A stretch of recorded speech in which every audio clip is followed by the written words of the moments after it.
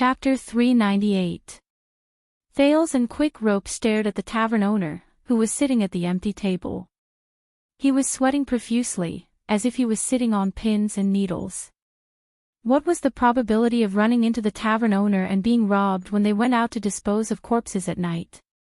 Marina, where's your manners? Why don't you invite our two new friends to sit down? Ricky still looked easy to talk to. Give them a drink while you're at it. Forget about the wine, I need them to stay awake. When he said these words, he fixed his gaze on Tampa.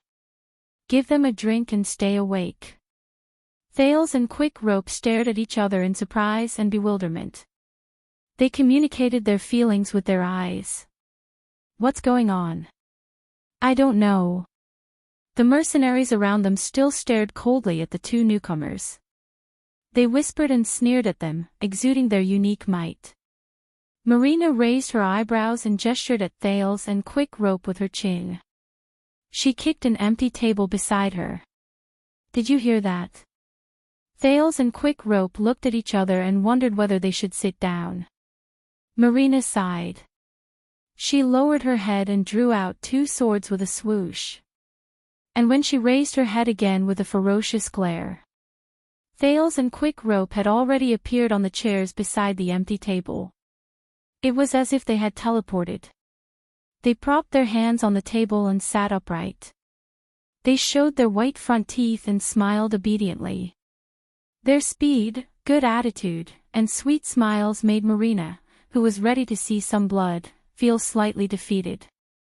The mercenaries behind them brought two drinks from the bar counter and placed them on the table without hesitation. Thales and Quick Rope subconsciously shrank back. They pulled their hands away from the table and tried to stay away from the two drinks. What, are you worried that it's poisonous? Marina looked at them scornfully. We're not thirsty, said the obedient Thales. We're really not thirsty, said the obsequious Quick Rope. Marina sighed again when she saw the sincerity in the duo's eyes. Is that so? Why do I feel like, she raised the sword in her hand, and the two mercenaries behind her quietly took a step forward. You'd rather leave your hands empty so that it's easier for you to hold your weapons at any time. Right after he finished speaking, Thales and Quick Rope stretched out their hands in unison. They extended and retracted their hands and swiftly picked up their wine glasses. Both of them raised their heads at the same time and revealed friendly smiles. No, you flatter me, his movements were smooth and fluid. Marina's eyebrows twitched as she looked at the two giggling people. She snorted in disdain and put away her weapon. On the other side, the leader of the mercenaries, Ricky, looked at their expressions and sighed softly. Judging from the expressions of these two new guests, I'm guessing that you were just bluffing earlier, Tampa. Tampa, the main character who was hijacked, coughed with an unpleasant expression. Listen up, the camp won't just sit back and watch. Ricky, who was watching the two new customers with interest, shifted his gaze back to the owner.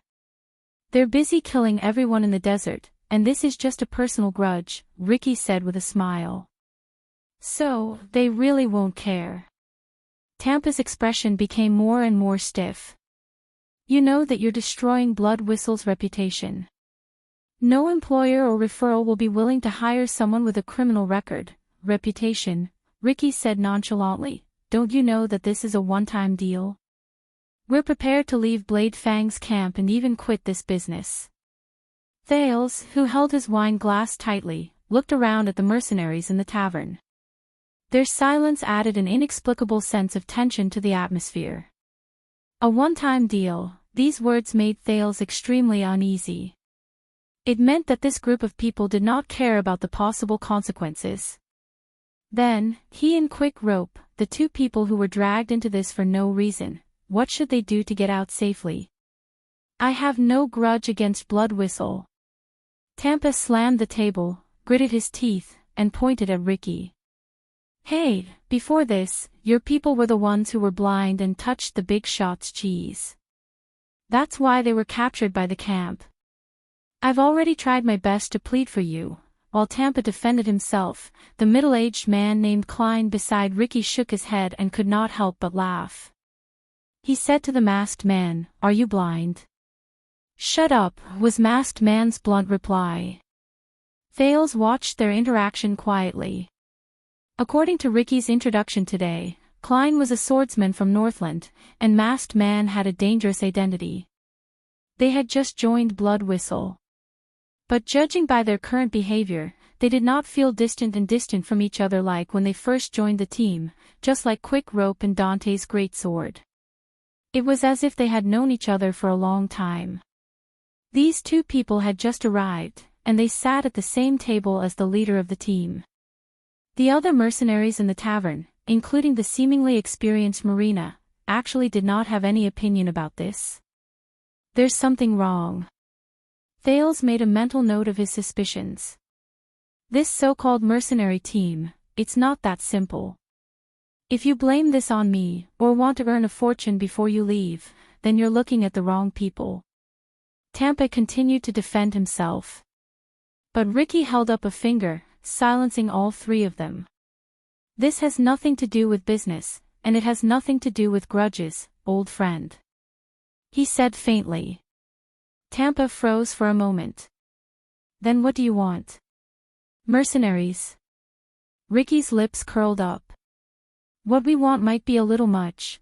A hint of shrewdness and prudence appeared in his eyes. "But first, you can answer a question for us." Tampa frowned. When he saw this scene and how Ricky did not hide his question from them, Thales immediately felt that something was wrong. Ricky's expression became serious. "About 20 years ago, there was a mercenary team called the 9 Powerhouses. There's a mercenary team called the 9 Giants that is active around the desert. You know about it, right?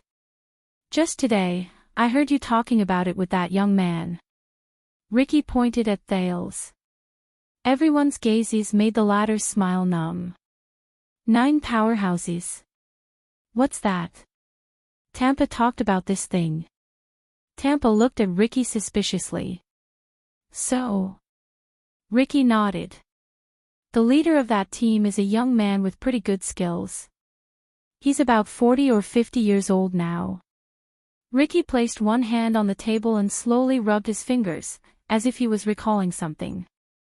His swordsmanship is very special. His offense and defense are independent, and his skills are a mixture of many different styles. But when he connects them, it is smooth and natural. When he fights against his enemies, he often surprises them and catches them off guard.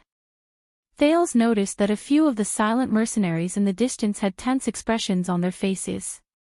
On the other side of the table, Masked Man suddenly spoke. Even when he faces powerful enemies or even attacks from all sides, he can withstand the pressure and not be at a disadvantage. His voice was old. Ricky nodded slightly and looked into the distance. His gaze was profound. Exactly. He turned to Tampa. Who is he? Tampa was stunned for a moment. Just because of this. This is very important. You are the owner of this place. You should understand him, Ricky said quietly. Tampa took a deep breath. This is a little too long ago. 20 years ago, the 9 Powerhouses. At that time, I was just an idiot who lived a hard life, he shrugged. How could I possibly know? Ricky blinked and nodded amicably. You might not be old enough, but, the leader of the mercenaries leaned forward, and a confident expression appeared on his face. This is my home. Tampa looked baffled.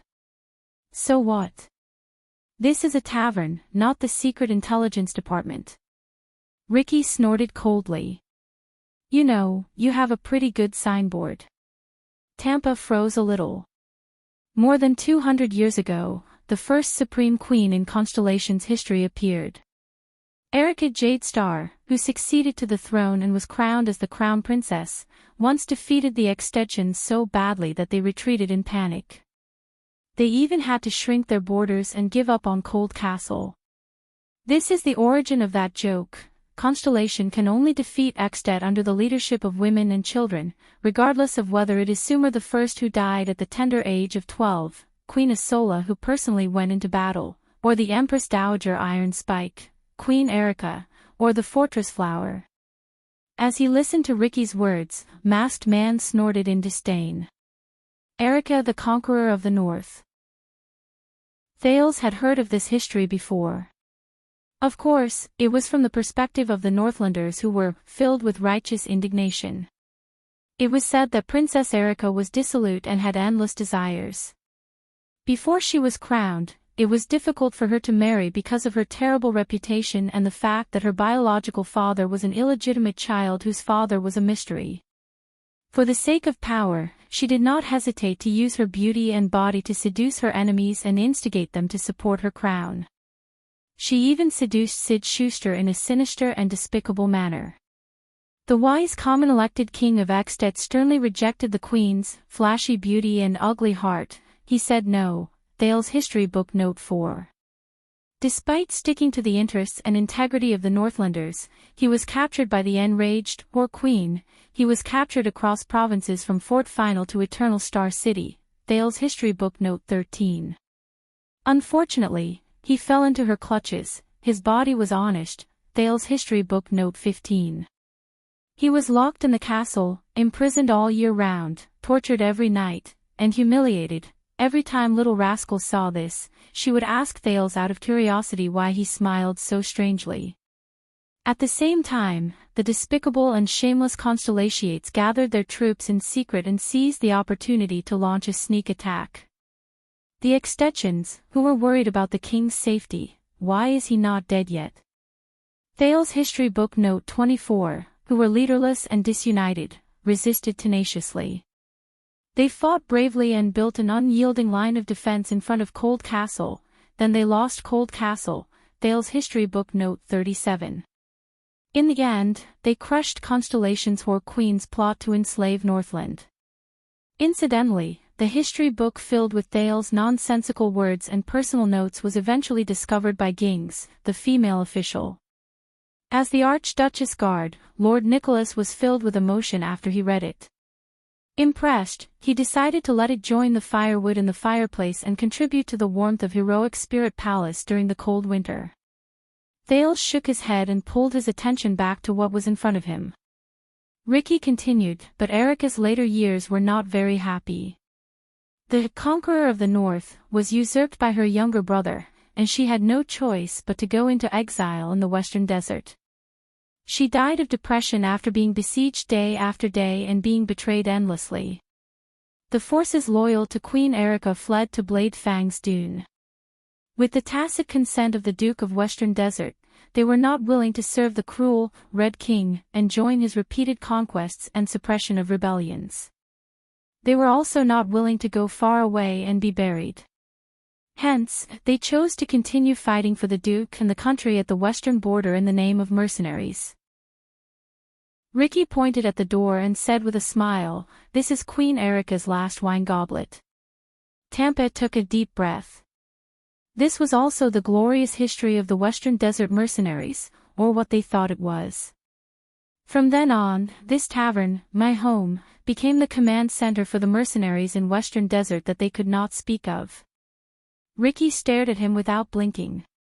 It has been more than 200 years. Politics have changed, and the throne has changed.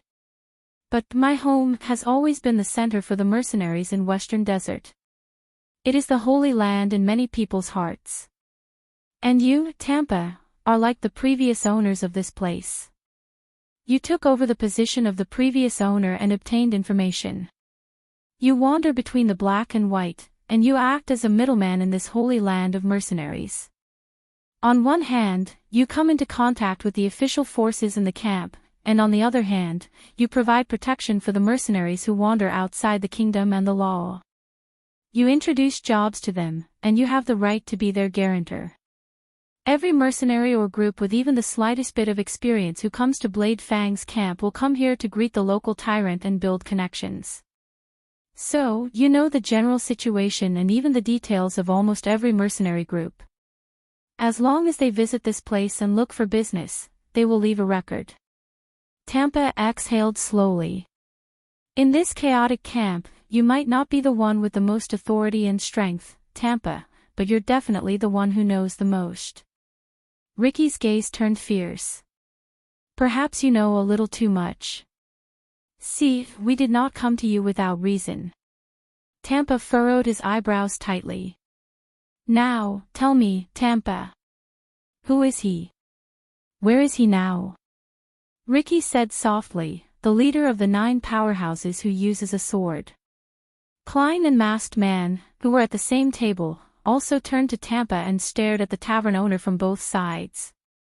The mercenary's gazes became even more terrifying. Tampa clenched his teeth, and his expression twitched. But he still shook his head. No, it was more than 20 years ago. It was too long ago, and they disbanded a long time ago. I don't remember at all. Ricky's smile slowly disappeared. It seems that you don't understand our determination to come here today, he said coldly. Once he finished speaking, Ricky nodded slightly at Marina. Marina flashed a mysterious smile and placed her hands on the shoulders of the 2 new guests. Thales and Quick Rope turned their heads and looked at her in puzzlement. What is she trying to do? But in the next moment, Thales felt a bone-piercing chill come from the spot where Marina's palm was placed. It went straight into his body. Thales shuddered. Cold. Extreme cold. It was as if someone had suddenly replaced all his blood with ice water. It flowed through his veins. At that moment, Thales' face turned pale. Not only that, the cold also brought with it an unbearable dull pain. It was like a pair of brothers who charged forward without regard for retreat. It was violent and crazy, and it attacked his nerves inch by inch. **T. Realizing that something was wrong, Thales shrunk his body and tried to resist the terrifying power. Quick Rope reacted faster than he did. Ah! The former Prince of Extet screamed. Quick Rope widened his eyes. His expression was terrified and pained, as if he had seen the legendary ferryman of Hell's River. His face contorted in the strange cold. Tampa stared at the 2 people who were being tortured, dumbfounded. The mercenaries, on the other hand, looked calm. They even had smiles on their faces, as if they were used to this. Thales also gritted his teeth in pain. The cold made him feel incredibly uncomfortable, but his whole body was numb, and it was difficult for him to get rid of it. At this moment, boom. A power that had been dormant for a few days suddenly woke up in Thales' body. The sin of Hell's River was like a beast that had been released from its cage, or a flood that had broken through a dam. It reacted with explosive speed and rhythm and filled Thales' body. It charged towards the violent and cold power. What's wrong? Thales did not have time to react. In the span of a breath, the sin of Hell's River met that power. Immediately, Thales could not stop himself from trembling. But it was not because of the cold and the torment of the dull pain.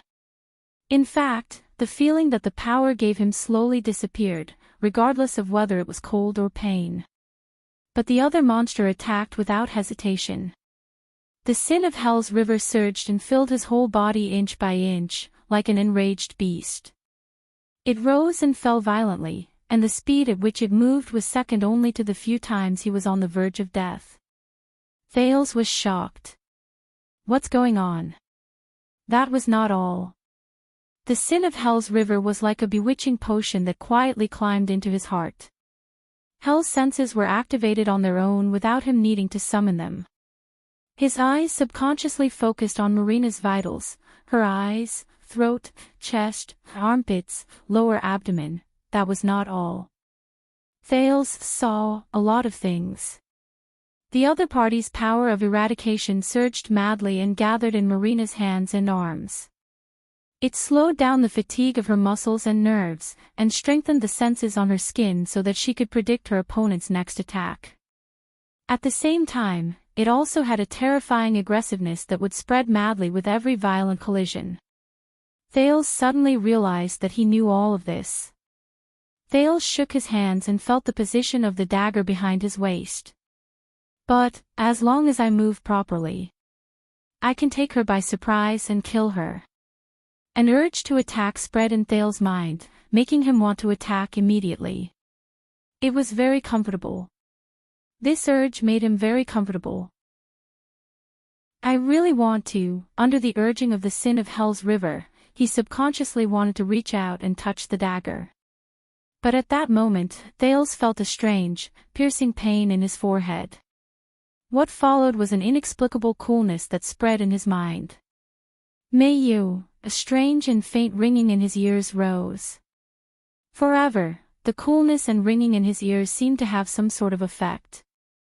It almost instantly cut off the connection between the sin of Hell's River and Thales. The urge to attack disappeared. It was only then that Thales came to his senses. He took a deep breath, but immediately realized that something was wrong. Many of the mercenaries in the tavern, including Ricky, Clay, and Masked Man, frowned and stared at him strangely. He stared at Thales, who was panting with his head lowered. It was as if there was something different about him. On the other side. No, no, no. Quick Rope's face was still contorted, and his screams were endless. He could not stop trembling, and he was drenched in cold sweat. Ah! Marina, who was pressing down on their shoulders, looked at Quick Rope, who was in unbearable pain, then at Thales, who seemed to be completely fine. She became even more confused. She let out a puzzled "huh" and tightened her grip on Thales' hand. What? Ricky narrowed his eyes and whispered to Clay beside him. As Quick Rope screamed in pain, Thales instantly reacted. Alarm bells were ringing in his mind. Oh no. Oh no. Quick Rope and I, we're different. In the next second, Thales tried his best to imagine the worst, most painful, and most terrifying encounter he had ever encountered in his life. It was not easy, because it was very difficult for him to compare which was the worst. He tried to replicate his own emotions and reactions. Thales gritted his teeth, lowered his head, and howled at the top of his lungs, no, no, no, arg. He pretended to be in extreme pain, learning to be as painful as possible. This is also very difficult. After all, acting could never compare to real reality. Thales had to put in a lot of effort and focus to force out Quick Rope's heart-wrenching, hysterical, and crazed trembling, as if he was being skinned. Marina's eyebrows slowly relaxed when she saw Thales in pain. That was more like it. It seemed that, this sissy shorty was a bit slow. She nodded with satisfaction. The mercenaries slowly retracted their doubts. Enough. Tampa's roar interrupted Marina's torturous torture of the two men, whether real or staged, and made her let go. Quick Rope collapsed on the table with a dumbfounded look on his face. He groaned miserably and twitched from time to time. Thales imitated him and collapsed on Quick Rope's body so that he could move up and down as the latter trembled, and he did not have to force himself. But he was extremely shocked and puzzled. What in the world was that just now? What was that? Tampa angrily stared at the two miserable men. Your poison.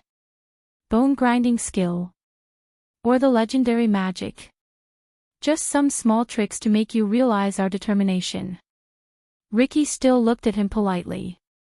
I know that you were a soldier before, Tampa, and you might be a tough nut to crack, but, if they are really your people, then take it as urging and encouraging you. The leader of the mercenaries chuckled. If not, take it as an example. He waved his hand at Marina. Put more strength into it. Thales and Quick Rope trembled at the same time. Tampa stared at them in disbelief. His expression was bewildered and hesitant. Enough. Before Marina smiled and pressed her hands together again, Tampa spat indignantly. He looked at Ricky in annoyance. The 9 powerhouses. Yes, the 9 powerhouses. I remember now. Ricky nodded in satisfaction. Thales and Quick Rope breathed a sigh of relief and looked at the tavern owner gratefully. Damn it. Tampa cursed under his breath. Please say that again. Ricky's smile was the same as before. Tampa snorted angrily and said reluctantly, more than 10 years ago, I mean, during the Bloody Year, most of the Western Peninsula was at war. The desert was in chaos, and the nobles and mobs in the south rebelled. In the end, Extet's unprecedented army went south. Quite a number of famous mercenary groups in the western desert, Soul Ripper, Double-Edged Sword, Moon Scar, Evil Punishing Army, Immortal Hunters, and Dawnlight Servants, were affected by the chaos of the war and met with great misfortune. They either died or were scattered. Some of them were even removed from their names. The 9 powerhouses were no exception. The middle-aged man named Klein interrupted him rudely. We know that part of history better than you do. Cut the crap. Tampa immediately froze and cast a displeased look at Klein. But under the surface, only a few people in the circle know that the 9 powerhouses survived the Bloody Year, he said indignantly. Ricky's gaze focused.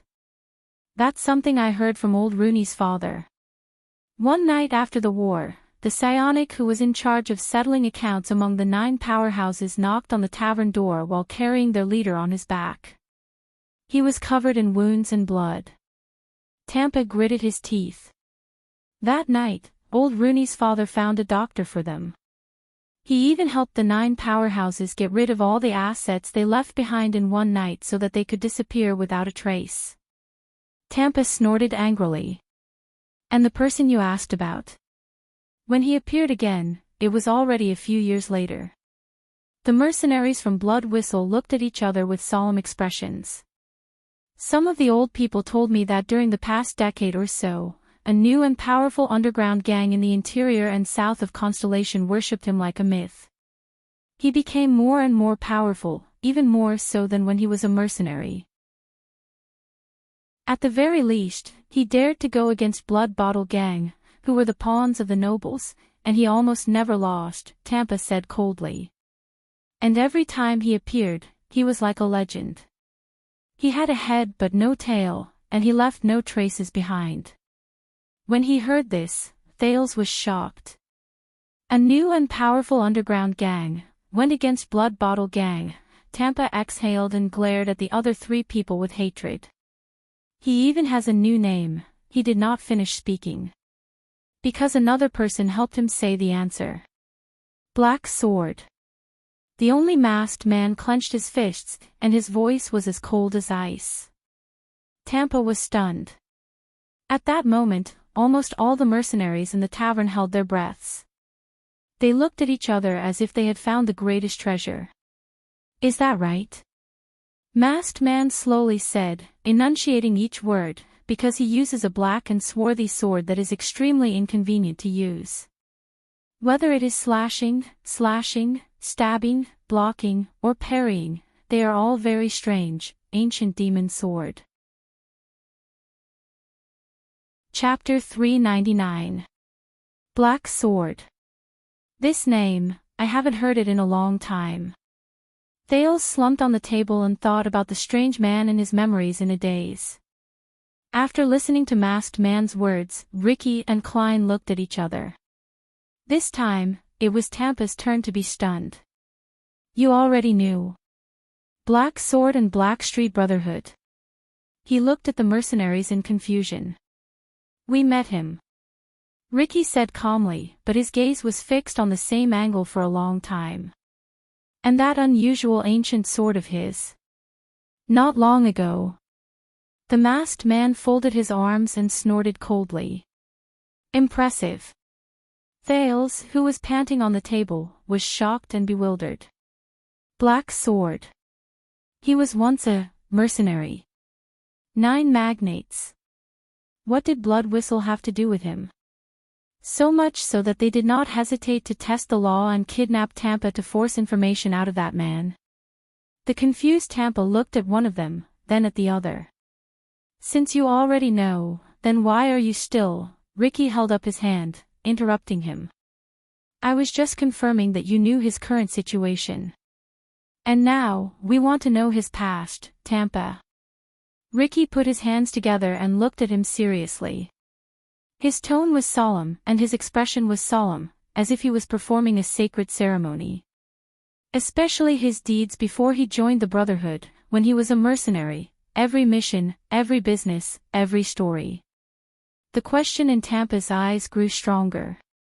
His background, his identity, his background, Klein quietly added, his tone as if he was facing a great enemy.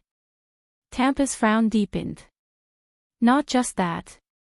Masked Man raised his head and said coldly, including his skills, his swordsmanship, his weapons, and especially the Masked Man paused for a moment. There was a cold glint in his deep eyes beyond his mask. Power of eradication. Black swords, the power of eradication. Thale's breathing quickened. Furthermore, after listening to the other two, Ricky nodded in agreement. In other words, we want everything, Tampa. Ricky looked at the tavern owner and narrowed his eyes. Everything, about Black Sword. Tampa seemed to realize that something was not normal. You are not doing this for the Blood Bottle Gang, right? Ever since Red Viper was chased out of the Baron's guards. He widened his eyes. But now it seems, Ricky and his two companions looked at each other and burst out laughing. Who the hell are you? Tampa looked at them, puzzled. He wanted to find the answer on the faces of these mercenaries, who had been licking blood from their blades. But he failed. The three people in the lead were still calm, while the mercenaries around them were silent. Tampa could only sigh and say, how much of a grudge does Black Sword have against you? Is it worth it for you to put on such a big show and even ruin your reputation and future? Ricky snorted. He shook his head slowly, his eyes gleaming. You can't imagine. You can't imagine how much we are interested in him. As soon as he finished speaking, Klein and Masked Man's eyes turned sharp.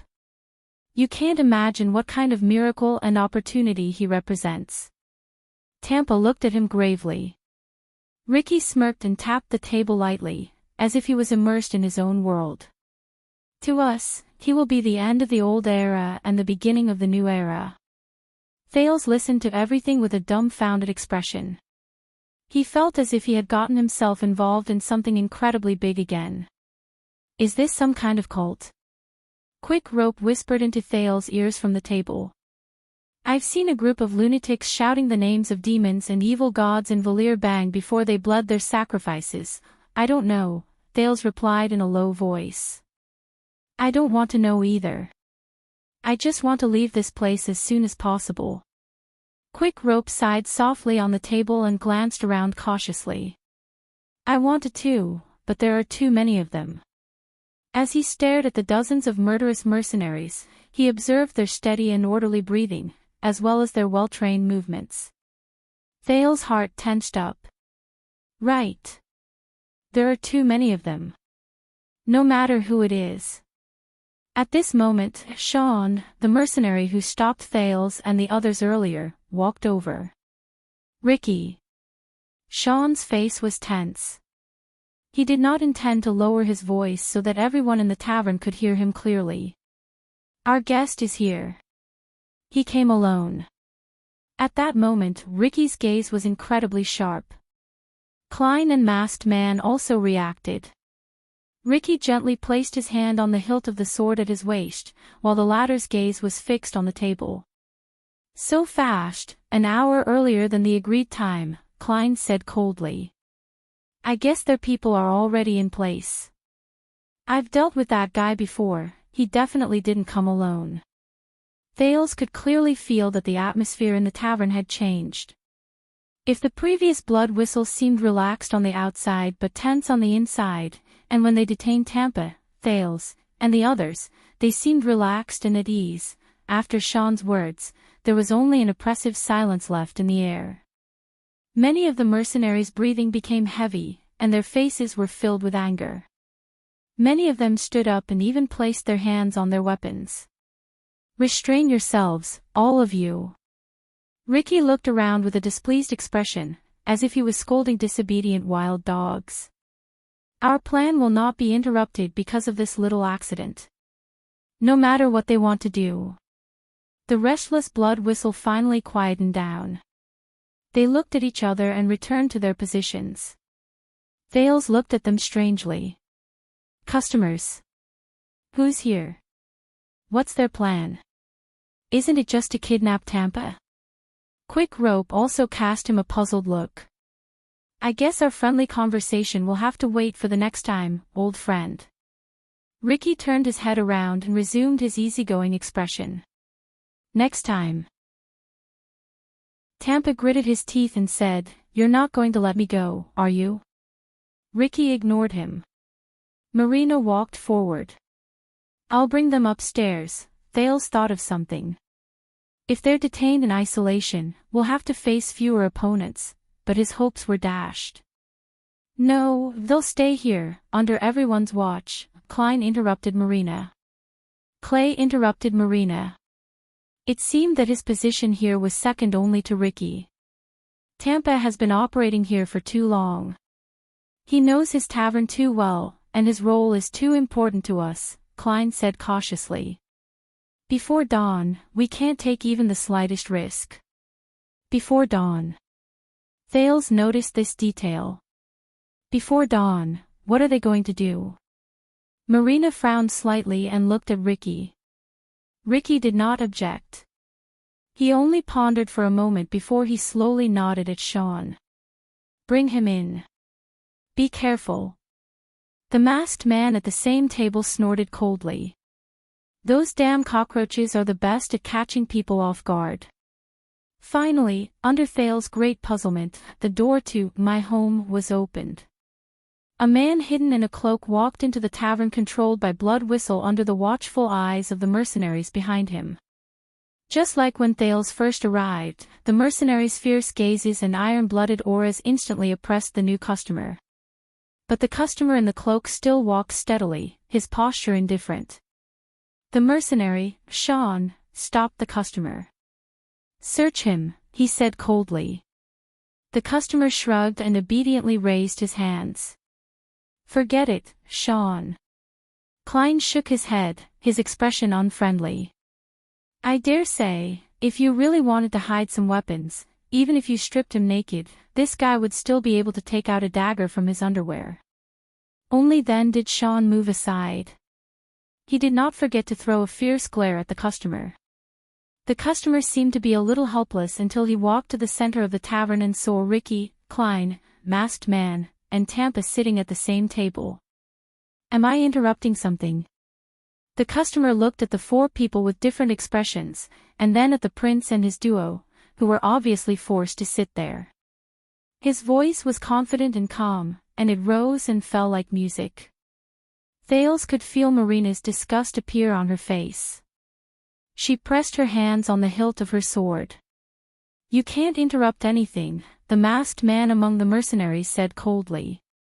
"Because there is no seat for you here, cockroach in the gutter." In the face of the group's hostility, the customer chuckled and extended his hands out of his cloak.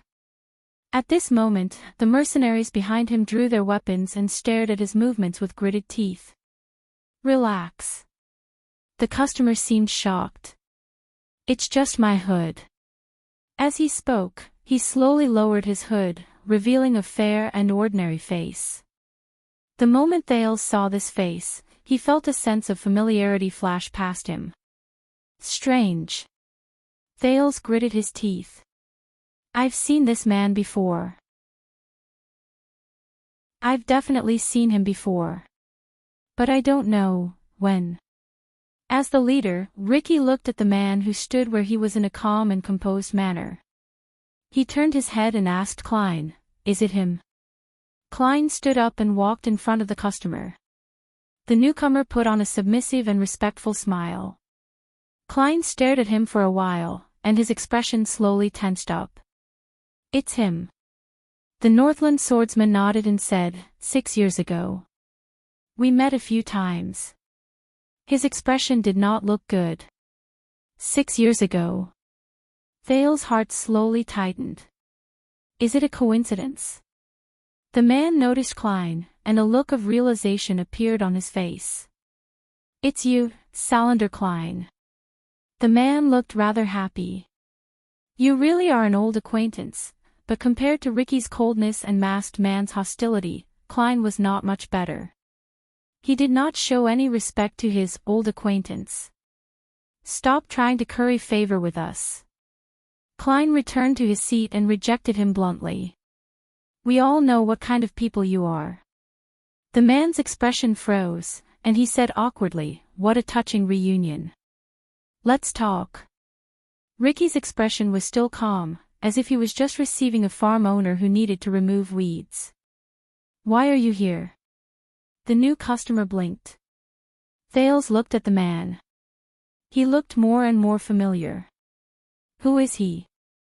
I can tell that you still have some matters to deal with.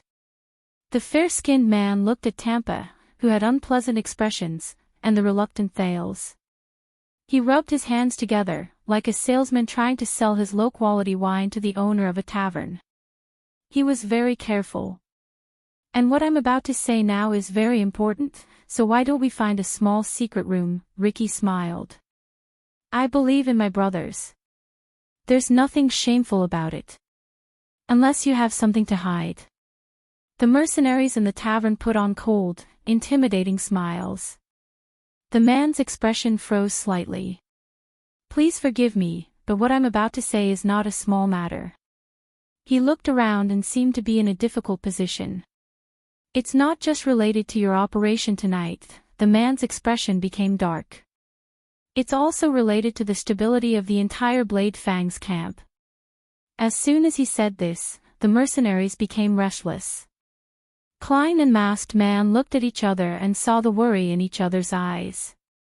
The man turned around and faced the hostile gazes of everyone present. Yes, I know what you're going to do, and please believe me. My arrival and my suggestion will only make your plan better. The man smiled happily. Before that, we need to plan carefully and carefully. What do you think? Klein. And this. Thales heard Marina and Sean whispering behind him. Their tones were filled with hatred. They're just as despicable as they've always been. They're trying to divide and sow discord. They're doing everything they can. The man raised his fingers with a strange expression and rubbed his thumb and index finger gently. And what we need is just a little bit of communication and cooperation. The commotion in the tavern grew louder, and the target was the man in the center of the tavern. However, Ricky spoke. That's even better. Say your suggestion in public. Ricky raised his hand without batting an eyelid, suppressing the other's objections. Motivate my brothers for what we're about to do.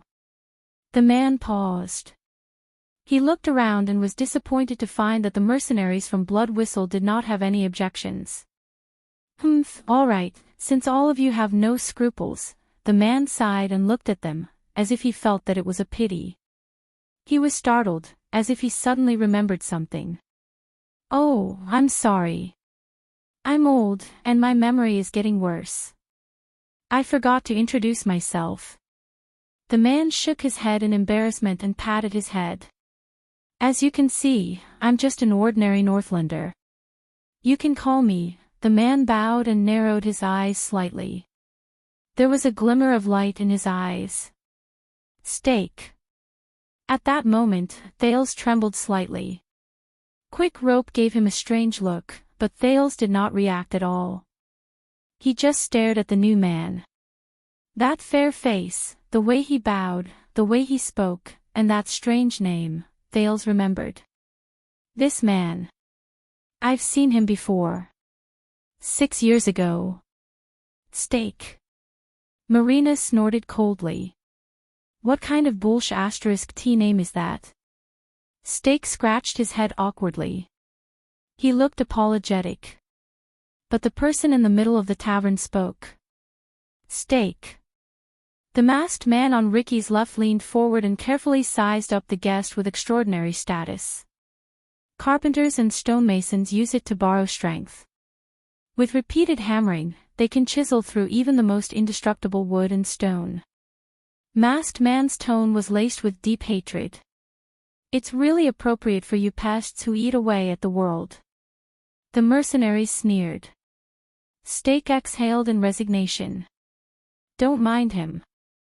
The leader of the mercenaries, Ricky, nodded calmly. Samuel is more straightforward. Stake shook his shoulders, indicating that he did not mind. Then, may I ask, who is the gentleman I'm talking to? He smiled as usual. Ricky and his companions looked at each other and chuckled. My current name is Ricky. At least, that's what my brothers call me. Ricky sighed and slowly sat straight in his chair. But you, Sir Stake, out of respect for the person behind you and the organization you belong to, he did not seem to care about the person in front of him. With his right hand, he gently flicked a long sword by the table.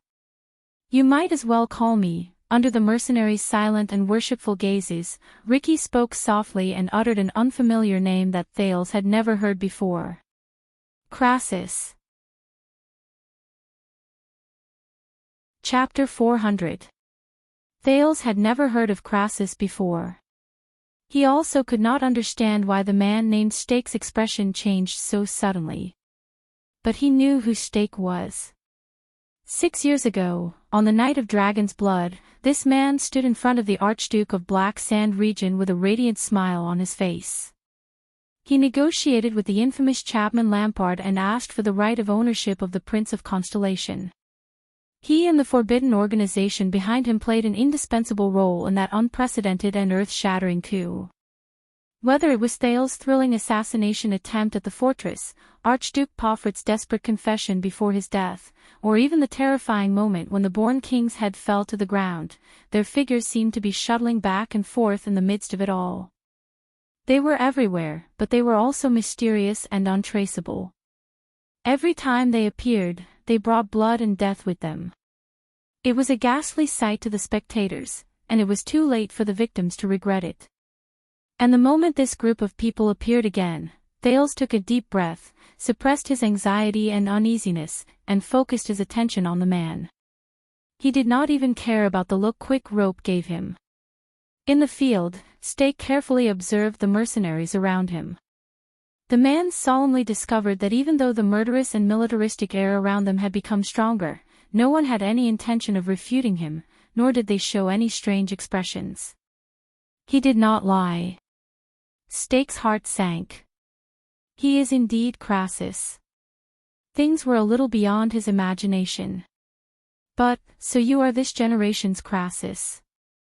I have to say, I am a little surprised. Stake turned to Ricky. His tone became cautious and inexplicably cautious, like a thief glancing at his belongings outside the window. High-ranking people rarely take risks. High-ranking people. Thales shifted his attention to Ricky, but he could only see a rough, travel-worn face, the light leather armor commonly seen by desert mercenaries, and a crude and casual sitting posture. No matter how he looked at it, he was just an ordinary mercenary leader. The prince could not help but be puzzled. How is he a high-ranking person? Or should I say, Stake's gaze was fixed on Ricky. He changed the topic and said tentatively, what you are going to do tonight is really too important. Even with your high status, you have to do it personally. The mercenaries around them were silent, but many of them subconsciously looked at each other. The silence lasted for a few seconds. A smile appeared on Ricky's face, but it quickly disappeared. Indeed, an excellent leader doesn't have to take the risk and do everything himself. He nodded and said faintly, but he must never lack the courage and responsibility to do so. Stake raised his eyebrows and pretended to be enlightened. Extremely admirable. The man smiled shyly and said, but this makes me quite worried. You clearly have such an important mission, but you lack the necessary, but Ricky did not let him continue. Otherwise. Ricky's gaze was fixed on Steak, but he continued to speak. He did not care whether Steak had spoken or not. As a leader, there will come a day when he will be reduced to trash behind the curtains. He will protect himself in a bubble of lies just to hide his cowardice and incompetence. He can only rely on hypocritical pretense and despicable means to win the trust of his companions, using empty threats and false incentives to maintain the obedience of his subordinates. Ricky's tone was very light, but it suddenly changed at the end. "Tell me, how's Ting recently?" Steak could not help but frown at his words. Thales, who was listening by the side, was stunned. "What? How's Ting recently?" He did not understand the monosyllabic word. But Steak's reaction made him quickly understand that it was a name. Tang. The moment he heard the name and saw Ricky's burning gaze, Steak's expression froze for a moment. But he quickly adjusted himself and smiled again. "Everything is well, Shadow Master." Steak bowed again. He looked at the mercenaries around him with a humble expression. "As well as you, Shadow Master." Thales furrowed his eyebrows. He was not the only one who seemed to have gained something. "Damn it, Thales, I think." Quick Rope's face was pale. He poked Thales under the table and whispered in disbelief, "I think I know who these people are." Thales nodded without batting an eyelid. "As well as I do." "I don't think so." Ricky chuckled and shook his head. He raised a finger and pointed at Steak, who was sitting across from him. "If he was as good as I am, then Ting would not have sent you, a person who is permanently stationed in Dragon Cloud City, into the Great Desert, into the Constellation's Blade Fang's camp, into the territory that is extremely dangerous for all of you. I don't remember Kessel V pardoning you." Compared to his previous kind persuasion, Ricky became fierce when he faced Steak. The tavern owner, Kampa, who sat across from him, could not help but break out in cold sweat. Steak furrowed his eyebrows tightly. "That's not right. It shouldn't be like this. In this risky and unique meeting, he should be the one to initiate the conversation, make suggestions, and state his conditions." But, at that moment, Steak realized, to his dismay, that the initiative in this conversation was firmly held in the other party's hands. "If he was as good as I am." Ricky's expression turned cold. His tone was as tense as a noose around his neck. "Then, he wouldn't have sent you to us like a stupid, arrogant blackmailer who knowingly delivered yourself to us at a moment that we valued so much, claiming that, 'I know what you're going to do,' in a pretentious, secretive, and mystifying way of saying, 'I know what you're going to do.'" Ricky said in disgust, "As if you really have us in your hands." Steak's pupils slowly shrank. "Everyone, you mean, do you remember, Steak?" Beside Ricky, the middle-aged swordsman, Klein, stared at Steak, as if there was a stain on his face. His voice was hoarse. "We have a score to settle." Steak put on a puzzled look. 6 years ago in Dragon Cloud City, you used our name to stir up trouble in the most dangerous place in Extet and did whatever you wanted." The middle-aged Northlander swordsman was like a leopard that had its eyes on its prey. "Thanks to you, we lost a lot of people, including my students. Calamities, great dragons, rebellion, chaos, and even Dragon Cloud City's settlement after the incident. Those days were not easy. Do you think we will let you off so easily?" Steak's gaze froze. The mercenaries became restless. They cast dissatisfied and hateful gazes at Steak. 6 years ago in Dragon Cloud City, beside him, Quick Rope's breathing became faster. He even clenched his fists. For some reason, Marina, who was behind him, also looked like she was gnashing her teeth. She stared at Steak, who was being condemned by the masses. Steak sighed. "I am deeply sorry about this. Please accept my apology."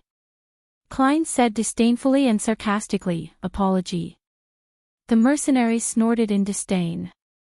But Steak was not affected at all. It was as if he was a hypocrite who had nothing to do with it. After hearing about a tragedy in the distance, he pretended to be sad, to prove his humanity, and to gain understanding from others. We were also surprised by what happened that year, but I came here today with absolute sincerity. I want to propose a win-win proposal, but Ricky raised his head gently. There is no win-win between us. He flatly rejected Steak's words, causing the latter to be stunned.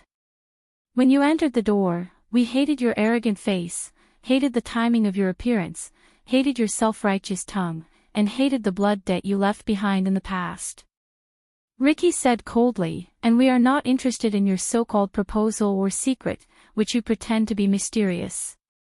Steak's expression immediately stiffened. Bastards who live in darkness and rot, flies who chase after chaos and the stench of corpses, Ricky said without any positive emotions as he stared at the frozen Steak. Now, do you understand our attitude? Steak clenched his fists. His face was full of disbelief. Why are you still wasting time here? At the same table, Masked Man sighed and knocked on the table. Our schedule today is very full. Klein, the Northland swordsman, snorted coldly. As he snorted, almost all the mercenaries in the tavern held their weapons with cold expressions. Some of them even took a step forward. In the face of the aggressive mercenaries, Steak was stunned. He subconsciously sized up his surroundings. Klein said coldly, "Don't look elsewhere, Steak.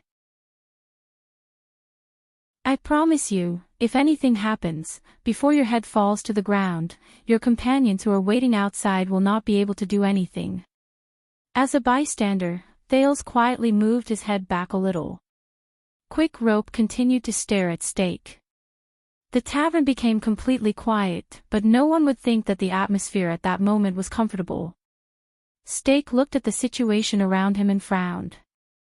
Damn it. This group of brainless muscular men. But he could not turn against them. He could not. He still needed them. This group of damn. If you kill me here, the Constellatiates will immediately find out about your conspiracy here. The Constellatiate's eyes widened. Steak lowered his head with a serious expression. Your plan will not succeed. Ricky sighed. It seems like he doesn't understand. In the next second, a flash of sword light suddenly flashed. At a speed that surpassed what Thales could see with his naked eye, it instantly shot out of Klein's hand. Thales, who had been paying attention to the conversation and was caught off guard, felt his eyebrows twitch. But fortunately, the tip of the sword was not aimed at him. The sudden flash of sword light stopped in front of Steak's neck. A second later, Steak, who had reacted to the situation, could not help but take a step back. His face was pale. Asterisk whoosh. Asterisk the gust of sword wind had just blown past. Klein held a strange long sword with a blood groove and a hollow blade. The blade quietly stopped in front of Steak. The mercenaries seemed to be used to this. They were not bothered and laughed. Steak's breathing rose and fell, but he forced himself to remain calm and said, "Do you really want to do this?" Klein raised the strange-looking long sword and shook his head gently. "This is twilight. When it tears open your blood vessels." As he spoke, he moved his long sword forward slightly and pressed it against Klein's neck. Steak's pupils instantly shrank. Damn it. All right, I understand. He instantly raised his hands, panted, and admitted defeat. Finally, Klein stopped his long sword. Honorable Crassus, and everyone else. It is your choice whether or not you want to listen to my suggestion, and I am willing. I am willing to answer all your questions. His posture was humble, and his tone was respectful. The three leading mercenaries looked at each other. Very good. Ricky curled up the corners of his lips. Compared to the nonsense you talked at the beginning, you're finally starting to speak like a human. Steak exhaled and re-examined the Crassus in front of him in indignation and uneasiness. Klein snorted coldly and put away his long sword, which was so fast that it could not be seen clearly. Ricky said faintly, "Tell me, how did you set your eyes on us?" A few seconds later, Stake sighed, as if he had accepted his fate. The Tower of Eradication. At this moment, Thales saw many mercenaries involuntarily clench their fists or weapons. Their breathing quickened. Klein and the masked swordsman frowned and looked at each other. Only their leader, Ricky's expression did not change. "Yes, I know." Stake touched his neck, gritted his teeth, and said, "We have eyes and ears there." Ricky continued to ask, "What did you hear?" "Not long ago, the Tower of Eradication was ambushed one night." Stake cautiously looked around at the mercenaries around him and observed their expressions. The enemy's origins are unknown, they are powerful, and there are many of them. The line of defense and alarms were broken through layer by layer. The invaders were only forced to retreat when they attacked the House of Legacy, Stake said in a tone as if he was telling a story. According to our people, during the invasion, some supernatural and unusual powers also appeared. Thales' eyebrows twitched. "Wait. Not long ago. Tower of Eradication was ambushed, supernatural." The Prince of Constellation blinked, and in horror, he recalled a lesson a long time ago. At that time, the person who was about to go on a long journey said to him, "No way. Is it what I think it is?" This is one of the few vicious incidents in the history of the Tower of Eradication. Even if the Grey Sword Guards kept it strictly confidential, it was difficult for them to cover up everything. All 8 major sects suffered heavy casualties. Even Constellation's Red King's army besieged Sharpblade Valley 200 years ago was not as exaggerated as this. Stake sneered and looked at the dozens of mercenaries. "You did it, didn't you? At least you were involved. You worked with Blood Bottle Gang, and they recruited many psionic warriors from the Western Desert." The mercenaries around them were in a commotion. Blood Bottle Gang. Thales covered his head in his heart. He felt that his guess was getting closer to the truth. Klein shook his head. "It has nothing to do with you. After that, you fled into the desert and returned to Blade Fang's camp. You hid in Blood Whistle, and one of our spies in the desert recognized you." Stake continued to speak. "But Blade Fang's camp wanted to send their troops to the desert. After they issued the blockade order, your mercenary group did not disperse, even though there was no more business. Instead, you continued to recruit people from all over the place. So I thought that no matter what you encountered in the Tower of Eradication, you did not intend to give up. That is why I sent someone to leave a message for you. We will visit tonight." Masked Man snorted in disdain. Ricky and Klein did not say anything. "Listen, I don't care about the grudge between you and the Tower of Eradication. After all, you have been fighting against each other for more than 100 years. When Stake saw this, he rolled his eyes and continued, "I also don't care why you ambushed that place. Do you want to vent your anger, stage a coup, or dig for treasure? You have been fighting against the Tower of Eradication for more than 100 years, a thought appeared in Thales' mind. But I know that you are not having a good time right now. The invaders must have paid a hefty price to make the famous Tower of Eradication, which stands firmly between 2 powerful countries, suffer such damage." Stake's eyes brightened. He raised his hand and spoke in a high-spirited tone, as if he had forgotten the awkwardness and humiliation just now.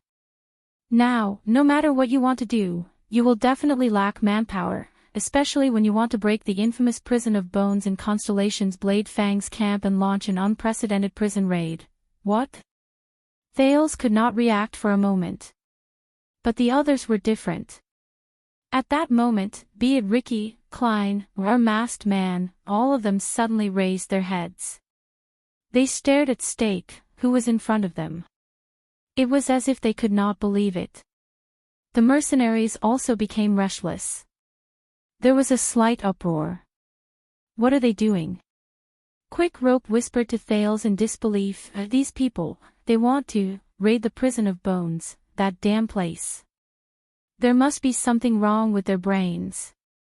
In the field, Stake continued to speak, this will not be an easy task. However, in the next moment, the familiar flash of a sword came.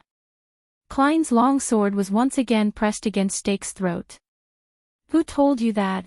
The middle-aged Northlander swordsman asked coldly. Damn cockroach. It was the masked man. Ricky frowned. How did you know? Stake, who once again fell into misfortune, panted rapidly. But this time, he refuted in a manner that was neither servile nor overbearing. A few days ago, you deliberately sent some people into the prison of bones to act as spies when the time comes. Stake snorted coldly and said, tonight, you decided to gather here. You even chased away and kidnapped our men, including this tavern owner. Isn't this obvious? Asterisk bang.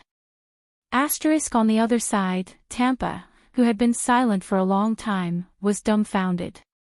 He slammed his palm on the table. F***CK. Is that why you kidnapped me? The tavern owner suppressed his anger. He was surprised and bewildered. You already knew that my home is a place that provides supplies to the prison of bones. You wanted to wait until dawn, and then use our fleet to transport supplies. Sean the mercenary slapped the back of his head and swallowed Tampa's words. Shut up. Why? Why do they want to break out of the prison? What do they want to rob? Most importantly, if this group of mysterious mercenaries really want to do this, what will they do with Tampa and the two of them? The chaotic scene lasted for a few seconds before Ricky raised his arm again and calmed down. We underestimated you, Stake. Ricky seemed to be deep in thought. His eyes were bright. You do have some skills to be Ting's right-hand man and assistant. Under his signal, Klein sheathed his long sword. Tang. Stake, who heard this name again, twitched his eyebrows in a barely noticeable manner. See, I was right, wasn't I? Stake exhaled and carefully observed Ricky's reaction. Your plan is too rushed, and you don't have enough manpower, but what if we can help you? Ricky did not speak. The mercenaries did not either. I know why you chose this moment and not any other time, Honorable Crassus. Stake walked forward slowly. His expression returned to the confidence and calmness he had when he first came. Now, the Stardust Unit, Skull Guards, Raven Whistle Light Cavaliers, Black Lion Infantry Regiment, and a few professional mercenaries who are related to them, these are the most elite, fastest, and loyal troops in the camp. For some reason, they followed Williams to the front lines of the desert, and they will not be able to provide reinforcements for the time being. And those who are left behind are either inferior garrison soldiers, light infantrymen who lack mounts, temporary recruits from various parts of the western desert, or even auxiliary soldiers and laborers who rarely go to the battlefield. The Baron is not around, and there is no commanding officer with enough authority to suppress them. They belong to the royal family and the local nobles, and they are in constant conflict. They might seem to have more troops than usual, but in truth, their management is chaotic, their commands are disorderly, and their dispatch is inefficient. This is a rare opportunity for you to break out of the prison. Compared to facing the legendary Wing's strict military formation, is there a better time than this? Stake looked around and waved at the mercenaries around him, completely ignoring their displeased gazes. That's why you were able to gather so many people and take down this tavern so easily. I heard from the locals that if it were any other time, Williams would have thrown any suspicious warriors who gathered for no reason into prison and stripped them naked. They would not be able to come out without paying 20 gold coins to each of them. Stake's animated explanation came to an end. He turned around confidently and looked at Ricky, who was deep in thought. Breaking out of the prison during chaos. You're right. Stake raised a finger. But it's still too difficult. For you, even if you are professional mercenaries who have fought in wars for many years, even if you are only facing the old, the weak, and the disabled, it is still not easy. If you fail, casualties are inevitable, and your safety cannot be guaranteed. I really do not want you to experience the Tower of Eradication's devastating ambush again. When he said this, the mercenary's expressions changed. In the next second, Stake's tone changed, and a bewitching look appeared in his eyes. But with us here, it's different. Ricky was still deep in thought. Klein looked at him coldly and did not say a word. Masked Man's expression was even more exaggerated. When he stared at Stake, there was never any emotion other than hatred and disgust in his eyes. You know what we are capable of. Stake tried his best to make his words sound more tempting. With us here, you don't need this lousy plan, and you don't need this talkative boss. Tampa stared at him fiercely. Stake's eyes lit up. We can provide you with the most accurate information, fight for the best conditions and timing to take action, and even help you move out of the prison of bones, or even paralyze the guards in the prison of bones within a short period of time, so that you can prepare a safe escape. You don't need to disguise yourself as a transport team in fear and sneak into your destination, or draw your swords and break through those damn prison doors by force, paying a huge price. He clenched his fists lightly. You will get what you want faster, better, and easier, no matter what it is. Stake paused for a moment, as if he wanted to observe the crowd's reaction. Honorable Crassus, and all-powerful warriors. Stake spoke again. At this moment, your swords are the greatest support we can find in this unfamiliar and hostile land. At this moment, he was incredibly humble. He clasped his hands together, and his expression was respectful and submissive. And we are the best eyes and ears you can find in a place full of powerful enemies. Stake carefully looked at each pair of eyes that passed through his line of sight. But no matter which side we are on, we are all alone and without help here. You are a mercenary group that has been ostracized, and we are wanted criminals that everyone wants to beat up. No one can face Williams, Blade Fang's camp, Western Desert, and the Colossus behind them and their powerful support, Constellation. Stake widened his eyes and spread his arms. So I suggest that we work together with sincerity and take what we need. We will help you easily open the door to the prison of bones. Disaster Sword and Shadow Shield. Is there a better combination than this? The tavern became completely quiet. Only the warrior's breathing could be heard.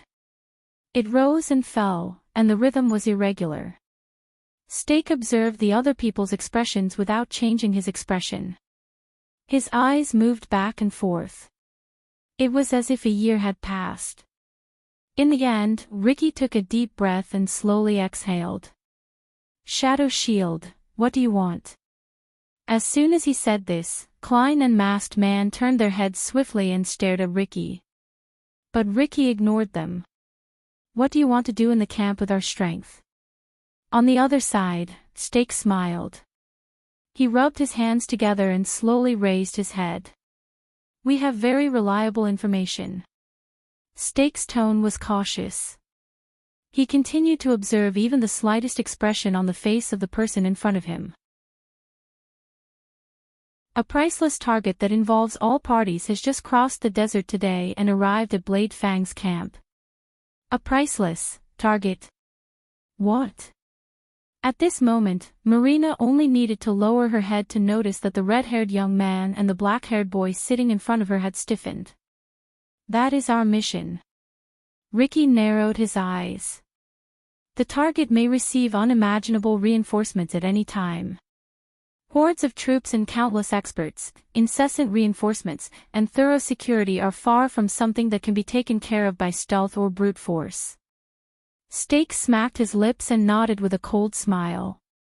Under the watchful eyes of countless mercenaries, Thales and Quick Rope sat still. Their gazes were dull. In the teenager's hell senses, he heard Tampa's indignant breathing rise and fall, Marina's cold snort resounded in his ears, and the mercenaries' whispers were endless. There was also his and Quick Rope's heartbeats. Only faster and faster. Heavier and heavier. And we, the Honorable Crassus, and all of you, Stake lowered his head, as if he was treasuring some secret. What we need to do is to work together and take down this target in the camp, who is not easy to deal with, but has great rewards. Thales and Quick Rope fixed their gazes on Stake. They were anxious and terrified, but they did not dare to show even a hint of their terrible mood. Under many people's puzzled and hesitant gazes, Stake looked like a question maker who revealed the answer to a riddle at the last moment. With a malicious smile, he said softly, "The second prince of Constellation, the only heir to the Supreme King. Thales, Jade Star." At that moment, the Prince of Constellation's expression froze. Even his breathing stopped at that moment. Beside him, Quick Rope showed a gratified smile, as if a heavy burden had been lifted from his shoulders.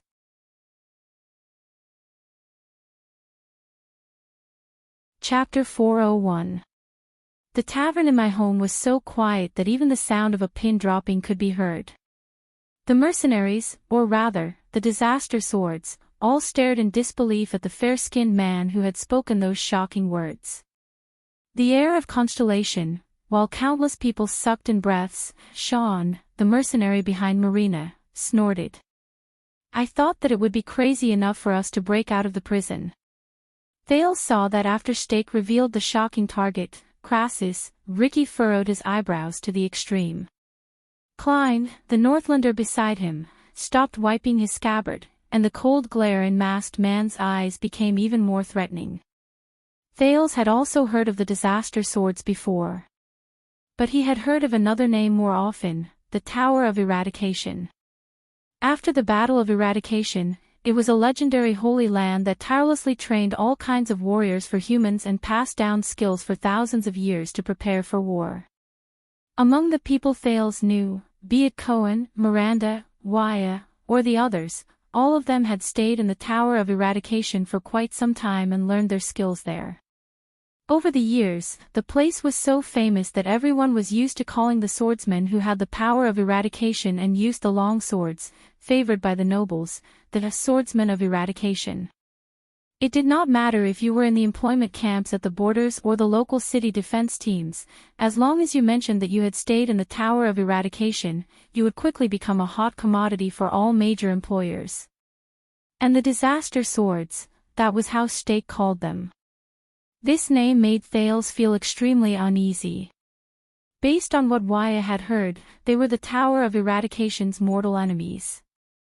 So, Thales sighed in his heart. They could plan a prison break in Blade Fang's camp without hesitation, and even come into contact with the forbidden Shadow Shield.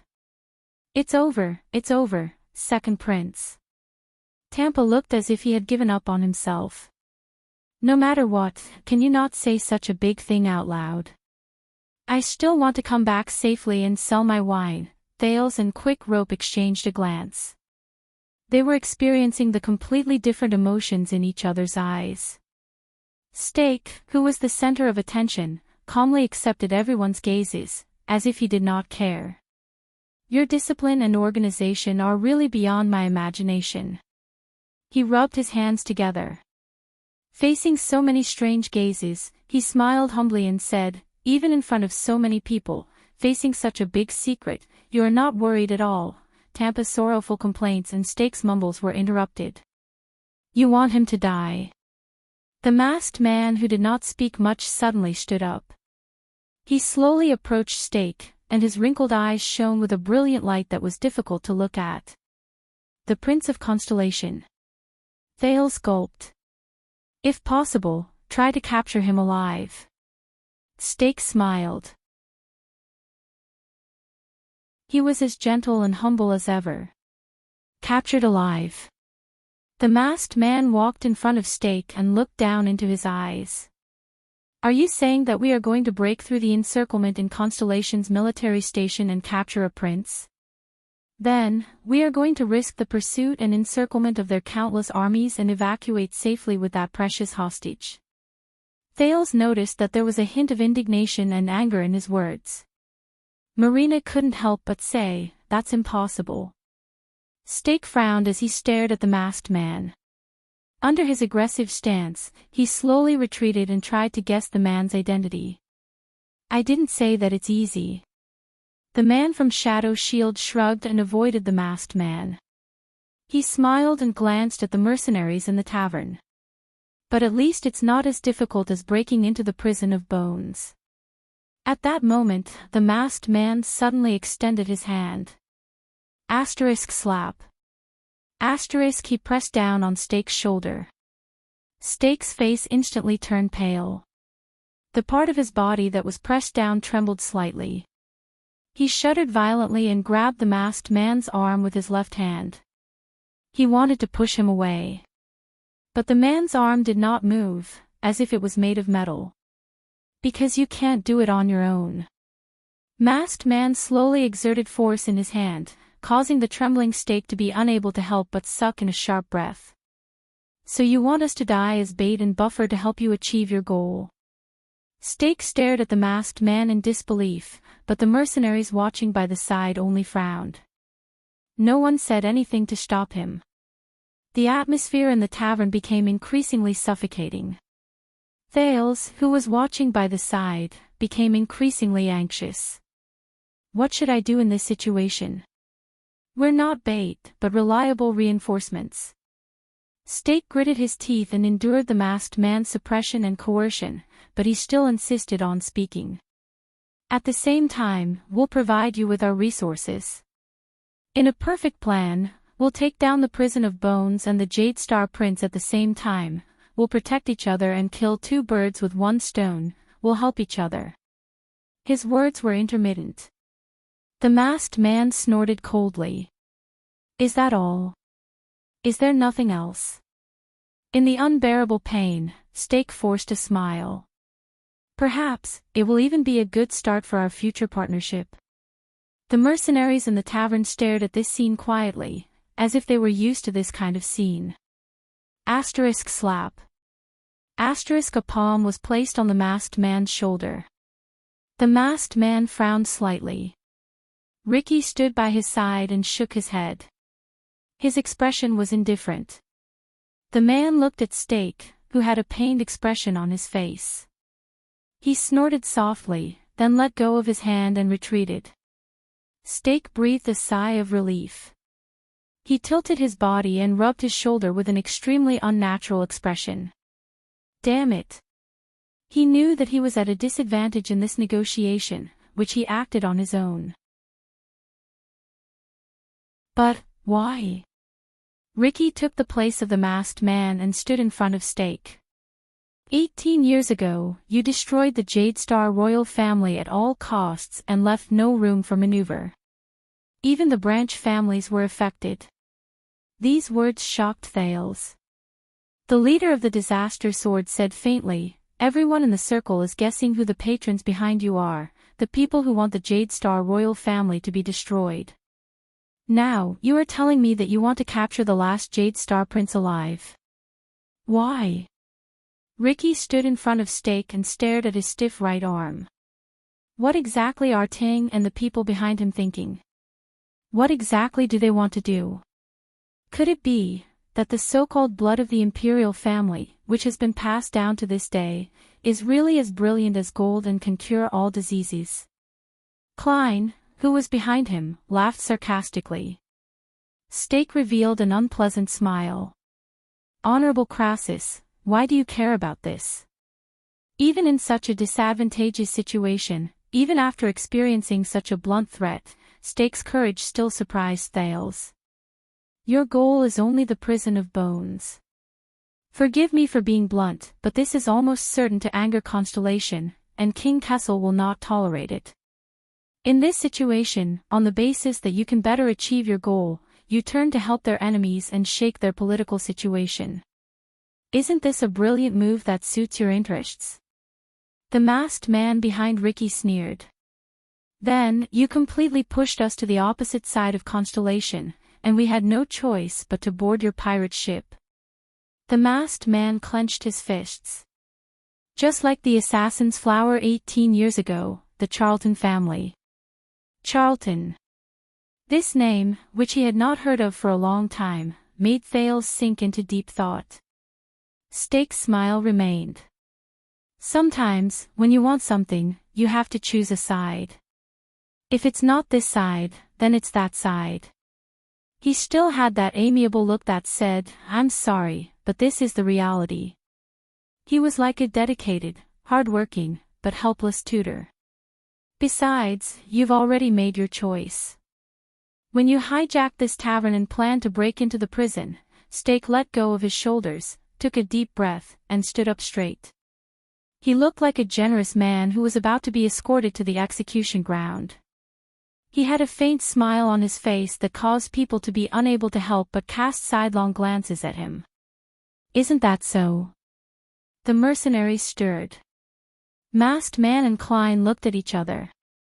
Ricky still did not move. He quietly stared at Steak. Thales and Quick Rope exchanged glances between themselves by the table. Their leader's silence affected the disaster swords. The tavern gradually became quiet. Everyone looked at Ricky. Steak waited quietly. Only his eyes occasionally darted around to observe the people around him. After a long while, Ricky's gaze on Steak changed a little. The leader of the disaster sword smiled and moved his chin a little. Just like him. The same. Steak, who had expected that he would be questioned, was stunned for some reason. "What?" Ricky snorted softly and turned around. "How funny." Ricky sat down again, as if he did not care about the person in front of him. "At that moment, the way you spoke and what you said were exactly the same as Tang." Steak's pupils instantly trembled. Tang. Thales heard the name with short syllables again. Ricky leaned back on the stool and raised his chin. His gaze at the ceiling became unfocused. "I have seen that man, if Ting can still be considered a man. Sometimes, he is cunning, scheming, and cunning. Sometimes, he is passionate and ambitious. His existence is the world's merciless mockery of human nature." Steak slowly lowered his head. "Are you old acquaintances with the Shadow Master?" Ricky curled his lips. "Yes, Tang. I have seen his methods and how he does things. I have to say, he is unforgettable." Steak smiled. He was about to answer, but in the next second, Ricky's eyes shone with a terrifying glare. "So I absolutely do not believe it." Ricky lowered his head abruptly and stared straight at Steak. His tone was urgent and resolute, and it was unprecedented. "I absolutely do not believe that my contact and meeting with him is a coincidence or of luck. I also do not believe that any cooperation with him will be a win-win result. Even if there are short-term benefits, it cannot cover up the greater losses we will suffer in the long run." Steak was surprised. "Leave immediately, Steak." Ricky's face was dark, and his tone became firmer. He did not allow anyone to refuse. "Out of admiration for your courage, I will not make things difficult for your companions who are hiding outside the house." When he heard this, Thales breathed a sigh of relief. "Fortunately, as long as I am not directly involved, I still have a chance to deceive them." Steak stared at Ricky in a daze. He looked at his cold gaze. "Please forgive me. I am not quite sure about your—" Ricky snorted coldly, and his words were short. "I don't trust you. I especially don't trust Ting." He straightened his back, and his entire body instantly turned into ice. He said through gritted teeth, "So, worry about that stupid prince. We have nothing to do with each other. Is that clear enough?" Steak stared at him, as if he did not believe that they would refuse. But, there was surprise and hesitation in his tone. "You are alone and without help. The process of breaking into the prison of bones will be very difficult. Even if you are lucky enough to succeed, Constellation will not have a place for the disaster swords in the future." Klein snorted softly and said, "If we were worried about what you said, then we would not be here at all. Also, don't call us disaster swords. No one likes that title." In the face of Stake's solemn face, the middle-aged Northlander put down the long sword known as Darklight and wrapped his arms around himself. We are the Scions from outside the tower. We are not a group of bugs in the gutter who serve a certain eunuch of Mainyi as their leader, and who only have the false reputation of our ancestors. As he said this, the disaster swords snorted in agreement. Their tone and expressions revealed their unruly arrogance and self-satisfaction. Stake lowered his head tightly, and his cheeks trembled slightly. Ricky snorted softly, as if he did not know whether to laugh or cry. He waved his hand at Stake. You can go now. A few mercenaries came forward on their own accord and surrounded Stake from 3 sides. But in the next second, Stake raised his head swiftly. Wait a minute. Stake seemed to have figured something out. At that moment, there was an inexplicable hint of hesitation and struggle on his face. I have a rough idea of what you think of the Lord of Shadows, but this— Ricky shook his head and did not even look at him. I said, you can go now. Masked Man snorted in disdain, while Klein continued to pay attention to his dark light. The mercenary, Sean, came forward. You heard what he said, Worm. Sean looked at Stake coldly. Are you going to help yourself, or do you want us to help you? Even though he said that, he did not have the slightest intention of letting Stake help himself. 2 sturdy mercenaries reached out and grabbed Stake's shoulders, intending to drag him out. At that moment, an inexplicable hint of determination appeared on Stake's face. He raised his head abruptly and looked over the mercenaries' shoulders at Ricky, who was unmoved. What if this has nothing to do with Ting? These words made Ricky move slightly. What if this is not some *T cooperation, but just a deal between you and me, and Stake and Crassus? These words made Ricky turn his head around. What? As he asked the question, the mercenary's grip on Stake lessened. Ricky narrowed his eyes, as if he was meeting Stake for the first time. What do you mean? Stake broke free from the mercenary's grip, and regardless of how disheveled he looked, he struggled forward. As I said, what happened today, whether it is the kidnapping of the prince or the cooperation between us, has nothing to do with Ting. Stake gritted his teeth, and his expression was resolute. Master of Shadows, no, Ting doesn't know what happened here at all. When he said this, Klein widened his eyes in shock. Masked Man even let out a soft gasp of surprise. Only Ricky did not move. But his tone changed.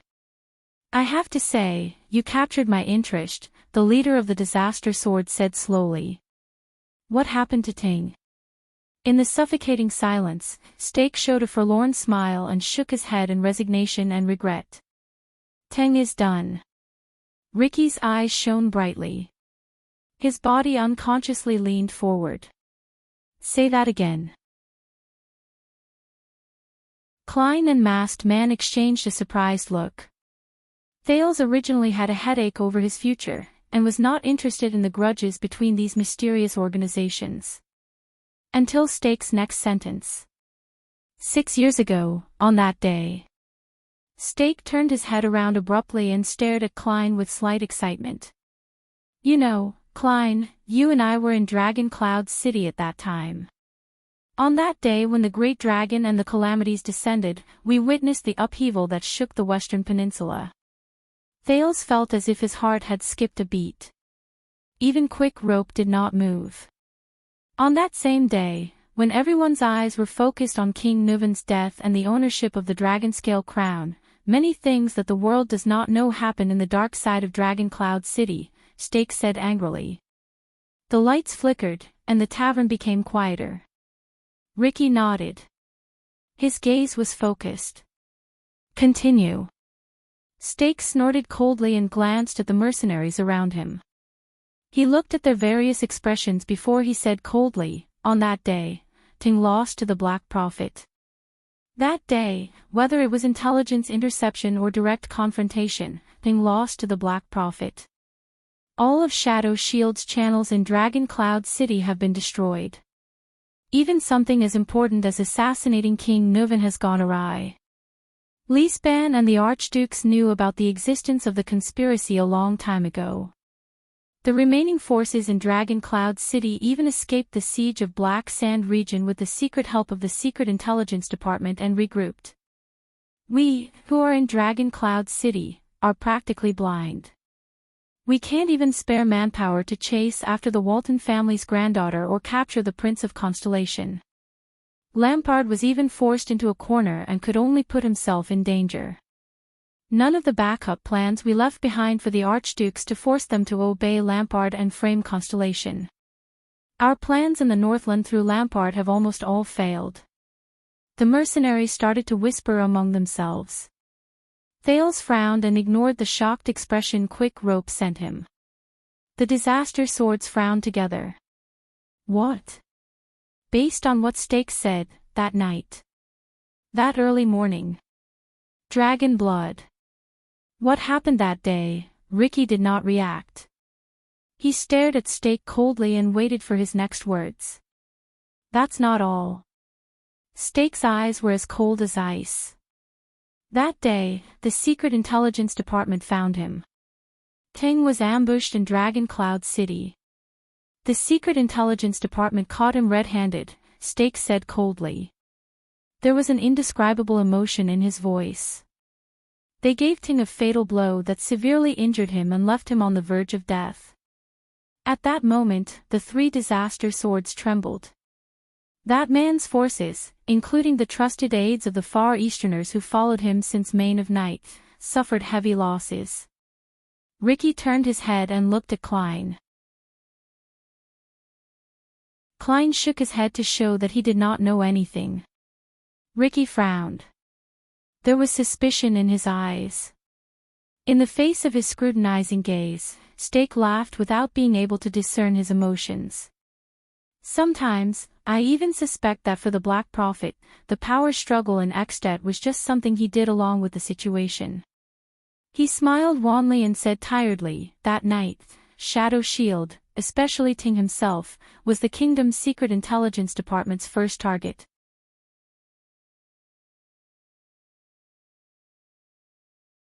Chapter 402. In the tavern, while everyone sucked in breaths, Ricky said slowly, "What secret? What secret?" Thales stared at Stake, unable to shift his gaze away. His curiosity and bewilderment towards that night won over the uneasiness and fear in his heart. Stake did not answer immediately. The man from Shadow Shield looked around. When he saw that everyone was attracted by this topic, he bowed in satisfaction and smiled. That is why I came here today.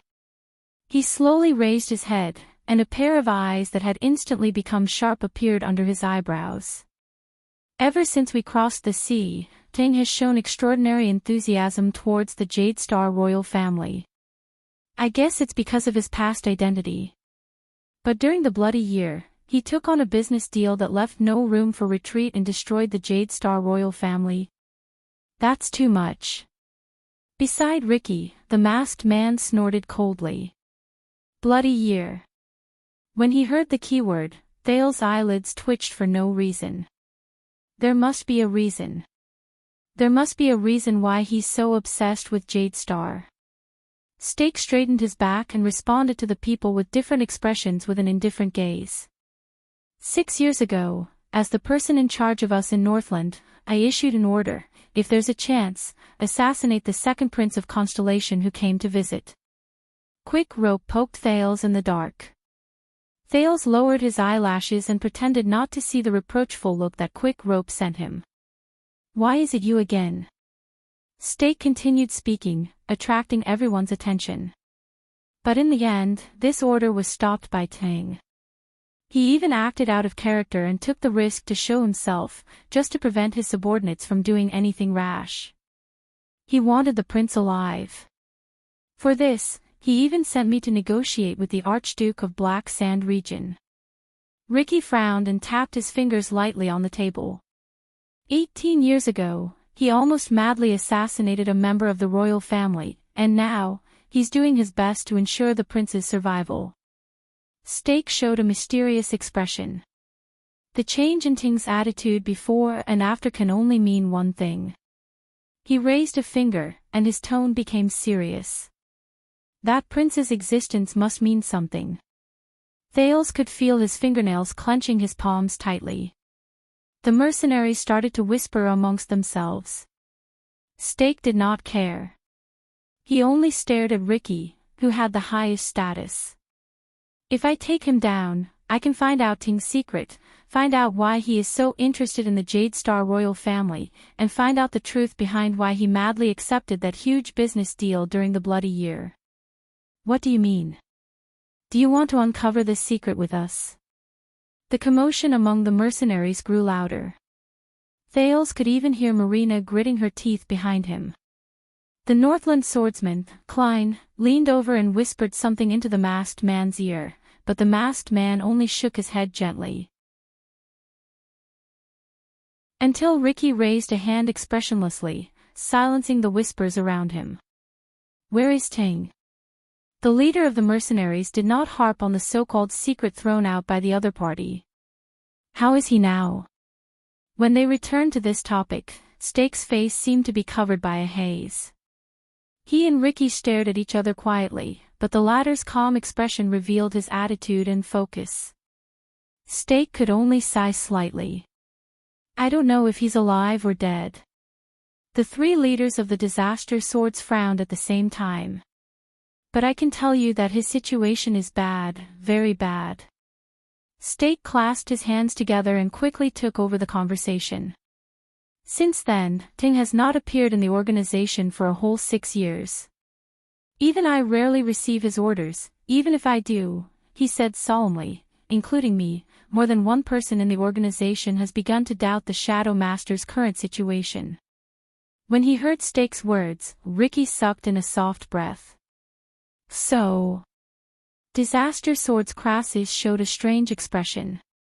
Shadow Shield is now a headless viper. The masked swordsman added in annoyance, this makes them even more dangerous. You never know where their venom will splatter. Klein snorted softly. Steak could only respond with an awkward smile. Then what are you doing here? Ricky shook his head. Uncover his secret and inherit his unfinished mission. Steak's smile slowly disappeared. Needless to say, after Ting's disappearance, Shadow Shield is at a critical turning point. Steak coughed. As I said, taking down the prince is the key to solving the puzzle. It is a summation of Ting's actions over the past decade. Masked Man snorted softly. It sounds like you are very dissatisfied with your master. Dissatisfied? Steak's expression first changed, then he shook his head resolutely. No, I came here to save Shadow Shield, who has nowhere else to go, from despair and trouble. We can't continue like this. Shadow Shield needs to be motivated, needs to rise again, needs new stimulation. Masked Man interrupted him again. Or a new leader, I guess that's what you want to say. Steak's words were instantly stuck in his throat. It's been 20 years since Ting came to the Western Peninsula, right? Masked Man said coldly, as if he knew a lot of things. He's been Shadow Master for 20 years. Based on Shadow Shield's excellent tradition of changing leaders, his reign is indeed a little too long. Steak's expression turned cold. You don't have to hint like that. I revealed these secrets to all of you because I wanted to win your trust, Steak said coldly. I wanted to prove to all of you that Shadow Shield, or at least the Part 1 lead, is no longer the same as it was during Ting Xing's time, and we should not bear the treatment and stigma of that time. When he said this, Masked Man snorted and shook his head, while Klein chuckled. Unexpectedly, Marina was the one who took over Steak's words. Ridiculous. The woman in red had a hateful tone. What kind of stigma do you think we can give to a bunch of stinky rats in the sewers? When he heard this retort, Steak frowned and looked at Ricky, but found that the other party did not seem to be unhappy that their conversation was interrupted. He could only sigh and turn to Marina. I'm not speaking carelessly. Under Marina's hateful gaze, Stake said sadly, once upon a time, Shadow Shield was not a rat that everyone wanted to beat up. Once, we also had noble and respectable ideals. The mercenaries looked at each other at a loss. Stake took a deep breath. 1,000 years ago, the final empire was rebuilt, and all the great powers were born. Those in power and those in high positions stirred up countless wars, tyranny, slavery, and oppression. The helpless people of the world experienced famine, death, pain, and torture again and again. Longing appeared in Stake's eyes. So, when they were forced to a dead end, this group of people came into being. They were born of humble origins, their names were despicable, and they were alone. But they stood up and took up their weapons. When they were weak, they used a small force to win against a large force. They risked their lives to attack in the shadows. They used the most primitive, simplest, but also the most powerless and clumsy method to assassinate tyrants, resist tyranny, and fight back against power. They stood in front of the tyranny of the rulers and the ruthlessness of the feudal lords, and let out the voices of the common people who suffered. That's rare. A hint of praise appeared in Ricky's eyes. Compared to those assassins who act blindly, at least you understand your organization's past. Thale's eyebrows twitched. This was the first time he heard Shadow Shield described from this angle. Stake bowed, then let out a long sigh. His gaze was unfocused. Once upon a time, we were the last hope of the poor, the vanguard of the insurgents, and the brave warriors of the rebellion army. With unimaginable methods and costs, we threatened, reminded, and warned the tyrants who were in high positions but oppressed the people. In the shadows cast by the rulers, there will always be a restless existence. It will always turn into the most steadfast and troublesome shield, protecting the people who are trampled under their feet and despised like ants. Ricky did not move. Klein and Masked Man responded with their expressions. The former was scornful, and the latter snorted angrily. But Stake's words were interrupted again. How can you be so shameless? How can you describe despicable things in such a noble manner? Last hope. Bah. Marina gritted her teeth and said, Scum, do you know how many innocent people had their families destroyed because of you during the bloody year? Stake looked back at Marina with slight surprise. With a complicated expression, he said, I can't say that you are wrong, young lady. Stake lowered his head, sighed, and said, the truth is, after 1,000 years, Shadow Shield, who swore to fight to the death in despair, has fallen into this filthy state day after day as it drifted with the tide and had no choice but to make compromises. He clenched his fists and said through gritted teeth, as if he was indignant. You're only interested in profit, and you're muddle-headed and nauseating. The air in the tavern was quiet for a moment. Wow, a noble, pure Shadow Shield assassin who is free from vulgar interests. Klein shook his head and said sarcastically, how rare. Stake still clenched his fists, as if he did not see the other's gazes, did not hear Klein's sarcasm, and Marina's snort. Especially after Ting's arrival, our situation worsened, and our situation became even worse. His expression was tense, and his breathing quickened. 18 years ago, he bewitched us, contacted all parties, and launched an operation against the Jade Star royal family, starting from that great assassination that shocked the world. Thale's heart beat faster. My home tavern gave me too much information tonight.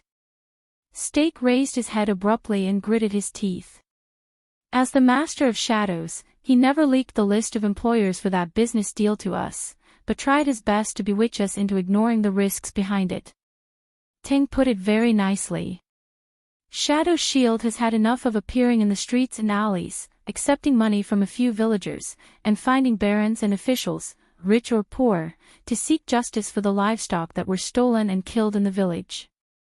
He also said that we have a great responsibility, and we will go straight to the root of the problem. Stake looked around. His eyes were burning with anger, as if he wanted to find approval. He told us that Constellation would collapse with the help of a business deal that had never been done before. This represents the beginning of a new era, a great era with chaos and confusion as its roots. Horsewhips will crack, blood will spill, fields will burn, and fear will sprout. It will be a chaotic world that will allow us to shine, change our degeneration, and rise, just like how we rose 1,000 years ago. The world will remember us again when it wakes up from its dreams, and it will need us again. Stake's words were vivid. Thales could even imagine Ting's tone at that time. But, the list of employers. Thales noticed this word. Who were the people who wanted to see the Jade Star royal family destroyed during the bloody year? Stake exhaled. His expression and tone became gloomy at the same time. I have to say that he is very eloquent, and his methods are superb. He also has the power of a new ruler. Some people were bewitched, and some people had no choice but to obey him for the sake of their lives. Klein showed his contempt. I guess you want to say that you are one of those who had no choice but to obey him. Stake shook his head. That's not important anymore. What's important is the consequences of this matter. Let's see what Tang and his crazy plan have brought us. Stake spread his hands and looked dejected. Chaos. Of course, the war during the bloody year was a mess. The civilians were not the only ones who suffered, but also assassins like us, and even mercenaries like you. If everyone could die under the blades of war, then what's the point of having assassins? During the days of war, if we can't even find a flat and quiet place to rest and recuperate, then how can we talk about buying people over and assassinating them? And that chaos didn't last long. At least, it didn't last until our golden era arrived. It ended. Stake's expression was one of struggle, as if he was going through hell. For a whole 18 years, Tang made enemies for us everywhere. Shadow Shield not only hid in Constellation and had no place to hide, even in the world outside Constellation, he had to face the relentless pursuit of the Secret Intelligence Department or their allies. You can't imagine how we lived in the past. Everything was terrible. Stake's gaze was cold. That was a business deal with no winner. Thales felt a chill in his heart. If you insist on saying that there was, after the disaster, Constellation did not suffer a crushing defeat. It did not usher in the golden era of assassins and Shadow Shield. On the contrary, they rose from the ruins. The new king was even more ruthless than before, and the power of the throne was unprecedented. The opportunity we once hoped for with all our hearts and relied on for a living, the endless feuds between nobles and chaotic battles between vassals, slowly disappeared under the new king's iron fist. It was nowhere to be found. The chaotic future promised by Constellation's decline did not come. Instead, it was getting further and further away. It's funny when I say it, but sometimes, our subordinates even suspect that Ting, who initiated the assassination, is actually a spy for Constellation. Stake said the last part with a bitter tone, as if he was crying and laughing at the same time. It made people frown. Ricky and the others exchanged glances. Did you just ask me that I was dissatisfied with Ting? Stake shook his head violently. Hatred flashed in his eyes. No, the word you chose is too simple. It is not enough to describe how we feel about Ting. Ting brought this to Shadow Shield over the past 20 years. It was a disaster. The tavern fell silent again. Only Thales was still immersed in his own thoughts. Tang. What kind of person is he? You said that 6 years ago, Ting risked his life to appear in Dragon Cloud City, ran into an ambush, and was on his last breath. Ricky's voice rose, bringing Thales back to reality.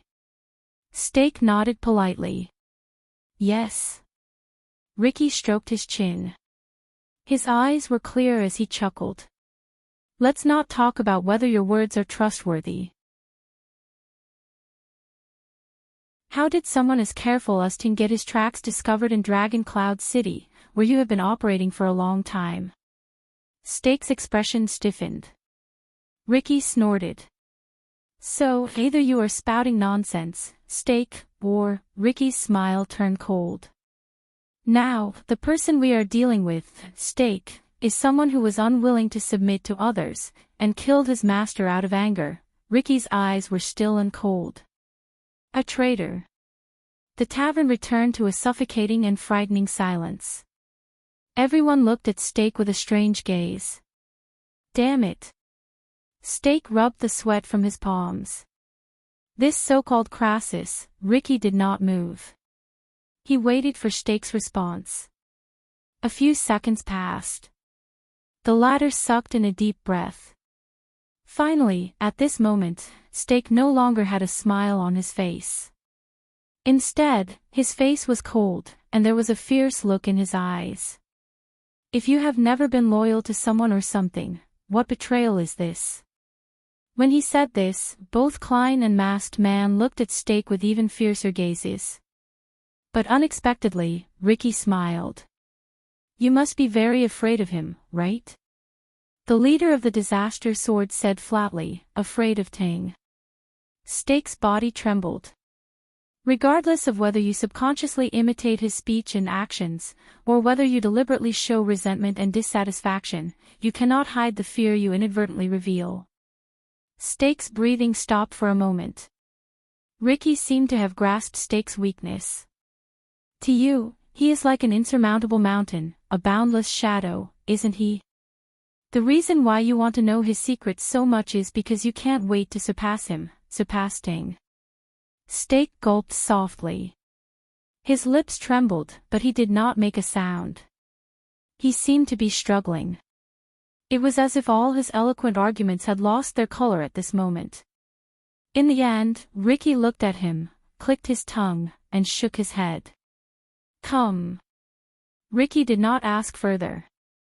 Instead, he leaned against the back of the chair and snapped his fingers. It's time to talk about our cooperation.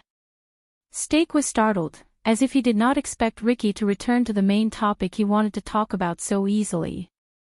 Then, Ricky clenched his fists, and there was a cold glare in his eyes. For the sake of possible cooperation, why don't you tell me something about the prince?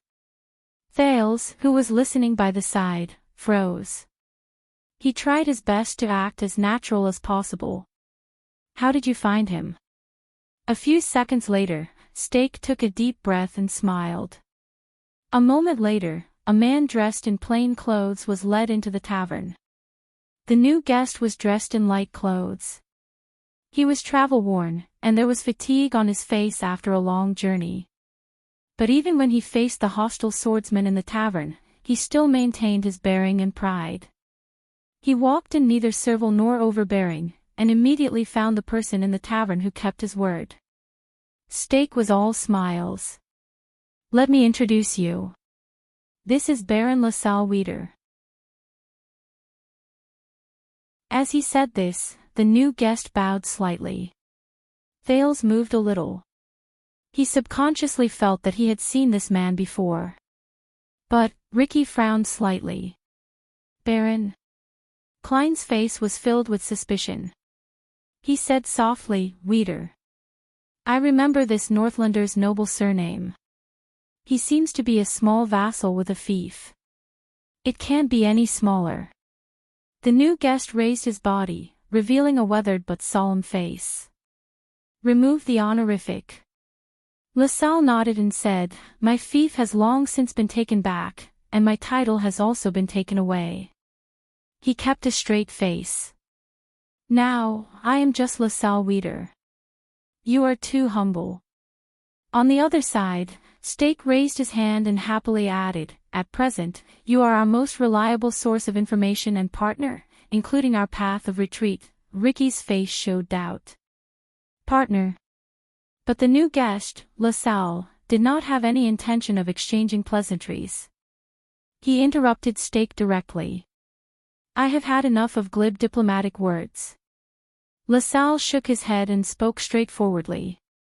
So, I will go straight to the point. A few days ago, we received a piece of news. His face was solemn, and his voice was so deep that the others could not help but listen to him.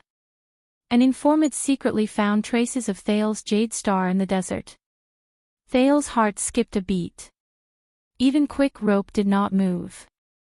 The informant has already followed the target, but because he is short on manpower and is in the enemy's territory, he has no choice but to ask us for help and arrange for their evacuation. LaSalle frowned and said, the deadline for the evacuation was last night. According to the plan, our informant will bring his prince captive to us. As Ricky listened to LaSalle's narration, the doubt on his face never disappeared. Thales, on the other hand, stared at the ground and did not move. But it is already midnight, and the informant has not responded. LaSalle exhaled and said sternly, because of this, we have reason to believe that he has failed. This is why I came here today, broke the usual practice, and urgently asked for help from both of you. LaSalle looked at Stake, who had a smile on his face, and then at Ricky, who had an infuriating expression. The new guest gritted his teeth and said, Thale's jade star may have escaped our control and obtained the official protection of the camp. We must strike like lightning and take back the target before the army returns to provide reinforcements. We are short on time, and the sooner, the better. Ricky and his companions exchanged glances with each other. Are there any clues? LaSalle nodded. Our informant is a mercenary. LaSalle looked around with a stern expression. The name he uses in the desert is...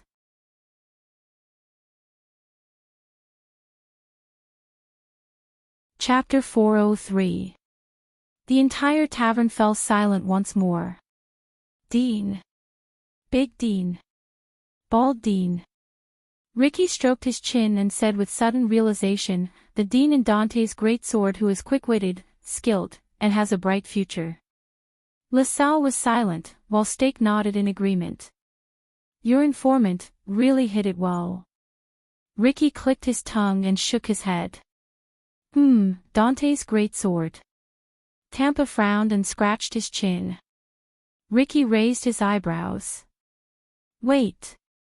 That means, at that moment, the gazes of many mercenaries, including the tavern owner Tampa who was held hostage, followed Ricky and turned to the other side in unison. Their gazes gathered on Thales, who widened his eyes, and Quick Rope, who had a dumbfounded look on his face. What's going on? Thales thought in a daze as he became the center of attention again. Hey! Marina turned to Sean with a suspicious gaze and whispered, I remember that these two people are in Dante's great sword. The mercenaries began to whisper among themselves. Ricky stared at the two of them with great interest. He seemed to have understood something. In the face of everyone's scrutiny, Thales could only show a subtle and awkward smile. You really came up with a good idea. Under everyone's gazes, Thales maintained his expression. Without moving his lips, he hissed at Quick Rope in dissatisfaction, Are you looking for a professional to deal with the corpse? He desperately controlled his gaze to avoid looking at the human-shaped sack by his feet. What do we do now? Beside Thales, the former Prince of Extet's face was also twitching. He put on an awkward expression, as if he did not know whether to laugh or cry. Calm down, calm down. Quick Rope wiped his sweat and put on a fawning smile at the fierce mercenaries around him. There will always be a way. The guests outside Blood Whistle noticed these small changes, but they obviously did not have the spare energy to care about these small matters among the mercenaries. LaSalle coughed. In short, that is our target. Even though we lost our initial clue, we still have reliable information from our informant, but at this moment, Ricky shifted his attention away from Thales and Quick Rope and raised his hand. Wait, this is Mr. LaSalle Weeder. The leader of the Disaster Sword said faintly. Following his voice, the lights in the tavern swayed slightly, bringing up the shadows of people. Ricky looked up and smiled. We haven't agreed to cooperate with you yet. LaSalle was stunned. The man, who had the air of a noble, put on a stern expression and looked at Stake. When you informed me, I thought you had convinced them. Stake spread his hands and put on a helpless smile. The road to happiness is strewn with setbacks. LaSalle's brows furrowed and relaxed, perfectly suppressing his dissatisfaction. We didn't reach any agreement, Mr. Weeder, Ricky said with a smile. In fact, we suddenly welcomed you uninvited guests on the eve of our operation. You wanted to cooperate with us. Even now, we are still very surprised. Clay snorted softly, echoing Ricky's words. The mercenaries around him pressed down on their weapons, looking displeased. Stake waved his hand at LaSalle. So you must be there in person. I alone am far from enough. When he saw the hostile expressions on the Disaster Swords' faces, LaSalle came to a realization. He understood the atmosphere of the scene. All right. He nodded and quickly sorted out his emotions. His taut face revealed a sense of competence. Thales found it strangely familiar. Blood Whistle, or should I say, Disaster Swords. LaSalle raised a finger. I think we must come to a consensus. Ricky showed an interested expression and gestured for him to continue. You intend to rob the prison of bones. LaSalle looked around and raised a second finger. His expression was stern. And we aim to capture the Prince of Constellation. In Blade Fang's camp, these two things cannot be done separately. Ricky narrowed his eyes slightly. If you invade the prison of bones tonight, LaSalle said solemnly, then in just a few hours, the entire Blade Fang's camp will be startled awake. Then, in just a few hours, all of Blade Fang's camp will be alerted. Thousands of regular armed forces of the kingdom will flood this place like a tidal wave. They will bring with them cordons, search teams, patrols, and all the trouble you can imagine. After that, it will be impossible for my people to deal with the Prince of Constellation. LaSalle gestured at Stake, and the latter nodded humbly in agreement. Thales was even more puzzled about their relationship. LaSalle changed the topic. Similarly, if we kidnap the Prince of Constellation tonight, before dawn, the alarm in the camp will ring. Any suspicious forces, gatherings, and even mercenary groups will become the first targets of the Constellations. At that time, if you want to attack the prison of bones again, it will be even more difficult than ascending to heaven. The conclusion is very clear. We are like two people tied to the ends of a rope. If we don't exert our strength in one direction, if we do our own thing regardless of the consequences. LaSalle turned around. His words were full of force. That will just be two futile efforts. No one will get what they want. Ricky, Klein, and the others exchanged glances. They saw the wariness in each other's eyes. So, everyone, do you understand why we came here uninvited and late at night? LaSalle ignored the weapons around him and said loudly, do you also understand the need for us to work together? No one answered him. Only Stake patted his left wrist with his right hand and smiled in support. Ricky stared at the new guests with a solemn gaze. He did not speak for a long time. Then, LaSalle coughed impatiently and urged him to speak. You are very eloquent. Ricky gestured with his chin and said faintly, you don't look like someone from Shadow Shield. Vida. Who are you? LaSalle immediately froze. He did not answer. But Masked Man beside Ricky spoke. I remember now. Masked Man cast a sidelong glance at LaSalle and snorted coldly. Klein, you just said that this man's surname seems to be from a small family in Dragoncloud City. Klein snorted in response. Ricky turned to his companion.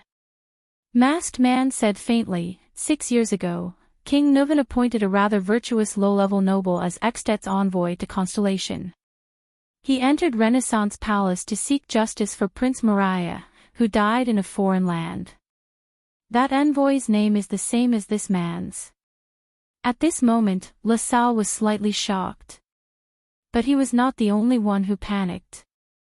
On the other side of the tavern, Thales hid his surprise in a low cough. Beside him, Quick Rope had an aggrieved expression that said, "Why is it me again?" Thales remembered now. Him, Thales Jade Star, and LaSalle Vida. It was indeed not the first time they met. So... Thales stared at LaSalle in a daze, then at Stake. Extet, Shadow Shield. The people who were here today were all his old friends from 6 years ago. And the only thing that could link the two of them together was, King Nuven and King Chapman entrusted you with an important task at the same time, but you failed. Tell me, Baron Vida. Masked Man said in disdain, for a Northlander, a failed and humiliating diplomatic mission must have troubled you a lot, right? LaSalle Vida's face instantly turned livid. Stake coughed and came out to calm his cheeks. Can we? But LaSalle interrupted him. I don't deny my failure. The former Extet envoy clenched his fists and said solemnly, that is indeed a stain in my life. His voice trembled slightly. And I have paid the price, I am no longer a baron. Masked Man snorted and shook his head.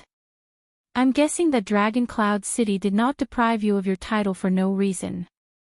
And Black Sand Region could not give you any more compensation. Masked Man walked slowly to LaSalle and looked down into his eyes.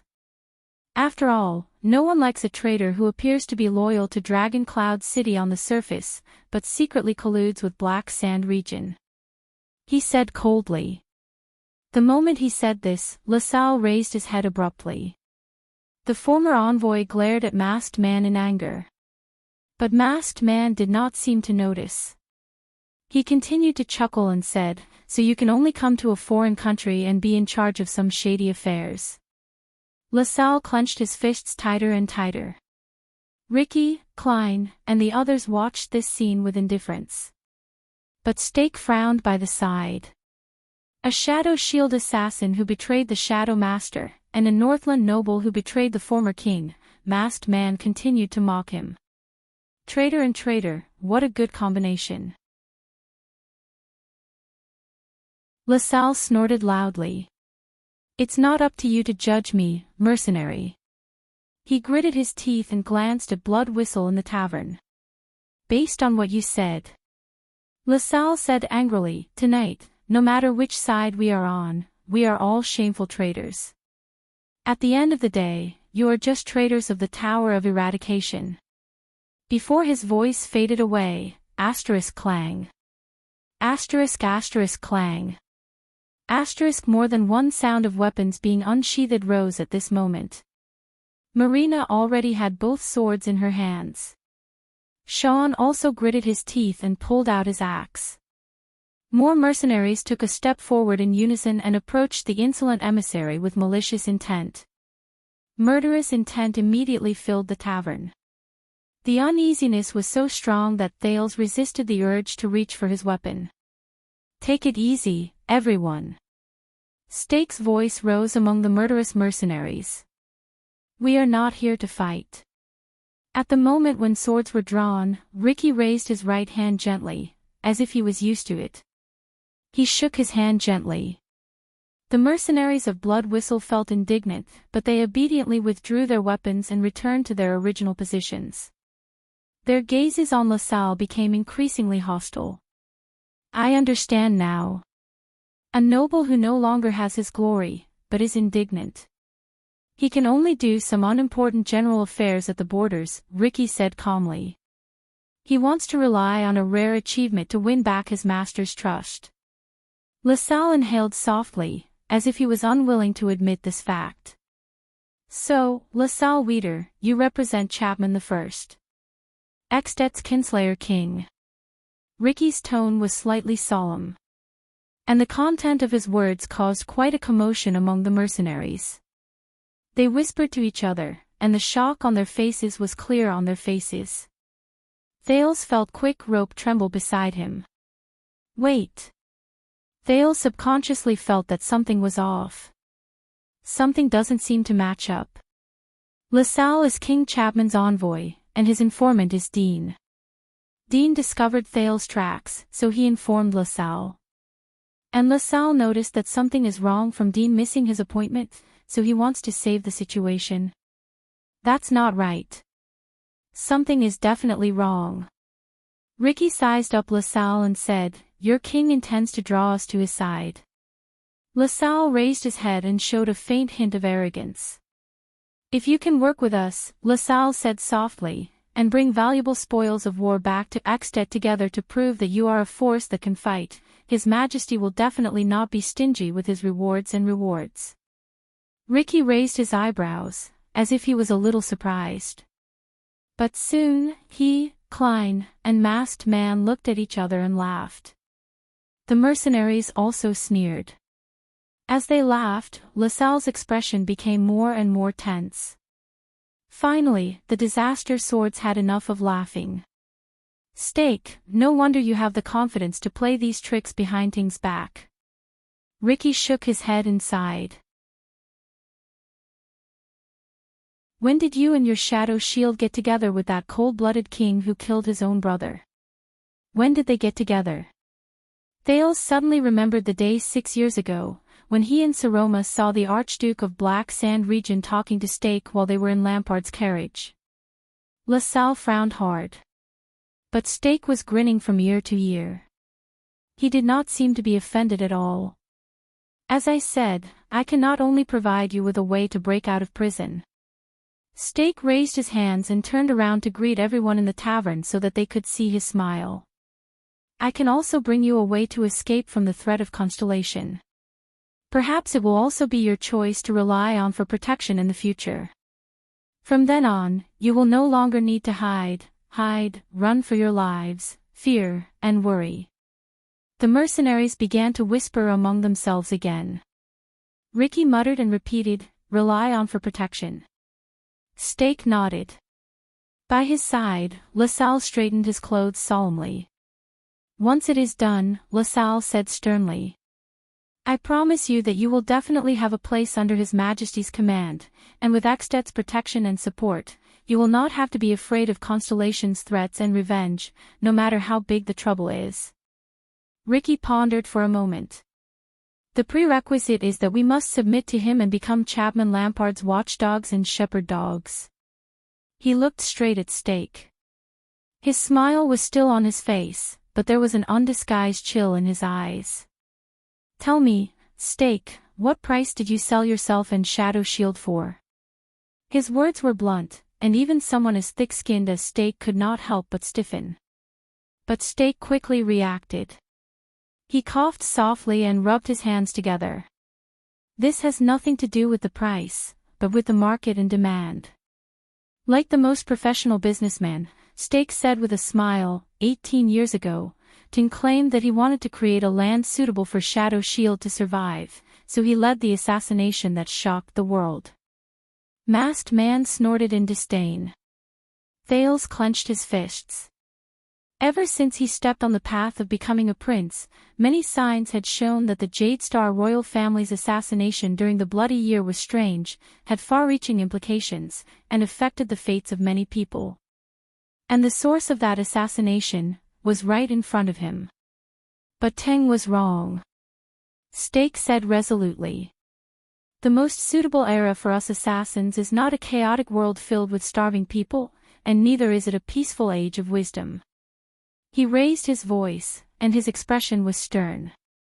"It is an era where peace and conflict alternate, where opportunities and dangers coexist, and where employers and targets coexist." Ricky furrowed his eyebrows. "Everyone knows that we are assassins. We are warriors who take risks and face death with equanimity," Stake said calmly. "And you are mercenaries, swordsmen who wield swords for others, or sellers of swords. It doesn't matter what you want to call yourselves." The mercenaries looked at each other at a loss. Assassins and mercenaries, apart from everything else, are both living with their specialties and working for other people. That is the only way to maintain their normal operations. But what do you think supports the survival of the two of us? Money, desire, hatred, enmity, ideals, future, hope, or love and justice. Stake's words caused many mercenaries to have strange expressions on their faces, but more of them began to think in silence. But Stake immediately turned around with large strides and said resolutely, "None of them. What truly supports our survival," he said in a callous tone, which was rare for him, "are the needs that call out to us." Stake's expression was stern as he said in a low voice, "It is power." He stretched out his right hand and slowly clenched it in the air. Power is the foundation of our survival, just like how war is to heroes, and bones are to famous generals. Ricky's expression became more and more solemn. Stake turned around, as if he wanted to convince everyone in the tavern.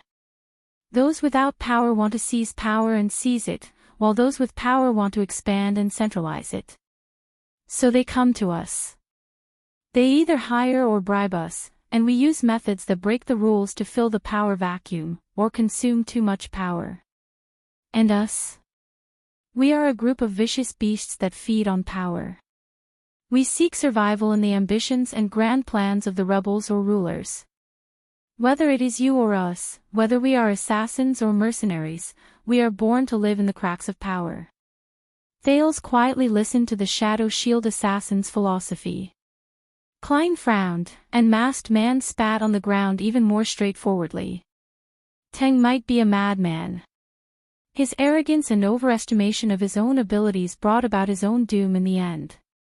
Stake was unmoved. He continued, "But the initial intention he used to convince us was not wrong. We, Shadow Shield, need an era that is suitable for us to live in, so we should take the initiative to create it instead of waiting for the era to eliminate us. And what we really need is power to demand us, a power that is powerful but still needs us. This is what can guarantee our survival." Stake turned around again and faced the three disaster swords. There was an unusual fanaticism in his eyes. "That is why we need such power. A ruler who has a country, an army, land, and people at the same time to buy and hire our services and maintain our existence. But he cannot be too strong, so strong that he tries to control us and annex us, just like how Constellation controls the kingdom's secret intelligence department. But he cannot be too weak, so weak that he cannot support us or protect us, just like the pitiful vermilion tail guards of Anlenzo Dukedom."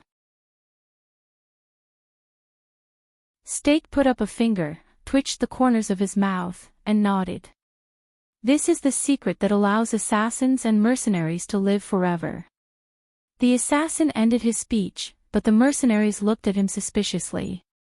"So, this is the power you found for us? The Kinslayer King?" Ricky raised his eyebrows. Stake exhaled in resignation. "Thanks to Tang, Constellation is already our destined enemy, and Constellation is recovering and rising. This is really not good news for us. In this case, I guess that we don't have many choices left." Stake showed a mysterious smile, as if he had remembered something. "And I have to say, King Chapman is a very special king. Besides, Chapman the First fits our standards very well. He is strong and powerful.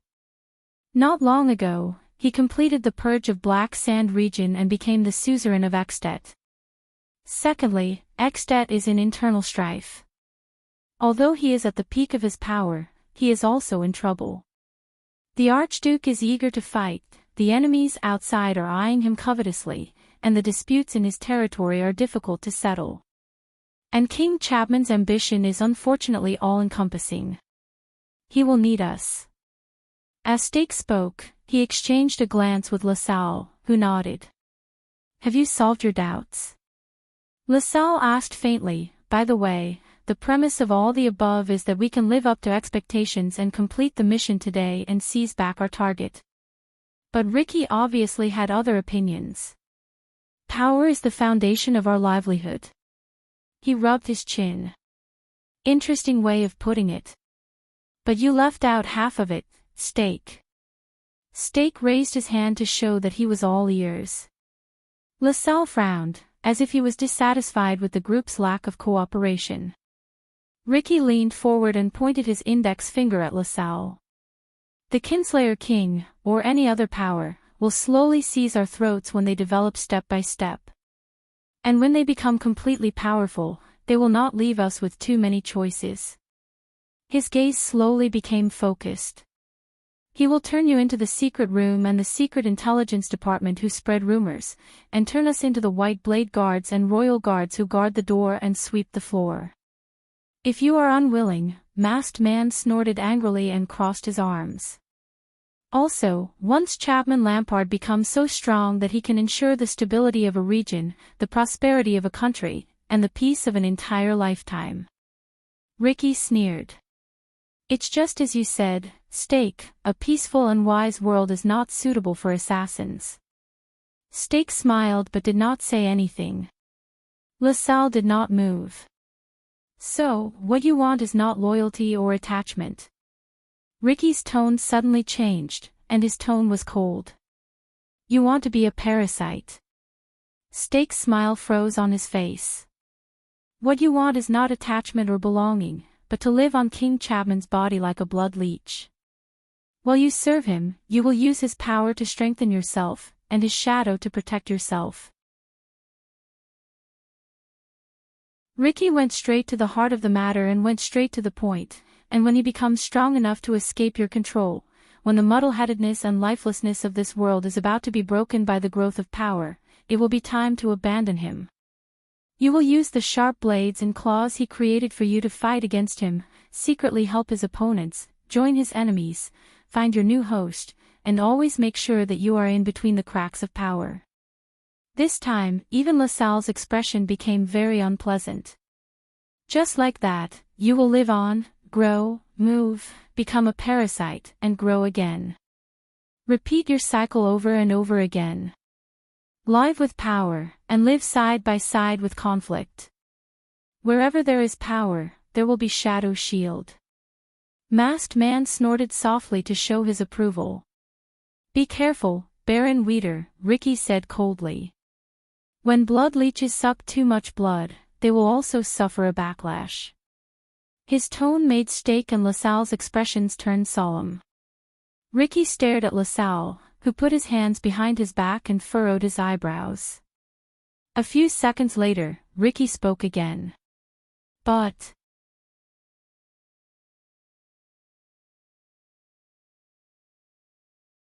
Chapter 404. At that moment, Stake and LaSalle raised their eyebrows and looked at each other. They could not hide the surprise in their hearts. Didn't this guy just... But Ricky raised a finger again. But you have to understand that this is just a practical consideration. No matter which side completes their goal first, the other side will be in trouble. So, we can only work together. He quietly looked at Stake, then at LaSalle. Aside from this does not mean that we have boarded your pirate ship. Be it me or my brothers, the Scions outside the tower have their own creeds and objectives, and their own ways to survive. We do not believe in *T theories like relying on power. If Lampard or you think that you can use the grudge between us and Constellation to force us to take sides. Ricky's tone turned cold. Then you have made a mistake. Masked Man snorted and said, a huge mistake. The lights in the tavern swayed again. They illuminated Ricky's expression, making him look especially serious. Stake took a deep breath and smiled brightly. I guess this is considered happy working together. Ricky stared at him for a long time before he curled up the corners of his lips. That's right. In the next second, the mercenaries exhaled together and regained their energy. It was as if their leader's words had livened up the atmosphere. Then let's do it, Stake said with a beaming smile. We'll start with the prince. At that moment, Thales cursed in his heart. Shadow Shield, Disaster Sword, King Chapman, the three parties had formed an alliance. Their target was himself. This is not good. Especially when a certain person is sitting right under their noses. The heavens do not respond, and the earth does not respond. In the tavern, the three parties, who were originally in conflict, sat down again to discuss their plans. So, you want to find a prince who was originally in your hands, but has escaped your control again. Ricky sighed. Is it that difficult? LaSalle snorted angrily. Is it that difficult? The former Baron of Extet repeated sarcastically. Over the past 3 months, LaSalle clenched his fists in indignation. For that stupid prince, the secret room and the kingdom's secret intelligence department fought fiercely at the border, and there were many casualties. King Chapman's men suffered heavy casualties both inside and outside the country. They were dispirited and disheveled. From Dragon Cloud City, the city of faraway prayers, to the great desert, everything is in chaos. Even Shadow Shield suffered heavy losses. One of their strongholds in the desert was destroyed by the orcs who appeared out of nowhere. When Stake heard this, he smiled bitterly. Thales felt a chill in his heart. Over the past 3 months, Russell crossed his arms and asked maliciously, "Now, do you still think it's that difficult?" Ricky snorted and looked at Klein and Masked Man. "What we want is the prison of bones, or rather, the people imprisoned there," Masked Man said calmly. "In terms of time, it's estimated that we will activate at dawn. Our people will enter the prison with my home supply truck." The tavern owner, Tampa, put his head on the table with a long face. "Very good, let's see what we can do." Stake scratched his chin and said, "No." On the other side, LaSalle flatly rejected the plan. "We haven't found that prince, Thales Jade Star. Once you attack the prison of bones, you will alarm the camp." Thales groaned in his heart, but he had to pull himself together and listen carefully to their discussion, trying to find an opportunity. "You must delay the operation for 1 or 2 days, LaSalle said through gritted teeth. "Until we find the prince's whereabouts, we must plan carefully, and it will be best if we work together and take action one after another." But Klein shook his head on the disaster sword side. "Impossible," Klein said in a tone that allowed no room for refusal. "We are already on the move, and we must depart at dawn, unless we can still force this boss to operate for another day as if nothing has happened." Tampa shuddered and quickly said, "I have no problem interrupting. I can definitely put on a good show, as long as you let," but LaSalle interrupted him. "Prince Thales must be sent to Black Sand region, or else there's nothing to talk about." He was very firm in the face of this. Klein wanted to speak again, but Stake spoke. "Everyone, if we want to work together, then we must understand each other." The representative of Shadow Shield tried to persuade the people on both sides in a friendly tone. "There's still some time before dawn. I think we will soon have news about the prince." Ricky's expression froze. "What do you mean?" Stake flashed a cunning smile. "We have a mole. If Blade Fang's camp finds out about the prince's whereabouts, we will also know immediately." "A mole?" Ricky frowned. "You'd better be more detailed. We don't want to bet such a big operation on an unclear promise." Stake exhaled and looked at the mercenaries around the tavern. But Ricky did not have any intention of evacuating his subordinates. In the end, Stake could only raise his eyebrows. With a mysterious gaze, he lowered his voice and revealed the secret. "We have eyes and ears inside Williams's freak squad." When he said this, the people around him were stunned. Even Thales was shocked. The group of psionic freaks who came out of the prison of bones. Masked Man's tone was full of doubt. "Are those scums reliable?" Stake shrugged. "Of course they are. Our mole is one of William's most trusted captains. There's no problem with our information channel." Ricky raised his eyebrows. "William's people can ensure his loyalty." Stake took 2 steps forward and revealed a cold smile. "In truth, we don't need his loyalty, because he still needs to rely on us to get a windfall and treat his wife and daughter's hereditary terminal illness. We only need his loyalty to his family. You're using this to threaten him." LaSalle frowned and said, "Once he gets out of our control." Stake stretched out a finger and waved it in the air. "Of course it's not just this," Stake said coldly. "You know, we have to secretly poison his wife and daughter on a regular basis. It costs a lot of money." The meaning behind his words made everyone feel a chill in their hearts. "Despicable," Masked Man commented in disdain. Stake bowed. "Thank you," he said without shame, "this is a compliment to us." Thales sighed in his heart. "They told us everything from the plan to the details of the operation without holding anything back. This means that they're not going to let innocent people like us leave." Thales glanced at Quick Rope, who had an innocent look on his face, and shook his head. "Perhaps they're not that innocent." Ricky coughed to attract everyone's attention. "So, you're relying on this to wait for news from the prince?" Stake blinked. Ricky looked at him and smiled. "How about this, we have another mole." Stake's eyes lit up. "Oh. More reliable than yours." Ricky looked at Masked Man beside him. "A Constellatiate noble, a rising star under the Count of Wingfort. He's good at fighting, leads troops alone, and is deeply trusted." Stake's expression changed. "Wow, a new noble." He took a deep breath and could not hide his excitement. "After the bloody year, that's something we can't get." But Stake immediately asked cautiously, "Forgive me for offending you, but if he's a Constellatiate, then his reliability and loyalty." This time, Marina stood up. She glanced at Stake with her usual disdainful gaze. "There's no need to doubt his loyalty." Stake snorted coldly and said, "That's not necessarily true. I just told you our secret, and do you also need to?" But before he could finish, Marina interrupted him angrily, "No need." The woman in red, who wielded two swords, gritted her teeth and said, "He's my fiancé. Or at least, he used to be." Stake's eyes widened. Even Thales was shocked. "Wait. Fiancé? If Marina is the fiancé of a Constellatiate noble, then that means..."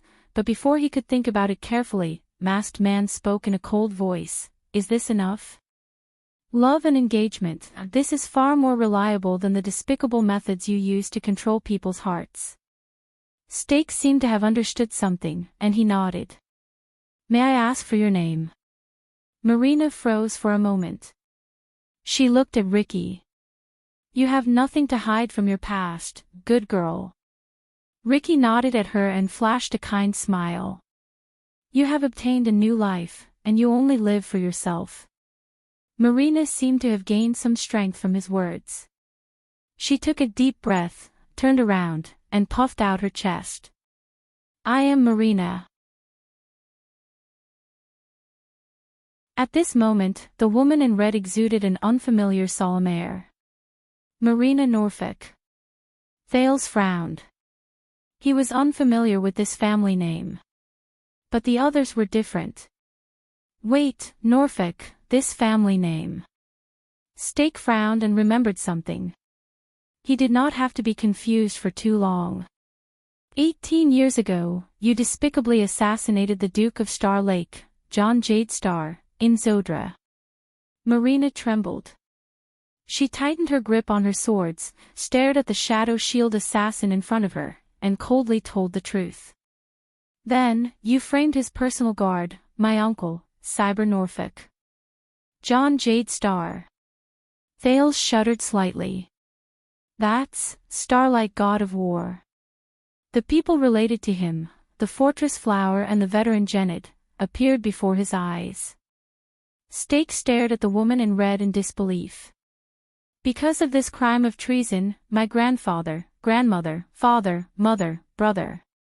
Almost everyone in the Norfolk family was executed by the newly crowned Kessel V in that year." Marina's voice trembled. But she immediately clenched her teeth, and with unimaginable tenacity, she said the following words, "Except for me. The last of Norfolk." The tavern was silent for a moment. With an indescribable expression, Steak nodded. "Now, I know why you are so angry with me." Sean patted Marina's shoulder and pulled her to the side, who was trembling. Steak fell silent. LaSalle looked at them, and was also speechless. For a period of time, only the breathing of the mercenaries could be heard in the tavern. Ricky sighed. "Very good. So, now we have 2 moles. I will immediately give the order." He waved his hand. Masked Man immediately nodded. But before that, Ricky changed the topic. His gaze followed the change in his tone. Speaking of which, what a coincidence, in the next second, Ricky's gaze turned gloomy. He shifted everyone's attention to the 2 guests who had not spoken for a long time. The 2, Dante's greatsword over there, have been listening for a long time. They should have some reaction by now, right? At that moment, Thales shuddered.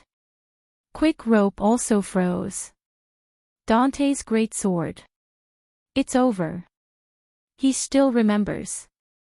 In the tavern, Steak sized them up with a furtive glance. LaSalle scrutinized the 2 mercilessly with a frown. Klein's observation was meticulous and cautious. Masked Man's eyes shone with a faint, cold light, causing Thales to shudder. The 2 princes knew that their good luck was over. From this moment onwards, the 2 of them could no longer pretend to be dead. So they straightened their backs stiffly, and bit by bit, inch by inch, they slowly turned to Ricky. It was as if there were rusty old gears in their bodies. "Don't be nervous, I'm just asking, but..."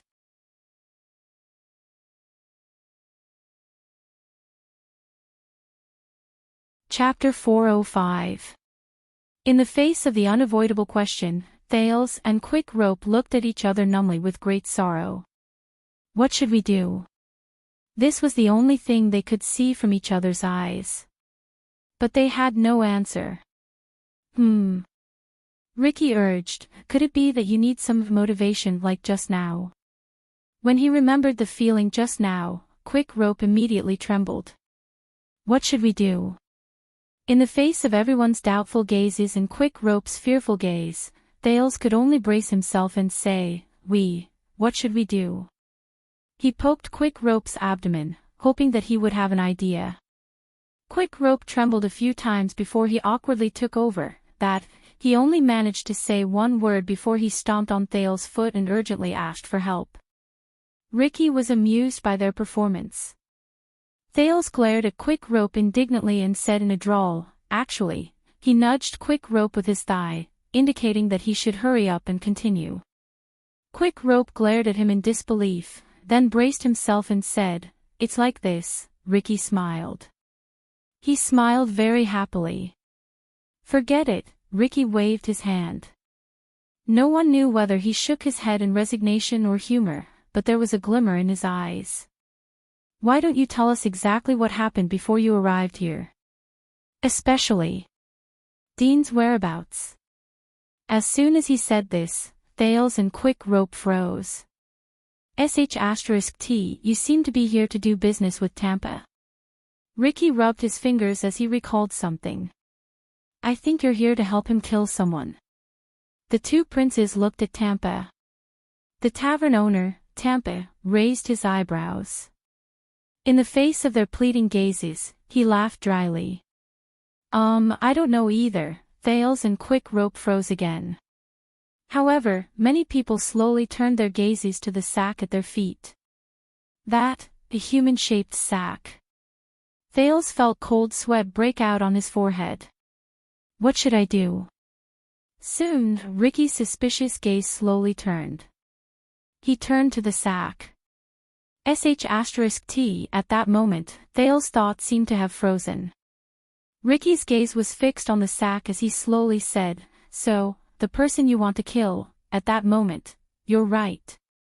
Thales suddenly raised his voice, stood up resolutely, puffed out his chest, and raised his head.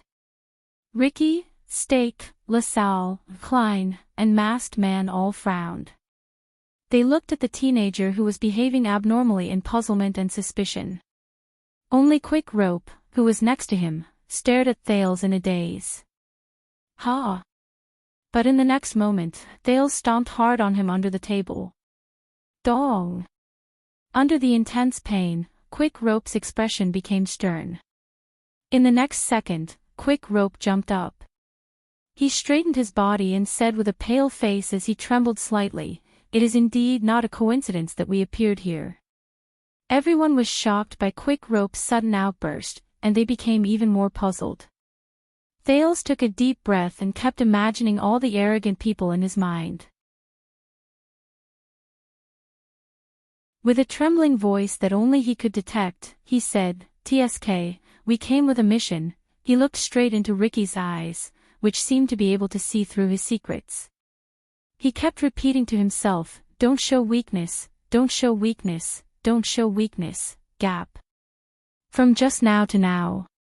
He needed to find an opening. He had to ensure his own safety and escape this certain death situation. Mission. Ricky savored the word and narrowed his eyes.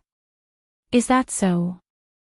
This time, without waiting for Thales to remind him, Quick Rope instinctively crossed his arms. He sneered and stared at the people in the tavern with a sense of arrogance unique to nobles. "Of course." The former Prince of Ekstedt gestured with his chin nonchalantly. "Why, Miss Marina, whose story is incredibly tragic, you can't possibly be so naive to think that we are really just two thieves who pick locks in the middle of the night, right?" Marina widened her eyes, as if she could not imagine that the thief, who had just curled up into a ball, would behave like this now. "Gap," Thales said to himself. "Gap. LaSalle Weeder." Thales cleared his throat and looked at the doubtful envoy. Obviously, after 6 years in his disguise, be it Stake or LaSalle, they could no longer recognize the former Prince of Constellation. This made Thales feel much more at ease. He used the tone of a certain dead man in his imagination and said proudly, "You are King Chapman's man, but are you really sure that Dean took the initiative to contact you in the desert? Just to capture the prince and bring him back to Black Sand region?" LaSalle frowned slightly, and his gaze on the two people froze slightly. Quick Rope glanced at Thales from the corner of his eyes, and the latter understood the meaning in his gaze. "Please don't cause trouble." Thales coughed softly. Dean's mission was never to search for Prince Thales. As far as I know, not long ago, Dean himself was not sure whether his target was Thales' Jade Star. LaSalle moved slightly. This made Stake and Ricky unable to help but glance at the former Baron. "You are not with Dean at all," Thales said in a smug tone. "Tell me, did you intercept Dean's information? Or did you bribe his contact?" LaSalle frowned fiercely. His reaction caused Stake and Ricky to look at LaSalle in a different light. But only Thales knew. He was taking a gamble. He was betting on whether the two pieces of information he heard from Chapman Lampard and Dean himself matched up. If it's not, Thales gulped. LaSalle stared at Thales with a frown. His gaze was solemn, and there was deep doubt in it. Thales felt his heart race. Finally, after a few seconds, LaSalle snorted softly. "Both of you?" LaSalle asked coldly with a gloomy expression. "Who exactly are you?" "Very good. I made the right bet." Thales did a somersault in his heart. "Answer his question." Ricky seemed to have decided not to suspect his companion anymore. He pointed the spearhead at Thales and Quick Rope again and said coldly, "Who exactly are you?" As he spoke, the mercenaries took a step forward, and their expressions were hostile. The atmosphere around them was immediately filled with hostility. Even Stake pressed his hands against his chest and glanced at them indifferently. Quick Rope shuddered. But Thales held him down. "Hey!" Thales spread his hands, looking helpless. "Maybe it's time, Quick Rope." Quick Rope tried his best to hide the sudden surprise and bewilderment. He gave a faint and indifferent response. Are you sure? Yes. Thales glanced around and sighed. It seems that there is no other choice. Quick Rope's eyebrows twitched. What? What choice? But he suppressed his questions, shrugged, and threw the topic back to Thales in a very cooperative manner. Then let's do it. Under everyone's wary and suspicious gazes, Thales whistled. Under the illumination of the light, he revealed a cold and malicious smile. The stars shine, and the dim places are dark. When he said this, everyone in the tavern, including Quick Rope, was stunned. But almost at the same time, the people who heard him had solemn expressions on their faces. Ricky gritted his teeth, Steak took half a step back, and LaSalle could not hide his surprise. But without exception, everyone pressed down on their weapons. Asterisk clang. Asterisk swoosh. Asterisk quite a number of people had even drawn their blades. Ha! That's not right, Thales shuddered and quickly nudged Quick Rope. Quick Rope, who was almost scared stiff, had an idea. He continued the second half of Thales' sentence. The dragon soars in the sky, and the shadows under its wings are endless. These words caused everyone to be startled once again. Many of them stopped their movements of drawing their swords and charging forward. Thales breathed a sigh of relief. That was close. Fortunately, I knew earlier, you. Ricky stared at the two in disbelief. Thales, who had relaxed, raised his fist and coughed softly. He chuckled and said, Yes, we are the Secret Intelligence Department. Everyone's eyes twitched again. This time, it was Quick Rope's turn to hit Thales' stomach with his elbow. Asterisk bang. Asterisk Thales shuddered. When he realized that he had made a slip of the tongue, he was so frightened that he quickly changed the topic. My mortal enemy. He almost bit his tongue.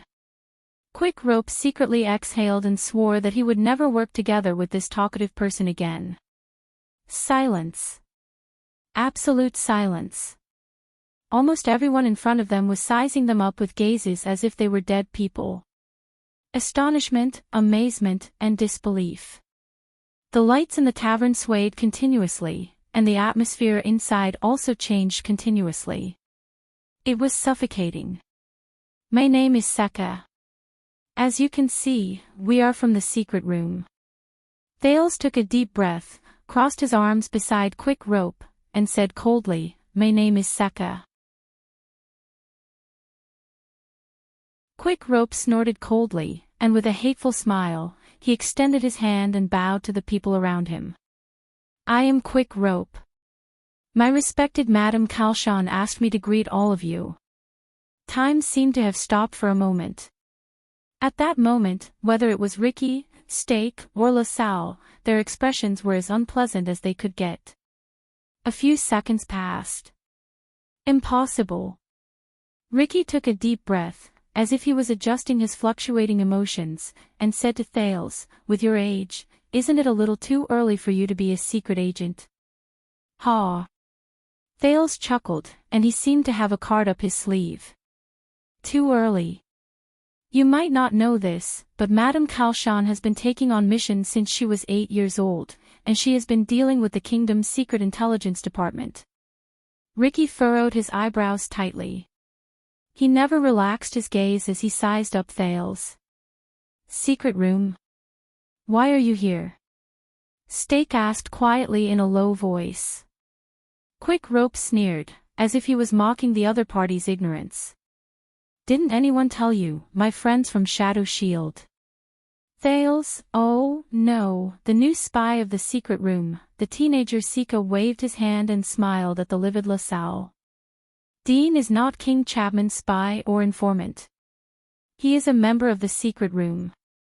Your information was stolen from him. What this Mr. LaSalle said is not the whole truth. LaSalle took a deep breath. His cheeks twitched, and he looked unhappy. This made Thales feel even more at ease. After a while, Thales patted himself in his heart. He made the right bet. As for King Chapman placing spies in the secret room, don't worry, this is a small misunderstanding between King Chapman and Madame Calchon within Extet, Quick Rope tactfully added. He did not forget to make a threatening gesture at LaSalle. Madame will soon find His Majesty to solve this. Ricky frowned. His gaze when he looked at LaSalle was no longer the same as before. Even Stake frowned. You did not answer my question, Stake said in a dark tone. The atmosphere became a little oppressive. Thales let out a puff of air. We've lost contact with Dean for a while. He patted the table, completely unconcerned. So we had to come and see for ourselves. Quick Rope arched his shoulders and curled up one side of his lips. But since we've already heard the news of your conspiracy, at that moment, everyone in the tavern looked at them nervously. Quick Rope raised his finger and placed it in front of his lips. He smiled slyly and said, I wonder if the secret room under the Red Witch will have the honor of joining your operation. Or, can you try to silence us? Thales added with a smile, after all, we might be the only two people left from the secret room who were placed in this place. At this moment, Ricky and the others' expressions became even more unpleasant than before. Secret room. Stake's breathing slowly quickened. He turned to LaSalle and cursed in a low voice, You should have told me from the beginning. LaSalle did not say anything. He only gritted his teeth. Thales and Quick Rope stood side by side. Their smiles remained the same. No one knew that both of their backs were drenched in cold sweat. But at this moment, thud. A soft sound traveled into Thales' ears. Thales froze for a moment. Everyone was taken aback as well. Thud. Another sound rang out, and it was even louder than before. But in Thales' heart, it was like a bolt from the blue. There was no other reason. Because of this sound, it came from his and Quick Rope's feet. As they followed the sound, Thales and Quick Rope lowered their heads stiffly, like frozen ice sculptures. Then, they shuddered at the same time. No. It can't be, right? This came from Thales, who was stunned. Thud. Another sound rang out. But the source of the sound was already very clear. It was that human-shaped sack. No. More accurately speaking, it was a person. A man. A man who should have died was lying on the ground with his hand on his throat in pain. Inch by inch, he crawled out of the sack that had been freed. The man looked exhausted, and his gaze was unfocused. But when he raised his head and saw Thales and Quick Rope, he punched the ground fiercely. Thud. With indignation and resentment, Big Dion, the bald mercenary who was resurrected from the dead, cursed fiercely, F***ck. In an instant, everyone was stunned. Be it Thales or Quick Rope, both of them stiffened on the spot. At this moment, their expressions were extremely unpleasant.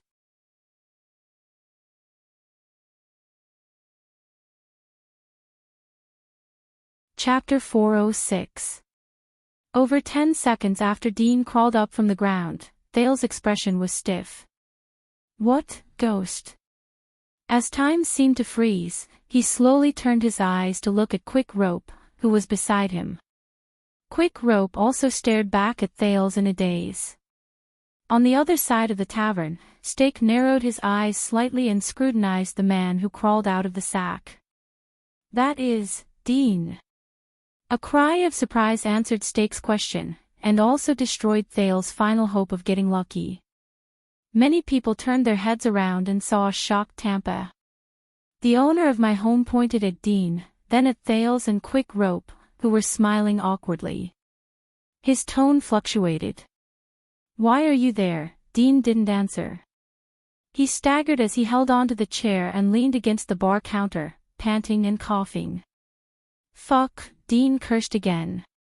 It was obvious that many of the mercenaries knew Dean's men. In an instant, a low-key commotion broke out in the inn. The leaders of the three parties quickly exchanged glances, confirming that the strange phenomenon at this moment was not caused by the other party. During the brief moment of chaos, Thales and Quick Rope bent their backs and lowered their heads in tacit understanding. They moved closer to each other.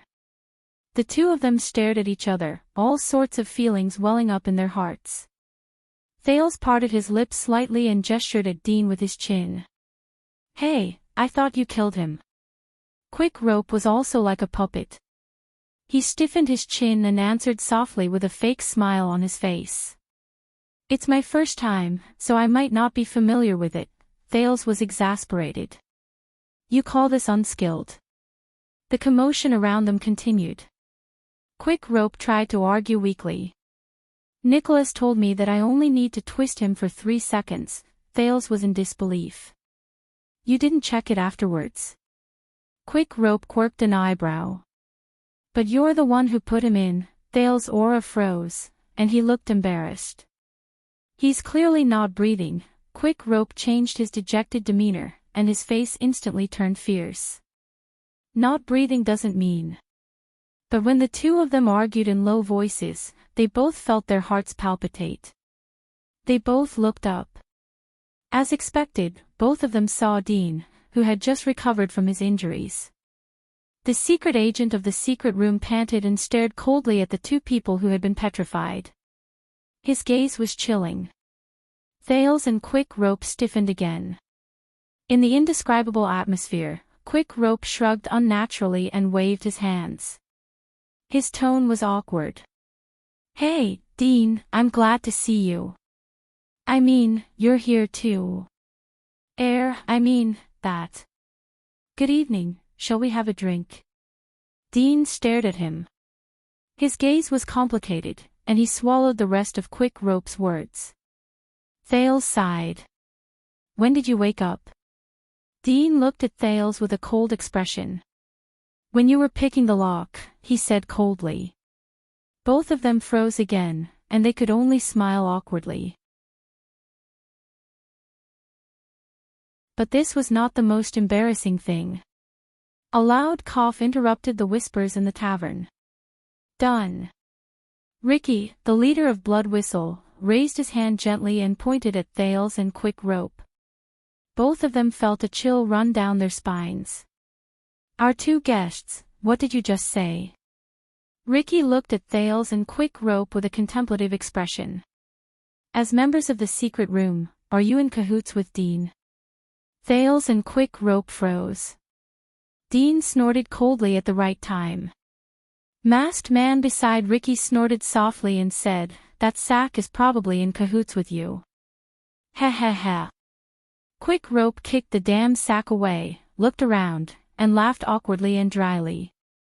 Stake raised his eyebrows slightly, while LaSalle's gaze was solemn. Even if you're doing this to survive, Ricky sighed and said, I have to say, even in my many years of life, I've never seen such a lousy liar. I've never seen such a lousy liar.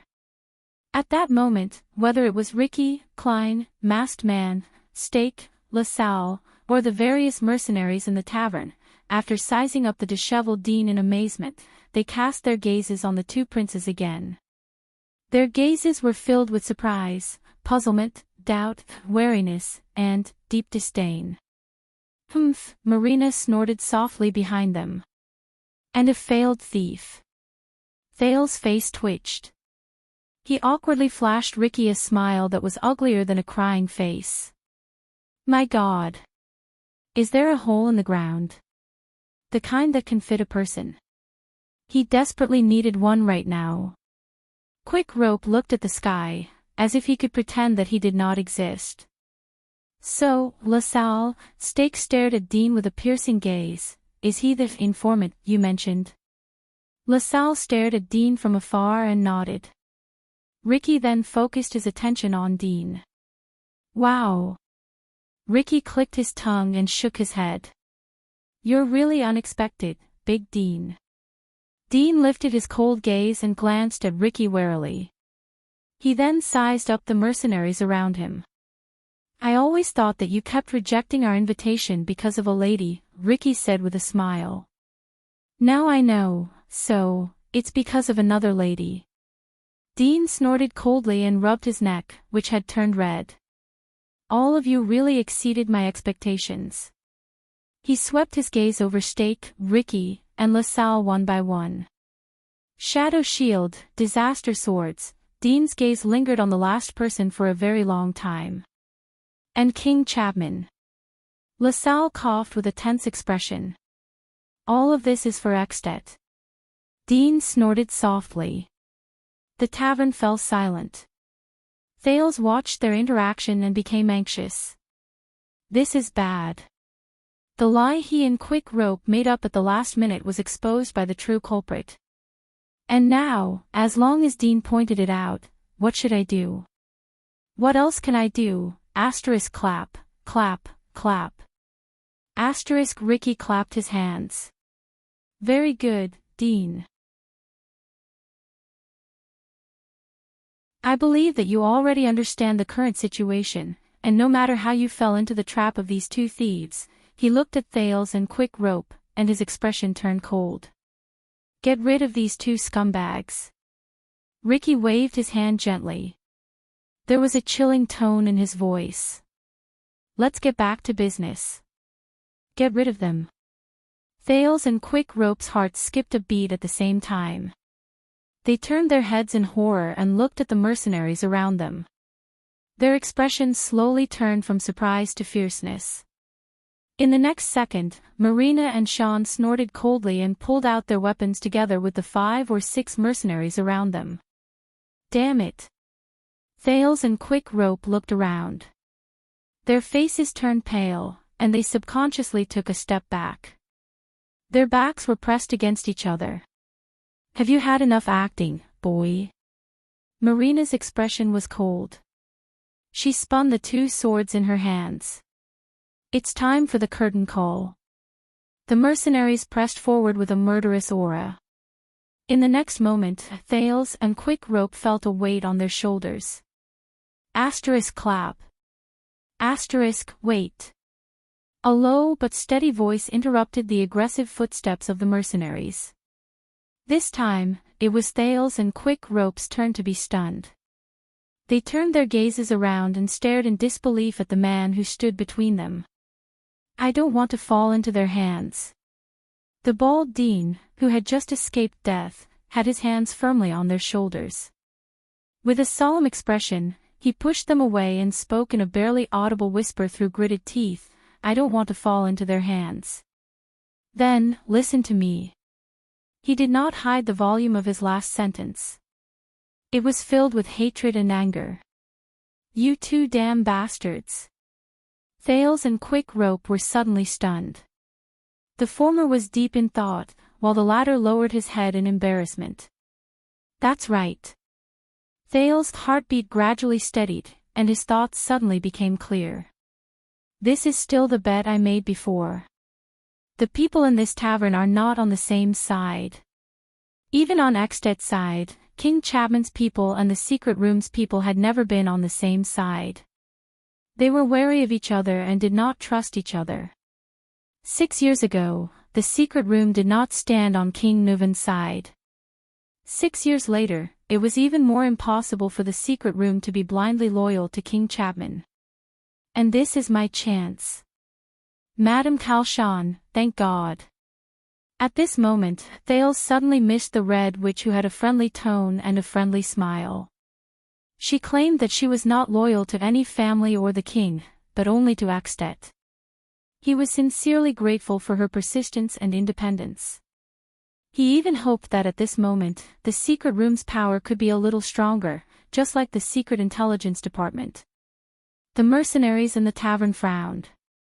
Klein also stood up and placed his hand on his long sword, Dark Light. What's wrong, Dean? Ricky observed the changes in the scene and said coldly, Is there a problem? Dean turned around and dragged the two behind him to face Ricky. "They are my people," Dean said coldly in a tone that seemed as if he was keeping people at arm's length. "It's not your turn to make a move." Ricky's eyebrows twitched again. Many people, including Stake, LaSalle, and the others, were surprised again. Thales and Quick Rope, on the other hand, resisted the urge to tremble, look each other in the eye, and show any other reactions that might expose them. They lowered their heads slightly and looked dejected. "Your people."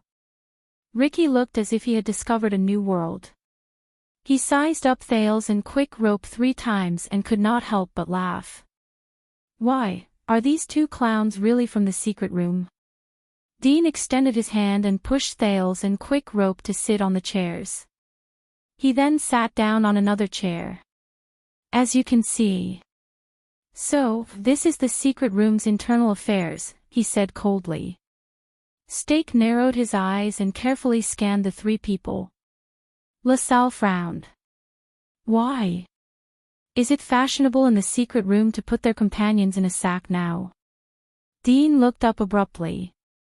He looked at LaSalle and said sarcastically, "And King Chapman and his Black Sand region are obviously putting moles in Extet's intelligence agencies." LaSalle and Dean's gazes met in the air, and it was as if blades were clashing. Stake coughed softly and patted LaSalle. "So, Dean," Ricky's voice was still tense and full of suspicion, "you were stabbed in the back by your people."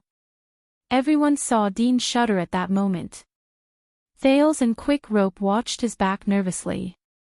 The man touched his bald head and slowly turned around.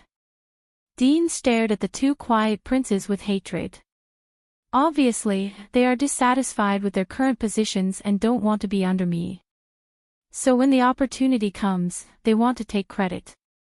Thales forced an ugly smile. "Bah!" Dean spat on the ground. The anger on his face only increased. "But they didn't expect me to be quite resistant to the drug, and to have a way to escape. Isn't that right, Seka, and you, Quick Rope?" Thales swore that Dean was absolutely sincere when he said that. He hated them. But he was grateful for this moment. Things have come to this, Dean." Thales imagined the Duke of Northern Territory's expression in Renaissance Palace. He pretended to look as if his secret had been seen through, and said casually, "I don't regret it. Kill me or torture me, it's up to you." Dean suddenly stretched out his hand. He grabbed Thales by the collar. Thales felt a chill in his heart. Quick Rope, who was beside him, instinctively wanted to stop him, but Dean pushed him away with a backhand and grabbed him by the neck. The mercenaries became nervous because of this sudden scene. Sean pulled his shield away and took a step forward. Marina also instinctively wanted to move forward, but Ricky suddenly stretched out his hand and ordered her to stay where she was. The people in power in the tavern were watching this scene with cold eyes. Dean grabbed Thales' collar with one hand and strangled Quick Rope's neck with the other. His eyes were burning. Thales' expression was indifferent, as if he was facing death with equanimity. "Anyway, I wasn't the one who strangled you just now." Quick Rope, who had a guilty conscience, stared at Dean in shock and bewilderment. He felt as if thousands of ants were biting his heart. Dean's expression was terrifying.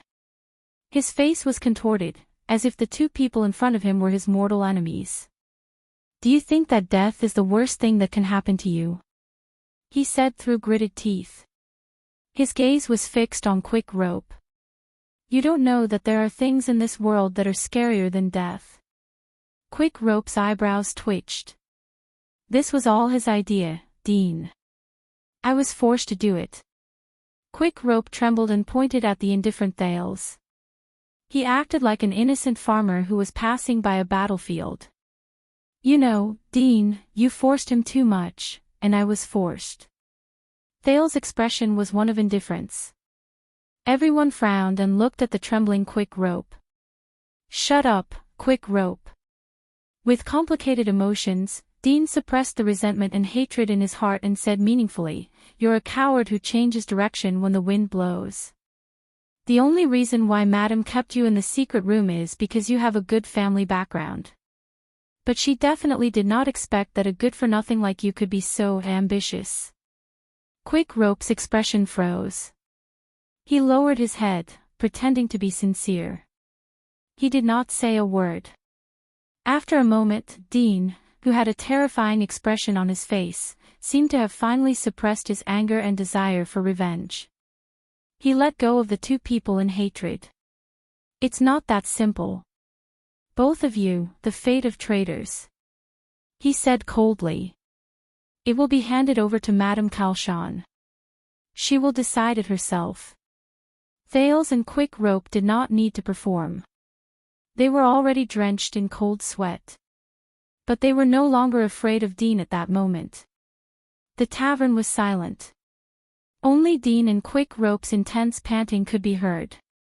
Countless gazes were still locked on them. "Ha!" In the distance, LaSalle, who represented King Chapman, sneered. "The secret room is really friendly and united." Dean snorted coldly and did not care. When he heard this, Thales felt inexplicably relieved. Fortunately. At least.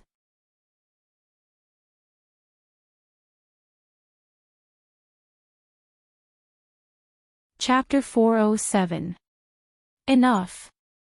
Ricky raised his voice and ordered the mercenaries to put away their weapons and return to their original positions. He looked at the three of them impatiently. "I don't care about your internal grudges, whether it's the secret room or Extet." LaSalle and Dean looked at each other before they looked away. "The three of you, tell me." Ricky's patience seemed to have reached its limit. "The Prince of Constellation, where is he?" Thales tensed up again. Beside him, Quick Rope, who had just escaped Dean's gaze, sighed and patted his chest. Dean snorted coldly and turned his head around. "What does he have to do with you?" When he said this, Stake, LaSalle, and the Disaster Swords all frowned. Ricky tilted his head slightly, and a cold glare shone in his eyes. "That's right, that stupid prince has nothing to do with us. But he is related to whether we can get help from our allies," Ricky said. Stake smiled and bowed at the right time. "So he is our business." Ricky's tone became colder and colder, and it made them have the urge to retreat. "You have always been smart, Dean, so you better understand one thing. Right now, we are in control of this place, including who can come in and who can go out. Who can walk out, and who must go out lying down. Do you understand?" As he said this, the Disaster Swords drew out their weapons in unison. Asterisk swoosh. Asterisk. Dean's expression froze. He looked around with a solemn expression. He observed the tavern, which was as sturdy as an iron wall, and sensed the hostile gazes of the mercenaries. "No," Thales sighed in his heart. "There are still too many of them." Finally, Dean exhaled, and his tone became more relaxed. "All right." Dean said reluctantly, "The secret room must participate in your plan regarding the prince. Even if you hand him over to King Chapman, it must go through our hands." LaSalle's expression tensed. "If the secret room is still Extet's, then you should not, asterisk bang. Asterisk. There was a loud sound of a heavy palm slamming on the table. It made Thales and Quick Rope tremble. "That's your problem," Ricky said word by word. His tone was as cold as winter frost. "I don't f asterisk king care at all." The atmosphere in the tavern instantly tensed up, as if someone was pulling on a thin rope. "I don't care which one of you captures the prince. I don't care if you roast him or eat him alive. I don't care if you skin him or break his bones. I don't care if you kill him or f*ck him. But do you know, whoever stops us from accomplishing our goal is our enemy. Mortal enemies. And if you become the mortal enemies of the Outer Tower inheritors, trust me, you don't want that." Ricky glanced at LaSalle and Dean. His gaze was filled with a deathly stillness, causing the latter two's heart to skip a beat. So I'm going to ask you one last time, Dean. Ricky's expression turned sour. Beside him, Masked Man and Cray looked at each other. Cray then extended his hand towards Gloom. Where is that prince called Thales? Dean clenched his fists. Beads of sweat rolled down his forehead. Everyone, the familiar voice of mediation sounded again. Who the prince ultimately belongs to is a matter of operation. We can discuss it later. Stake smiled and walked between Ricky and Dean.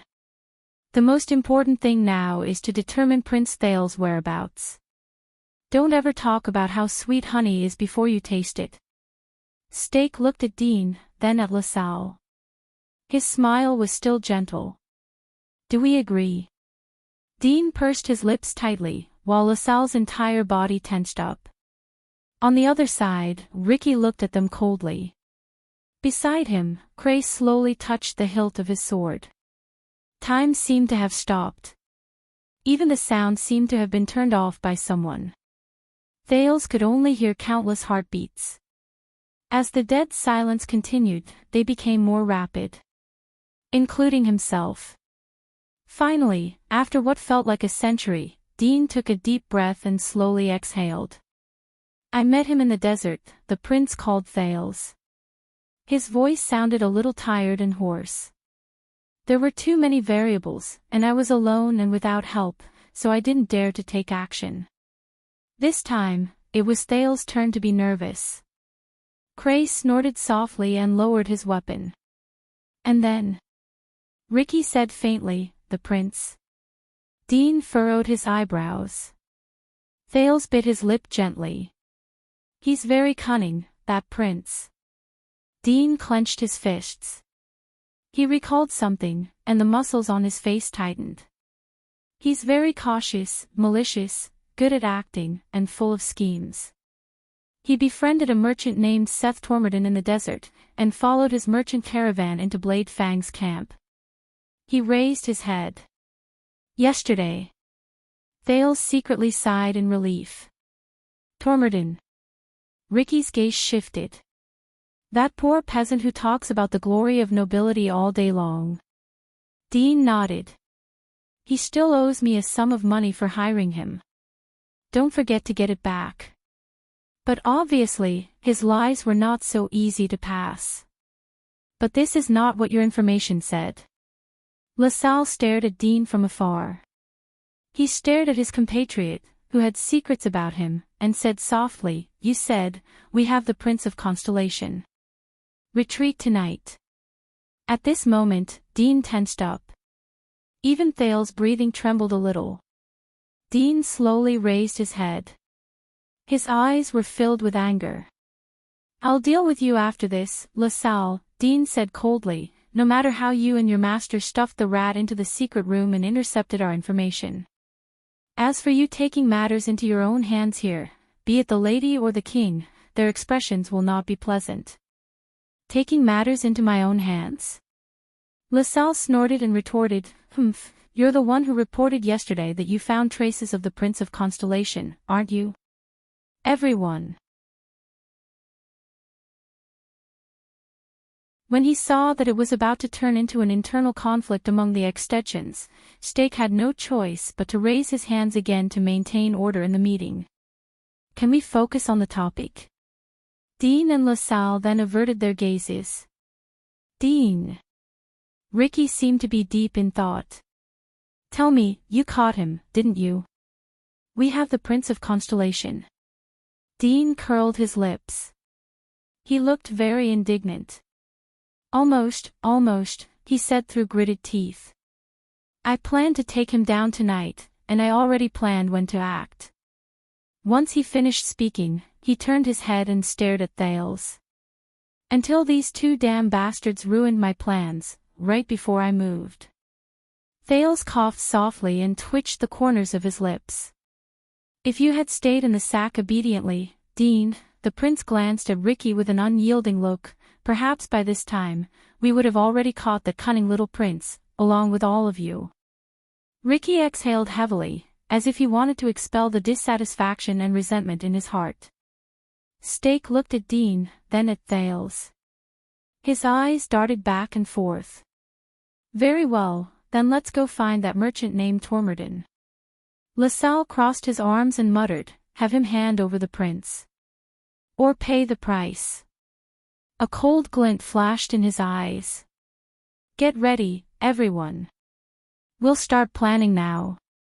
Ricky knocked on the table and snorted. We must attack Throneborn's house and the prison of bones at the same time, and both must be completed at the same time. Stake, I need you to be in charge. Following his orders, the disaster swords moved. At this moment, Thales and Dean secretly breathed a sigh of relief. Before that, I need to contact the people from the secret room. Dean looked very indignant as he stared at Quick Rope and Thales. These two traitors can forget about, at this moment, wait. A finger was raised in the air. Thales and Dean were both stunned. It was Stake. The spokesperson of Shadow Shield still had a smile on his face. The tavern instantly fell silent. Ricky and the others, who were formulating their plans, raised their heads. This distinguished guest of the secret room, Dean.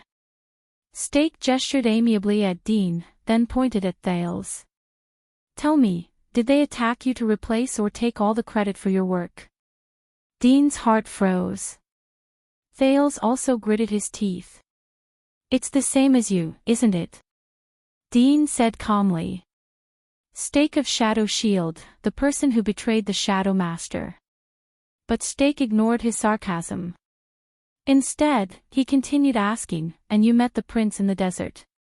Because you were not confident, and you were alone and without help, you did not dare to take action. Dean snorted softly. I don't want to repeat myself. This time, Ricky felt that something was wrong. He looked at Stake, then at Dean. What's wrong?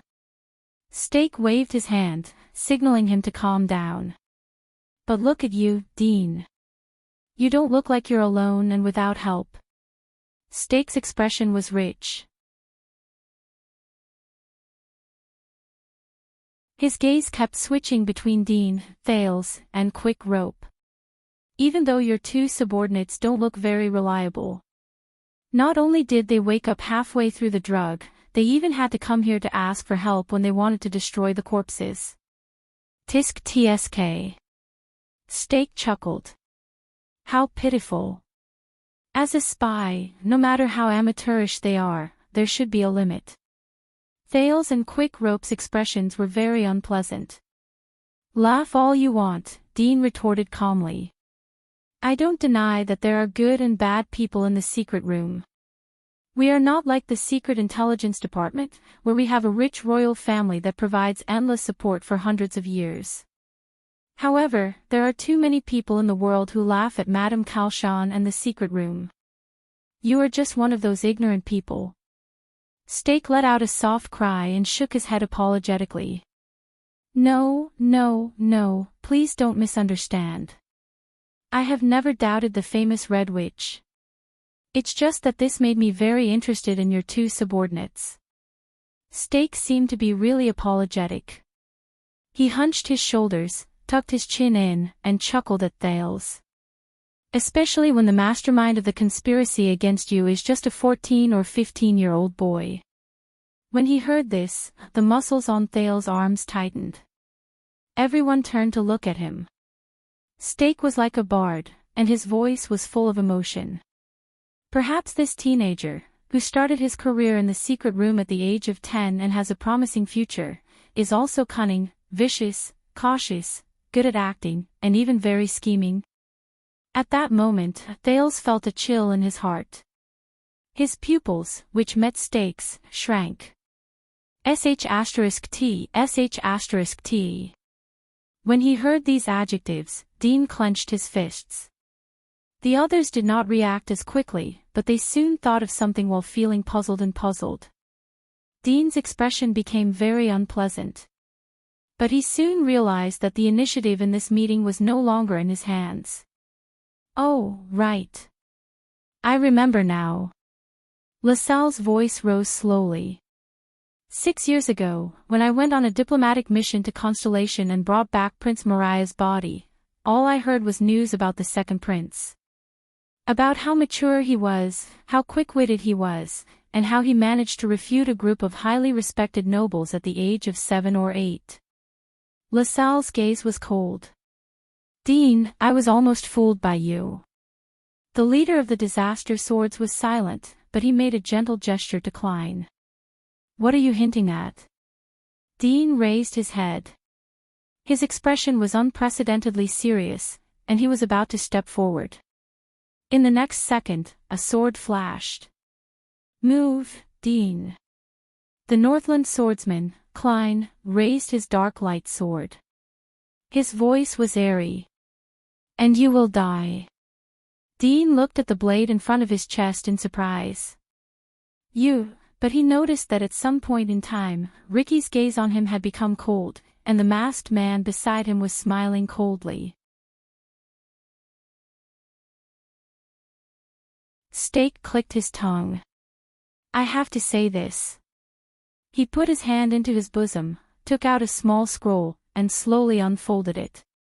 When you cut your hair, change your attire, and no longer look neat and tidy, but are in rags, Stake sighed and gently threw down the scroll in his hand. It's quite hard to recognize. Thales lowered his head stiffly and looked at the scroll. It was a sketch. The drawing was of a thin, neat teenager in his teens. His face was delicate, and his expression was indifferent. It was as if he had a card up his sleeve. Please forgive my rudeness. Stake flicked the dust off his body, turned to Thales in a solemn and gentle manner, and bowed deeply. I am Stake, from Shadow Shield. It is my honor to meet you with my own eyes. Dear Prince Thales. His tone was respectful, and his posture was humble. At that moment, the sound of people sucking in breaths came from the tavern. The leader of the Disaster Swords, Ricky, stood up from his chair as if he was facing a great enemy. His gaze was fixed on Thales. Klein frowned in disbelief. He looked at the portrait on the ground, and then at the teenager, whose face was ashen. The masked man's eyes were as sharp as knives, as if they wanted to cut Thales' face. Marina could not hide the surprise in her eyes. She could not believe that the thief who picked the lock just now was the prince of a kingdom.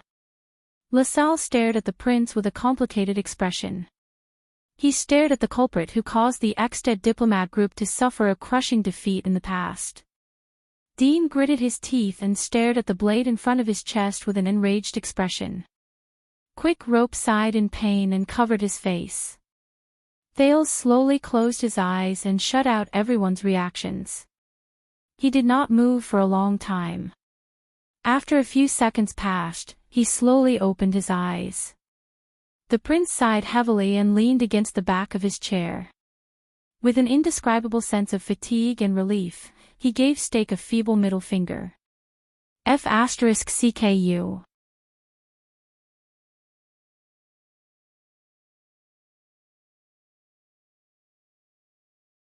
Chapter 408. After an unknown amount of time, the suffocating silence in the tavern dissipated a little when an oil lamp on the wall began to flicker. Damn it, Prince. Tampa sighed in pain. Why am I so unlucky today? Oh no, this isn't a good sign. Quick Rope lowered his head and muttered. You. Marina widened her eyes and stared at Thales with her palm pressed against the hilt of her sword. The mercenaries also began to whisper to each other. Quiet. Klein ordered flatly. His gaze never left Thales, but his long sword was still pressed against Dean's chest. Thales let go of all his worries and leaned against the chair as if a heavy burden had been lifted from his shoulders. He faced everyone's gazes calmly. Things have already progressed to this stage. What else can I do? I might as well think about it. Next. Do you really think you can smuggle the spoils of war out right under our noses, Dean? LaSalle Weeder, the former special envoy of Axtet who was no longer a baron, snorted through his nose. He glanced at Thales and said coldly to Dean, especially with such a large portion. Dean pursed his lips in disdain. You're just lucky, the king's lackey. LaSalle gave him a scornful smile. Ricky slowly walked forward and stood in front of Thales. He stared straight into Thales' eyes. Thales' jade star. Ricky curled up the corners of his lips and sized up Thales with a slightly unfocused gaze. You've really exceeded my expectations. At that moment, his gaze became piercingly cold. Just like the other jade stars. Thales was a little stunned. Whether it was Nicholas, Monty, Dean, or even Stake and LaSalle just now, when they sized up Thales, most of the time, it was as if they were sizing up a prey or a valuable treasure. But strangely, Ricky's gaze when he looked at Thales did not have that kind of meaning. Instead, it was slightly perplexed. It was as if he was looking at another person through Thales. But Thales, who was in danger, could not think so much. He carefully thought about his own chances. Thales first coughed, then took a deep breath. The same goes for all of you, disaster swords. Choosing the most difficult path is really beyond my expectations. Ricky retracted his gaze, pursed his lips into a smile, and turned around. His shadow on the wall swayed in the light. Looks like you completed your mission ahead of schedule, Stake. Ricky cast a sidelong glance at Stake in the distance. It was easier than I thought, maybe too easy. Stake bowed from afar with a smile on his face. Thanks to everyone. Don't waste any more time, LaSalle interrupted them decisively. This is the enemy's territory. We still have to arrange an evacuation. You guys are intercepting the secret rooms. Dean wanted to say something, but Klein turned his wrist slightly, and the threatening edge of his sword stopped the secret agent's words in his throat. Ricky waved as he walked back. Clay and Masked Man nodded at him.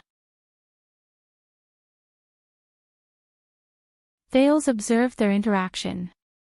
When he saw Ricky's gesture, he knew that he could no longer remain silent. I don't understand, Ricky. Thales cleared his throat and said loudly to Ricky's back, I heard from an attendant that you are a group of swordsmen who are determined to overthrow the Tower of Eradication, right? Ricky stopped in his tracks. Of course, you've heard of us. Disaster Swords Crassus sneered. But you don't know. Thales snorted softly. Is it worth it? The prince stood up from his chair. The mercenaries beside him subconsciously changed into battle stances until Ricky waved them away. The prison of bones, is it worth it for you to give up everything and go against all of Constellation? Even to the point where you have to work with these people to kidnap me and turn yourself into Constellation's mortal enemy? Thales said in a low voice. LaSalle frowned in the distance. Don't waste your breath on him. This prince is used to inciting, but Ricky raised a hand and silenced the extension's words. The leader of the Disaster Swords turned around again and approached Thales step by step. Compared to the others, who were either murderous or had a sharp, unapproachable presence, the leader of the Disaster Swords had a gentle gaze and a calm demeanor. He was not aggressive, but for some reason, there seemed to be a vortex around him that was slowly accumulating. It slowly built up with each step he took, and wherever he went, Thales could not help but hold his breath. As I said, you don't know. He bent down and looked straight into Thales' eyes. You don't know what we want. Thales clenched his teeth and raised his finger. Listen, no matter what you want, or who you want to save in the prison of bones, I can satisfy you. You just need to give me a small order. The prince took a step forward and said firmly, Don't forget, I am the Prince of Constellation, the heir to the kingdom. This is your best and safest chance, as long as, but Ricky only smiled mysteriously and shook his head. Masked Man behind him said in a low voice, You can't. His tone was cold. Unless you are the king. There was a negative emotion in masked man's tone that was difficult to get rid of, as if Thales was his enemy. This stunned the prince for a moment. But I will eventually be the king. Thales snapped out of his daze and tried his best to seize the opportunity. And all of you are destroying this opportunity, Ricky suddenly spoke up and interrupted him. I will become the king. I heard this from another Jade Star, Ricky said flatly. Guess what happened to him? Thales was stunned for a second. Ricky straightened his back and looked down at Thales.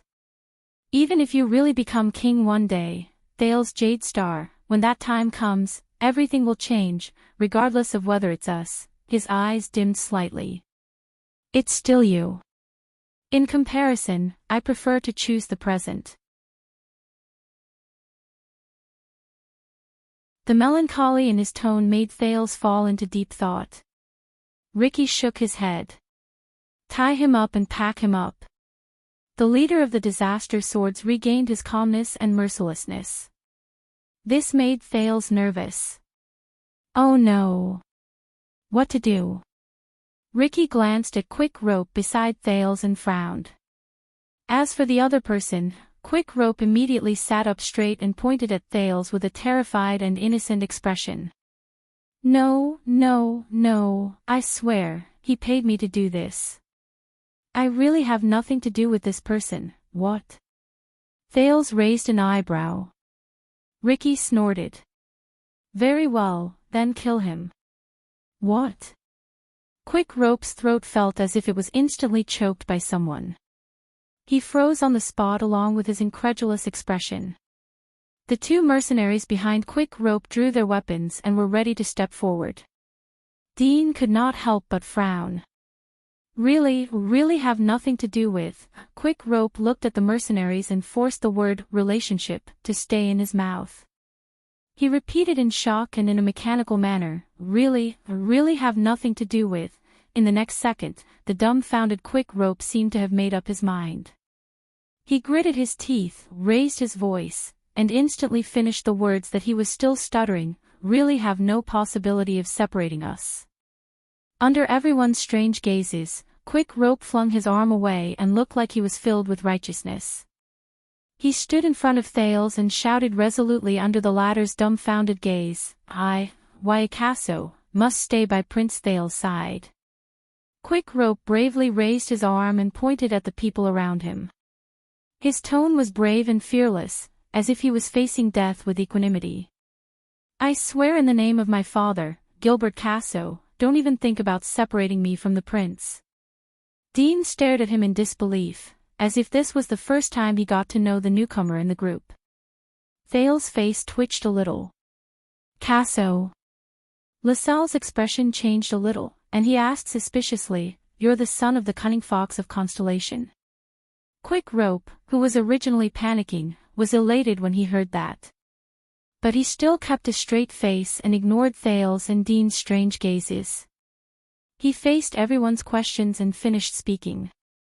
Yes. Quick Rope said with a righteous expression, Do you miss him, or do you miss the Fortress Treaty? Are you Northlanders who don't learn from your mistakes? Beside him, Thales could only cover his forehead and sigh deeply. LaSalle stared at Quick Rope for a long time before he flashed a smile. Very good. Then tie this young Master Casso up as well, Extet's former special diplomatic envoy said with a sneer. It will be very useful. Thales noticed that Quick Rope, who was beside him, secretly breathed a huge sigh of relief. Well done, my dear Waiakaso. I can't help but applaud you, Thales said mockingly without moving his lips. What's next? Marina and Sean gestured, and a few mercenaries immediately followed them. Klein sheathed his sword and retreated, allowing these people to approach Thales and the other two. What's next? Quick Rope raised his eyebrows. Dean, do you still have any secret weapons? No matter what weapon I have, Dean said sarcastically in a low voice as he suppressed his anger and watched the enemies get closer and closer. After being strangled by someone and put into a sack, it's useless. Quick Rope's expression was serious. He curled his lips to show that he understood. Thales listened to their conversation and sighed. Then, all that's left is, wait a minute. Thales raised his palm and blocked the mercenary's path. The Prince of Constellation raised his head, took a step forward, and said loudly to Ricky, "If I'm really that important, Ricky, are you going to hand me over to Shadow Shield or King Chapman?" Thales glanced at Stake, then at LaSalle. "For the smooth progress of your next operation, perhaps you should curry favor with Shadow Shield, right? To prevent them from making things difficult for you." Ricky frowned at him. LaSalle snorted angrily, but beside him, Stake smiled and shook his head, silencing the former's words. "Your Highness, there is no need to worry. We have an agreement a long time ago." Stake spread his hands in the distance, as if he had seen through Thales' sinister intentions. "Under our careful protection, you will be a guest in our branch for a period of time. Once we clear up some misunderstandings, we will send you safely back to Ekstedt." Thales' nerves slowly tensed up. "But at this moment, no." Ricky looked up and interrupted Stake. He said coldly, "We will guard this prince." His words seemed to freeze the atmosphere in the room. Thales exhaled. He achieved his goal. Stake narrowed his eyes. "What?" Ricky's expression did not change. He calmly faced Stake's rhetorical question, as if the other party had not spoken. Stake put on a puzzled smile. I don't understand." LaSalle also looked surprised and bewildered. He made it clear enough. Masked man behind Ricky said to them bluntly, "Before we complete our goal, the prince must stay in our hands." Stake raised his eyebrows. He seemed a little surprised. "But this prince is our goal." He pointed at Thales with a smile on his face. Ricky shook his head. "But not ours." Stake and LaSalle looked at each other. Their expressions changed at the same time. "That prince is a condition we agreed upon, mercenary." LaSalle maintained his composure, but even Quick Rope could tell that he was trying hard to suppress his emotions. "Once we get him, we will help you break into the prison of bones." Ricky, Klein, and Masked Man exchanged glances, and they all smiled. "But he is already here now." "Your goal is close at hand, but our mission has yet to be completed," Ricky said steadily. A solemn look flashed in his eyes. "How do I know that you and the people you placed outside will keep your promise and carry out the agreement?" He swept his gaze over Stake and LaSalle. "How do I know that you will not burn the bridge after crossing it? How do I know that you will not turn against us, use us as bait to lure the enemy away, and sell us out to the Constellations in the entire camp?" LaSalle no longer cared about his image. He strode forward and glared at Ricky. "You should not doubt Ekstedt's promise," the Ekstedtian said coldly. But as if it was prepared for him, Masked Man took a timely step forward and blocked LaSalle's path. The mercenaries became nervous again. They moved secretly to block the two guests' path. "Just because of the Kinslayer King's character?" Masked Man answered with hostility, "Don't overestimate yourselves, Ekstedtians." LaSalle looked around, and his gaze turned cold. "Aha, I smell the stench of Constellations." Ricky clapped his hands gently to stop this small conflict. "I do not doubt your promise, Baron Weeder," Ricky said faintly, but he stared straight at Stake, who had a complicated expression on his face. "But I do not trust him. I do not trust Ting's assistant and student. And I do not trust a person who dares to betray Ting." Stake's expression froze for a moment. "So this prince will remain in our hands. We will guard him until you complete the part of the cooperation. Until we get what we want." LaSalle turned his head around and frowned at Stake, who was silent. Stake sucked in a breath and curled up the corners of his lips. "You know, Tonight, I gathered so many people at the last minute and took the risk to return to the camp to meet you at all costs. I did not do this to ruin your plan, or to cause both of us to suffer great losses." Stake spread his hands and said with a smile that was filled with profound meaning, "I came here to prevent your plan from clashing with our goal, causing both sides to suffer a loss when both sides clash." Ricky snorted softly. So, Honorable Crassus." Stake lowered his head. His tone slowly became tense, and his gaze gradually turned cold. "When you have our target in your hands, but refuse to let go of it, you are wasting my efforts today and destroying the bridge of our cooperation. And also bringing about the conflict between our goals. You know, we still have a lot of resources in our hands that can help you, such as the guards in the prison of bones." Ricky's smile slowly disappeared. "Threat?" Klein sneered and showed his sword hilt. "Very well, this is how you should act, Shadow Shield." The atmosphere in the hall became tense again. "Really? You?" LaSalle gritted his teeth when he saw that the situation was slowly turning against him. He slapped his thigh indignantly. "Oh, please." Thales gritted his teeth and observed the situation. He thought about how he could add fuel to the fire. The alliance between Shadow Shield and Disaster Swords was not that stable. Just as Stake said, they had their own desires, and were wary of each other. That was why they temporarily made peace. In fact, the former was calculating and using the latter's power, while the latter was constantly on guard against the former's retaliation. "As long as I destroy the foundation of their cooperation," Ricky shook his head. "The bridge of our cooperation. On the contrary, Stake. I am strengthening it." Ricky stared at him. "Just waiting for your next brick. To ensure that our cooperation will not collapse because one side of the bridge is too heavy." He slapped the table. In the next second, the mercenaries around them, including those by the railings on the second floor, stood up and stared at Stake coldly. Stake furrowed his eyebrows tightly. He put his hand into his robe and clenched a secret signal whistle. He knew that as long as he blew it, the assassins of Shadow Shield would invade the tavern from the weak spots around it. But, Stake looked at the mercenaries standing around him, and his expression grew paler.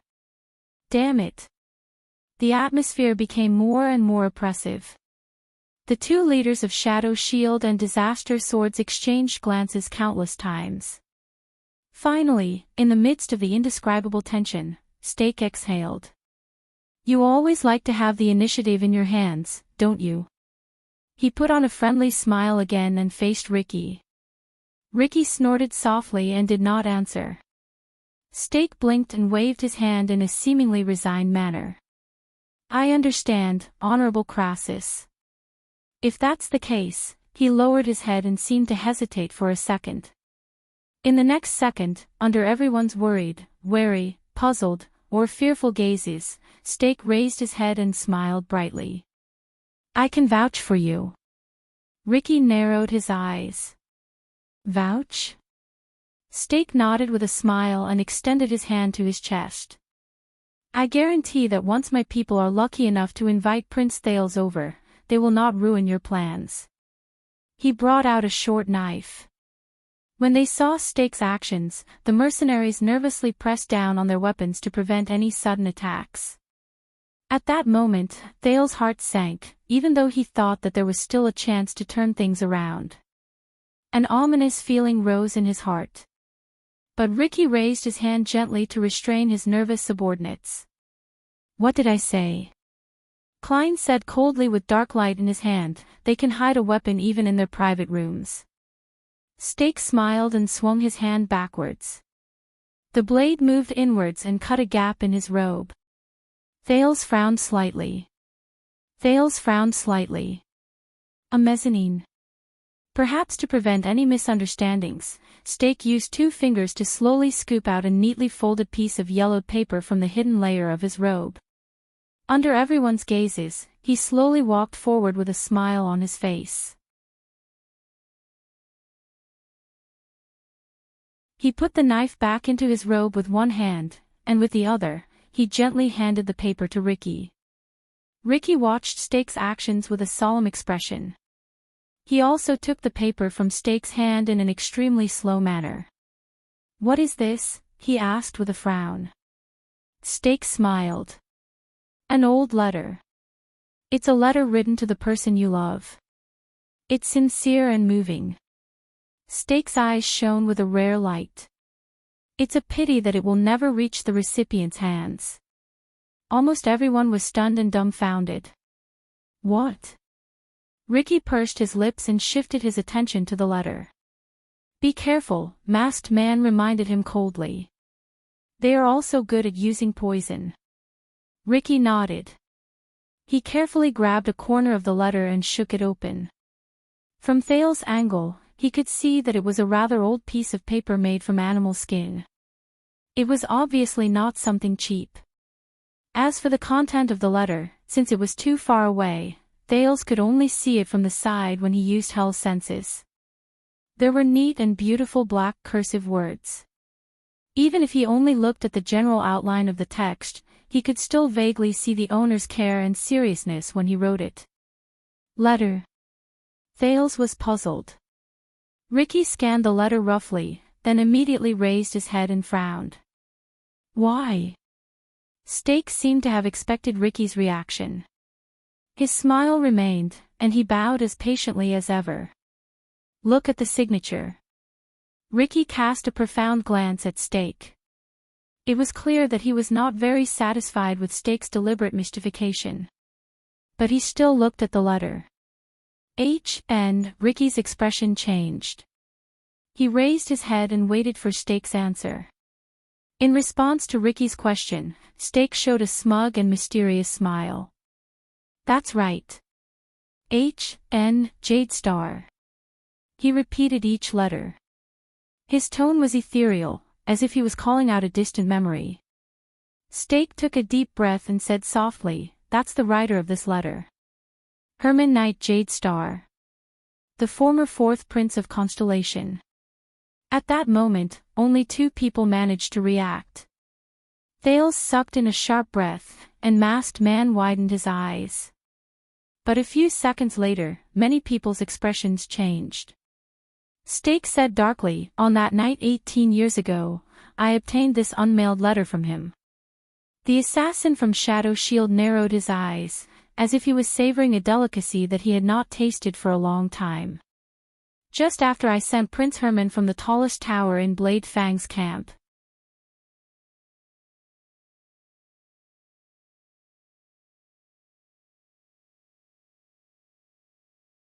Chapter 409. At that moment, Thale's breathing stopped. 18 years ago, Herman Knight Jade Star, Blade Fang's camp. Ricky's pupils shrank. "You?" He stared at Steak in shock and solemnity, and subconsciously glanced in one direction. "Ghost Prince, it's you." Steak straightened his robe, revealed a perfect smile, and nodded. "It's me." Soon, everyone's gazes toward Steak changed. Even LaSalle was no exception. From wariness and disgust, to wariness and shock. Thales stared at Steak blankly. "Let's put it this way. He is. Look, everyone has a past. And the reason why Ting promoted me to one of his assistants and sent me to be the person in charge of Shadow Shield and Dragon Cloud City," Steak said with a smile. He spread his hands and flashed a strange smile. "There's a reason." He turned to Thales, still smiling. But the prince only felt that this man's smile suddenly became chilling. A long time ago, the bloody year was just a label in Thale's mind, a backdrop. Only when he talked to others about it would he occasionally bring up the background of that era in a conversation that had a sense of history and vicissitudes. He was shocked by Gilbert's narration, sentimental in the Jade Star family tomb, and sighed for Willow's fate. He was surprised when he passed by Raymond Pass, angry when he heard King Nuvan's story, puzzled when he listened to the old crow's discussion, and melancholy when he passed by Ghost Prince Tower. But Thales had never been in close contact with the bloody year of that era. It even gave him a misconception. That's all in the past. War, assassinations, conspiracies, death, and bloodshed. All these things that happened from year 660 to year 661 of the calendar of eradication seemed to have happened behind a curtain. They were like history, legends, and stories. It was only at this moment, when Thales looked at Stake, at the true culprit of that year, at the curve of his lips and the fanaticism in his eyes, that he suddenly understood. He had been living under the shadow of that bloody year. Damn it! LaSalle could no longer maintain his noble demeanor. He clenched his fists in front of his chest and stared at his companion in shock. Masked Man's eyes bulged. He stared at Stake with bloodshot eyes and trembled slightly. The mercenaries were in an uproar. But Stake did not care about them. Is this guarantee enough? Stake stared at Ricky and the latter's solemn expression. Do you still think that I will betray all of you to Blade Fang's camp, doubt my stand against Constellation, or doubt my integrity? Stake sneered and pointed at the letter in Ricky's hand. If the above happens, then, use it. Send me to the list that Kessel and the Black Prophet missed out on, send me to the Secret Intelligence Department's endless search and pursuit. The entire tavern fell silent. It felt like a century had passed. Ricky took a deep breath to calm himself down. Not bad. He nodded with difficulty, as if there was a heavy weight hanging on his neck. It is indeed a substantial guarantee. Let your people in. Ricky seemed a little touched. He folded the letter again and carefully tucked it into his bosom. His voice was a little gloomy. After we take the prince away, we still have a lot of things to do. Thales felt a chill in his heart. Stake smiled sincerely. He bowed respectfully. It is my pleasure. At that moment, Thales watched in a daze as Ricky waved at his subordinates. He watched Stake take out a whistle in a pleased manner and blow it silently. Under Ricky's orders, Marina and Sean walked towards the three of them with furrowed brows. The prince's shock and fear still lingered in his heart. Herman. The fourth prince. The ghost prince, he suddenly remembered old Hammer's sigh. He landed face first, but soon, the sin of Hell's river surged through his body. With a shudder, the absent-minded Thales immediately snapped out of his daze. No, he raised his head in a daze. Ricky's sternness, Stake's smile, and LaSalle's solemnity were all in his eyes at that moment. Thales panted as he watched the people from Disaster Swords hand over his ownership to Shadow Shield. His heart tensed up. No, it's not over yet. Shadow Shield, I can't go with them. Thales thought and gritted his teeth. He turned his head and observed his surroundings. Then, with a firm expression, Thales whispered to Dean and Quick Rope behind him. Cover me. Quick Rope, who was also panicking, frowned. What? Dean, on the other hand, looked at Thales' gaze and guessed his intentions. He could not help but say, Are you crazy? Thales clenched his fists. He stared at Stake's satisfied expression from afar. Trust me. Thales said through gritted teeth. Their secret conversation ended there, because Marina had already arrived behind Thales. The prince pushed Dean and Quick Rope aside and took the lead to meet Marina and the mercenaries behind her. Put your hands behind your back, Your Highness, and it won't hurt so much. Marina said coldly to Thales. There was a malicious look in her eyes. But Thales snorted softly and slowly approached Marina. Marina, am I right? I think you must be very angry right now. The prince sighed and said, Your whole family was wronged and died with a crime they should not have committed.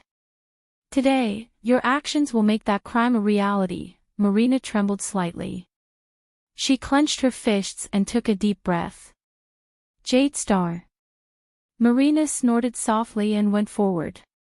She stared at Thales at a close distance and said disdainfully, "You look no different from a normal person, don't you?" Her gaze slowly turned cold. "What makes you so important that even if you shed a drop of blood, countless innocent people will die with you?" Thales took a step closer and winked playfully. "Maybe it's because our blood glows." Marina frowned when she sensed the provocation in his words. Asterisk clang. Asterisk Thales felt a chill in his heart. The swordswoman in red drew the sword in her right hand and slowly raised it from the side of her body to approach the prince's face. Marina sneered, "Then let us see your, I'm sorry." Thales put on a stern face and abruptly said. She probably did not expect him to surrender so quickly. Marina was slightly stunned. "What?" Thales sighed and said, "Blame Kurtz. Go blame Kurtz.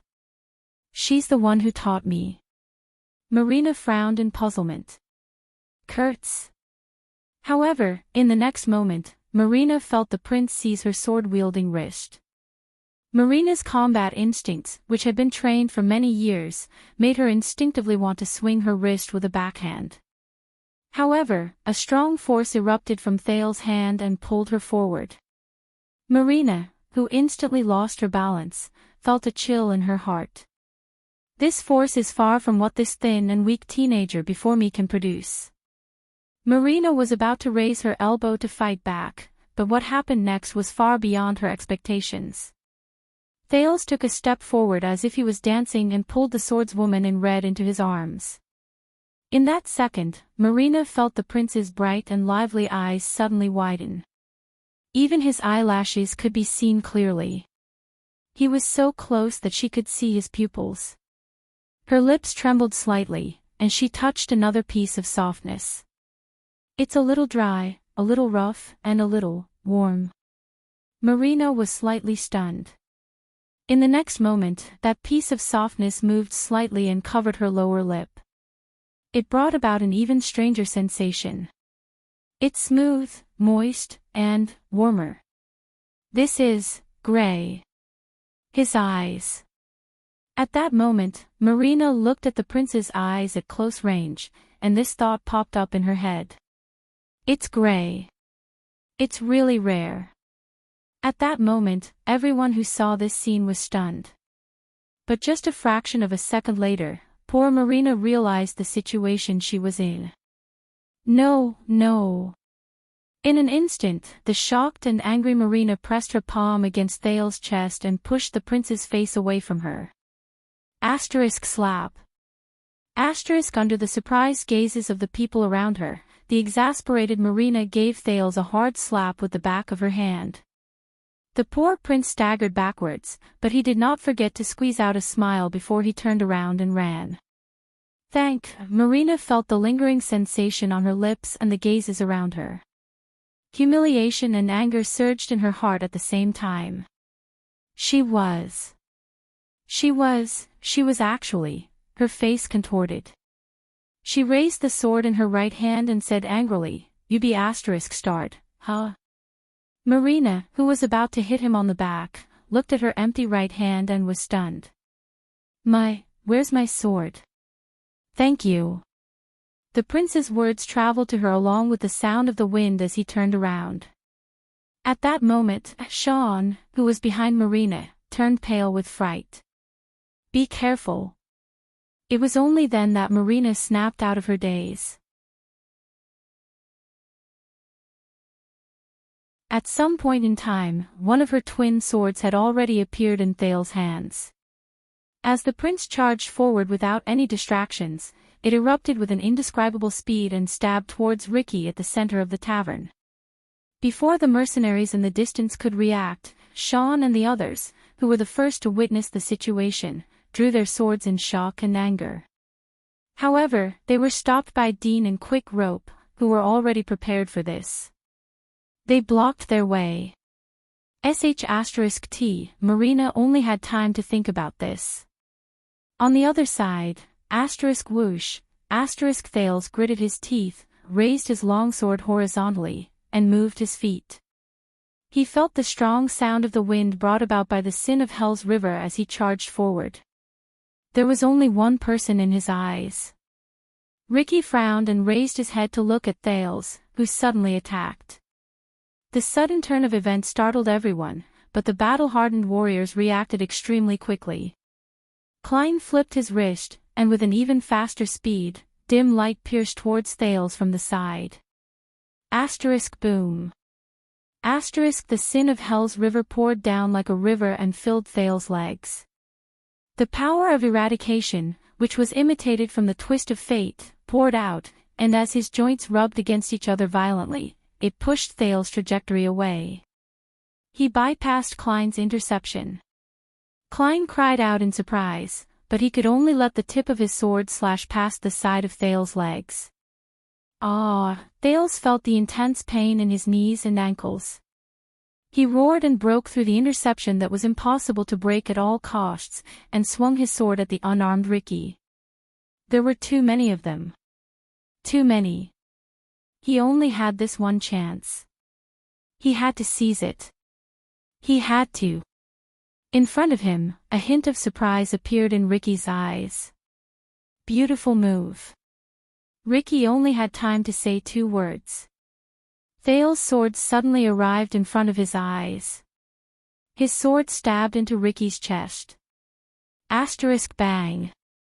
Asterisk in the next moment, Thales felt as if he had crashed into a huge vortex.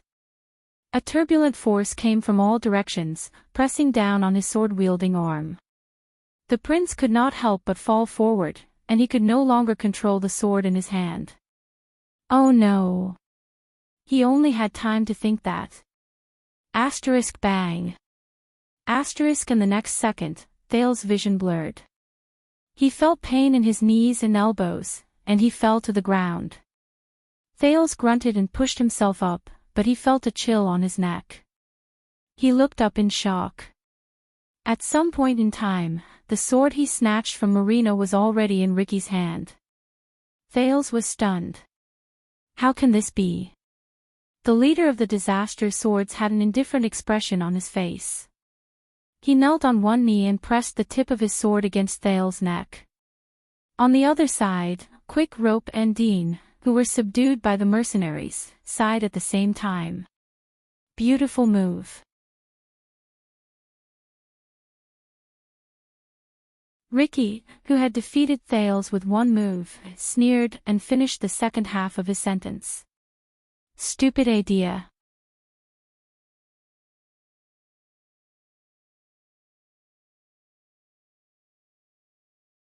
Chapter 410.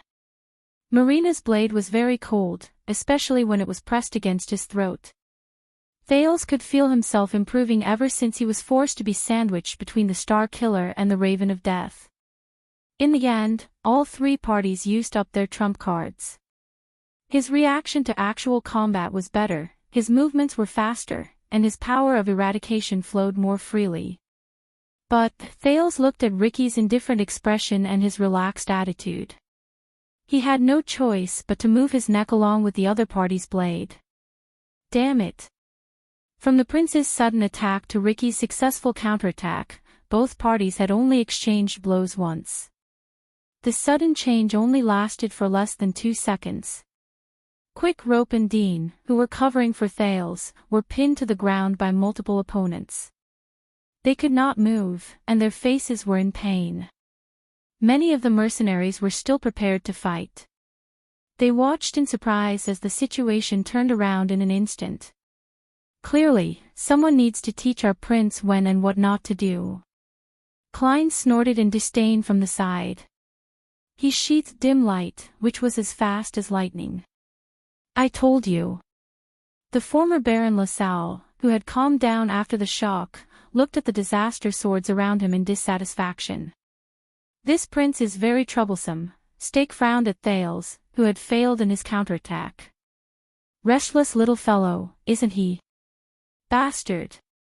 Marina gritted her teeth. Her face was red as she held her sword and walked forward. She was prepared to take down the bold prince and teach him a lesson. But at that moment, slap. The prince turned over without a care. He stretched out his right arm and firmly grasped his enemy's sword hand. Ricky's expression changed. He looked at Thales in surprise. Even Marina's footsteps paused. Hey, disaster swords. Thales' arm muscles tensed. He pushed the sword away from his throat with all his might. His voice trembled slightly as he wrestled with Ricky. It's not over yet. However, at that moment, the prince felt that Ricky's wrist was like a 1,000-year-old tree that had taken root, or a huge rock that weighed 10,000 pounds. It could not be pushed away, nor could it be shaken. I heard that you're very interested in Black Sword, right? Thales tried his best not to think about the cold sword on his neck. He forced a smile. Unfortunately, I'm also very interested in him. Ricky watched Thales struggle like a cornered beast and frowned. He seemed very dissatisfied. A smart person should know when to give up. Following Ricky's words, a strange power flowed out from his wrist. Thales' expression suddenly changed. At that moment, Ricky's power of eradication flowed into his entire body through Thales' palm. Thales felt as if he had been thrown into a cauldron, covered with a lid, and set on a flame. Scalding hot. It stung. It was heavy. In a trance, his blood emitted an uneasy muffled sound. His skin was slightly irritated, and the bones in his body couldn't move at all. It was as if someone was tightly clamping him down and putting him under great pressure. With Thales' hell's senses, the power of eradication in Ricky's body was like countless deep whirlpools that devoured everything in its endless, rolling undercurrents. Once one fell into it, there was no way to escape or leave. What is this? Thales thought in agony. At that moment, Ricky's cold voice slowly traveled into Thales' ears. Such as you. Ricky watched with satisfaction as Thales' face turned from red to white. His breathing froze, and he watched as Thales' eyes lost focus under his terrifying power. Thales trembled slightly, and his grip loosened. Every time. Ricky pursed his lips and thought in a bored and indifferent manner. It's the same every time. When their power of eradication surged into their opponent's body. He shook his head in disdain.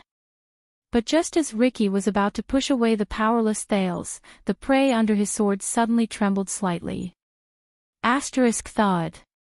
Under everyone's gazes, the prince, who was already at the end of his tether, suddenly sucked in a sharp breath, extended his left hand, and grabbed Ricky's collar tightly. Ricky's pupils instantly shrank. Thales gritted his teeth and exerted force in his hand to close the distance between them. Ricky stared at Thales in a daze and asked in slight doubt, You can still move. As a leader, you are indeed very special, Ricky. Thales' breathing became more rapid. Sweat broke out on his forehead, but his face was flushed, and his words were smooth. They are all cold and violent, but you, Ricky shuddered violently. What? Yours is scorching, oppressive, heavy, and blots out the sun. It's like a terrifying whirlpool that you can't escape from. Thales smiled with his forehead drenched in sweat. He felt the power of eradication in his body surge inch by inch, as if it had a mind of its own, expelling and clearing the foreign power that invaded his body. But that ominous energy is still the same. The disaster swords. The power of eradication began to spread in Thales' mind. It was boiling and excited. When he heard Thales' words, Ricky widened his eyes in shock. You? How did you? Thales gripped Ricky's wrist and collar tightly. He resisted the influence of the power of eradication on him, and suppressed the urge and desire to immediately counterattack. Damn it. Not enough. Not enough. I still don't believe it. I need more. As he thought, Thales grunted with his forehead drenched in sweat. He observed the characteristics of Ricky's power of eradication. Just like how he imitated the twist of fate not too long ago, he urged the power in his body to change. Scorching. As Thales thought about this, the sin of hell's river in his body began to flow on its own. It emitted a terrifyingly high temperature in his senses. Oppressive. The power of eradication roared and covered his blood vessels, muscles, bones, and almost all his tissues. It was like a dark cloud blotting out the sun, leaving not a single gap. Heavy. An inexplicable pressure descended on Thales' body. As the power changed, it became more obvious, as if it had substance. It blotted out the sun. Soon, the sin of hell's river spun around a center, as if it wanted to tear him apart, but also as if it wanted to devour everything. At that moment, Thales had the illusion that no matter what kind of attack it was, as long as he was still immersed in the vortex formed by the power of eradication, he could easily withstand it. Thales exhaled in pain. He could vaguely hear his body protesting against the chilling sounds of friction, as if it was a machine that could not bear the weight of a heavy load. No one knew that in less than a second, he had experienced the terrifying ups and downs from the peak of a mountain to a deep valley, and then from the depths of the earth to the clouds. Compared to the twist of fate, which he was almost familiar with, at this time, the transformation of the sin of hell's river gave him a greater burden and cost than he imagined. But Thales tried his best to pull himself together and looked at the enemy in front of him. The teenager took a deep breath and tightened his grip on Ricky's wrist. He smiled as if he had been relieved of a burden. Just like this. Soon, the newborn sin of hell's river, which had completed the transformation in his days, poured into Ricky's body. At first, Ricky looked puzzled, but as the unusually familiar power gradually surged into his body, the man's breathing became more rapid. This is scorching. Oppressive. Heavy. Blotting out the sky. Just like, as he looked at Thales' smile and sensed the feeling coming from his body, there were no words that could describe Ricky's current expression. No, he widened his eyes and shook his head subconsciously, as if he could not believe what was happening before his eyes. Impossible, Thales coughed in pain, and the young power of eradication immediately dissipated. His hand left Ricky's collar and fell limply to the ground. The onlookers did not know what was going on. As they listened to the conversation between the two, they were surprised and bewildered. The anxious Sean wanted to walk forward, but Ricky waved him away. "What's wrong, Ricky?" Klein asked tentatively. But the leader of the disaster swords only shook his head slightly and did not answer. He was still immersed in disbelief and surprise. "I know." Thales looked as if he was on the verge of death. His expression was dazed, and he forced himself to stay awake. He gritted his teeth and said, "I know why all of you want Black Sword." Ricky's shock slowly disappeared, but his frown deepened. He began to face the truth before him. "Who are you?" Crassus of the Disaster Swords asked in a low voice. But Thales only sucked in a deep breath and shook his head. "Believe me, Ricky, you don't want Black Sword." The prince's face was full of exhaustion. "You want me. I'm the one you really need." The teenager fixed his gaze on the man. "Me." The lights in the tavern were much dimmer than before, making Ricky's expression look incredibly solemn. On the other side, Stake of Shadow Shield coughed to remind the Disaster Swords. "What are they doing?" LaSalle urged impatiently. "Are they chatting?" Masked Man looked at Ricky worriedly. He watched as he suppressed the prince but did not move.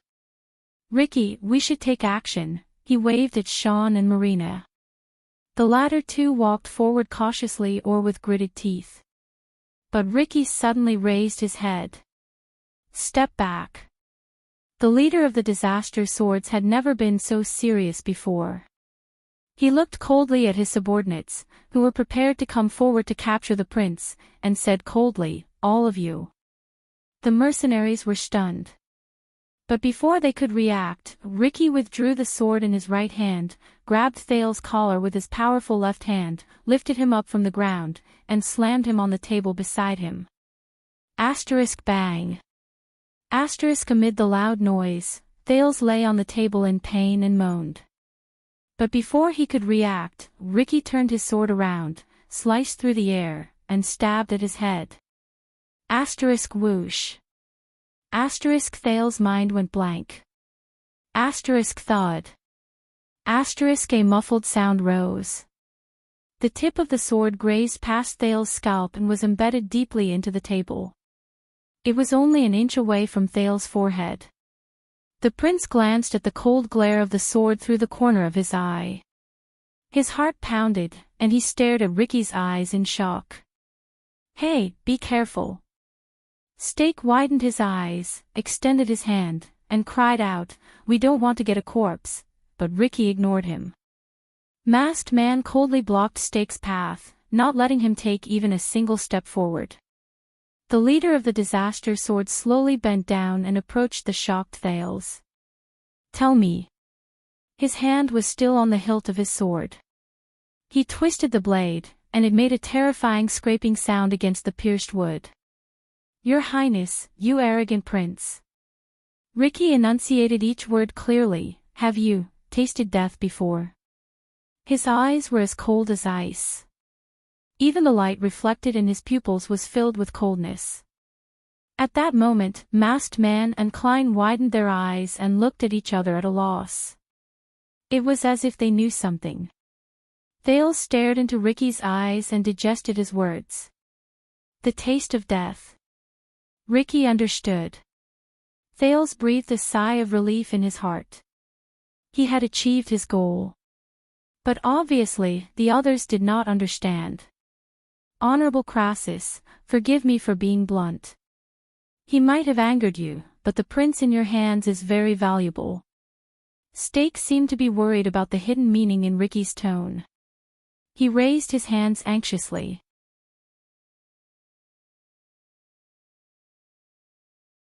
"If you are dissatisfied with him," Ricky suddenly turned around.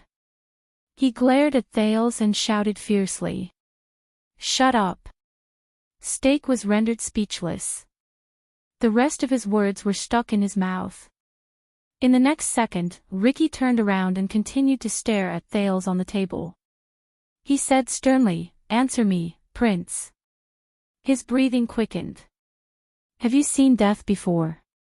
At that moment, Ricky was like a fierce beast with sharp claws and a long beard. He no longer had the indifference he had when they first met. "Death." Thales frowned. His thoughts drifted away. Only those who have survived death have the right to use and control it. At the moment it fused with you, you wandered between life and death, and the boundary between life and death became blurred. As he mulled over the past, the prince recovered the energy he had used just now and clenched his fists. And Ricky still held him hostage. He did not relax in the slightest. The whispers in the tavern slowly disappeared. Although the mercenaries were puzzled, they still stayed in their positions and waited for their leader's decision. A few seconds passed. "Of course." The prince gritted his teeth. His breathing was chaotic. "I have seen it before. More than you can imagine." Ricky's frown slowly disappeared. "But you're alive," he said slowly. His anger and shock slowly disappeared. It was not a question. "Yes." Thales repeated his words. His smile was forced. "Although I can't remember clearly, but..." Thales took a deep breath and did not look at the blade of the sword that stopped next to his forehead. "Yes, I'm back. I'm back every time." He raised his trembling right hand and pointed at his chest. Together with it, Ricky's frown disappeared completely. He no longer twisted the blade on the table. "How did you know?" His tone was cautious. "About us, about..." Ricky's gaze followed Thales' finger. He said the next word solemnly and sternly, "It." Thales exhaled laboriously. Don't forget, I am a jade star. The prince smiled weakly. We know everything. Ricky's expression froze. He narrowed his eyes. Jade star, Horus Jade star. Ricky took a deep breath. His tone became downcast along with his head. Is it him? He learned all of this from the Tower of Eradication. Thales was slightly stunned. What? Whether it's him or not. Thales gulped. He was determined to get through the crisis before him first. But you want me. He stared straight at the slightly confused Ricky. You want me more than anything else. Because I represent the miracle and opportunity that all of you have been dreaming of, Thales repeated their words in a low voice. The end of the old era, and the beginning of the new era. As Thales spoke, the confusion on Ricky's face slowly faded. He looked up. Yes. Ricky looked at the prince in front of him, sighed, and said in relief. I want you. There was a profound meaning in his words. In the next second, Ricky exerted force with his right hand, pulled the blade out from the table, and turned to the others. Thales was left alone, lying on the table, panting in shock. Take him down. Be polite. Ricky brandished his sword and tossed it back to Marina, who was staring at Thales unblinkingly and indignantly. Sean nodded and walked forward. Get ready. At that moment, it was as if Ricky had become the calm and indifferent leader from before. We will begin the next step. Klein and Masked Man looked at each other. They glanced at Thales uneasily and nodded in unison. The mercenary started to move. Stake coughed to remind them of his existence. Since we have subdued this mischievous prince, let us take him away, at least to a safe place, but Ricky suddenly raised his head and interrupted him. The prince must stay in our hands as a pledge. Stake could not help but be stunned by his firm words. Only when we complete our goal and leave the camp, Ricky said lightly, will I hand him over to you. When he said this, both Stake and LaSalle widened their eyes. Thales exhaled and felt slightly at ease. Finally, Quick Rope and Dean, who were subdued on the ground, became even more confused. Just like the mercenaries, they did not know what was going on. Wait. Stake stared at Ricky from afar. His tone was filled with disbelief. I gave you such a huge guarantee, but you still insist on maintaining the status quo. He pointed at Thales, who was violently dragged down from the table by Sean. But Ricky only snorted softly. You didn't give me anything, Stake. Shadow Shield has always been Constellation's enemy, the leader of the Disaster Sword said coldly. Even if that letter is exposed, it will only push your name forward on the Secret Intelligence Department's enemy list. Stake's expression turned cold. The veins on his hand could be vaguely seen. So, the letter I gave you is equivalent to throwing away my money? Stake's tone slowly tightened along with his expression. This is not the way to do business. He put his hands in his robe and slowly paced forward. Masked Man consciously stood in front of him. The mercenaries sensed the barely discernible tension. They did not need to be reminded to be prepared for battle. They stood in formation and were wary of the enemies hiding outside the eaves. We, mercenaries, have our own way of doing business. Ricky said nonchalantly, accept it, or screw it up. It's your choice. Stake's gaze became extremely cold. Screw it up. The guest of Shadow Shield gritted his teeth. His words were cold. Everyone. When LaSalle saw that the situation was about to reach a stalemate again, he quickly said, this camp is filled with Constellation's army. If we drag each other down, no one will be able to walk out of here safely, and we won't be able to achieve our goal. Ricky smiled in response. We did what we promised you. The prince is here. I think you don't mind us temporarily detaining the goods, Ricky said loudly, but intentionally or not, he glanced at a few corners at the top of the tavern. Until you pay the rest of the money. Steak stiffened. He knew that the places Ricky looked at just now were the places where the assassins of Shadow Shield had been hiding outside the tavern for a long time and were ready to attack at any moment. But, Steak clenched his fists in indignation. You don't think I'm blind, do you? Steak gritted his teeth and said, just now, you and the prince whispered in each other's ears for a long time. Sean had just roughly tied Thales up. He noticed that Sean was carrying Thales' luggage on his back. When he heard this, he was stunned. Steak glared at Ricky, who looked calm and composed. You weren't really tempted by the prince's words and reached some kind of deal with him, right? Such as, some kind of deal between you and Constellation, such as the prison of bones. Ricky stopped what he was doing. LaSalle stopped talking as well. He stared at the others with deep distrust in his eyes. Masked Man frowned. Then it'll be very ugly, Steak said coldly. Do you think that Shadow Shield would come all the way here just to let you take away our target so easily? Ricky took a deep breath, turned around, and met Masked Man's gaze. He laughed. Ha ha ha ha, Masked Man laughed as well. It was as if he had heard the funniest joke in the world. I can understand.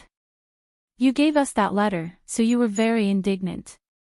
You felt as if you were being taken advantage of. Ricky laughed very happily. He waved his hand.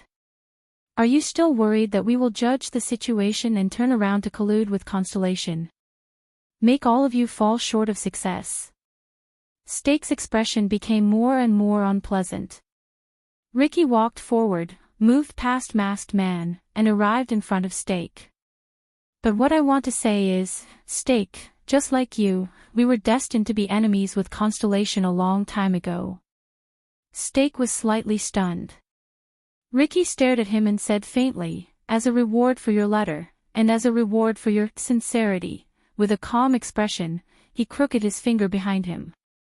Samuel. While Steak, LaSalle, Thales, and the others were puzzled, Masked Man snorted coldly and walked forward. He stretched out his hand and pulled down his mask without hesitation. The lights flickered, and the Masked Man's face was indistinct. It was a face that had been through the vicissitudes of life. The man looked to be in his 40s or 50s. His cheekbones were high, and his sideburns were faintly visible. Steak scrutinized him with a puzzled expression, as if he did not know what to do for a moment. You are, Masked Man shook his head in disdain. But LaSalle's expression changed beside Steak. That is. The former Baron of Ekstedt stared at the man and shuddered slightly. Many mercenaries, including Quick Rope, looked at each other in confusion.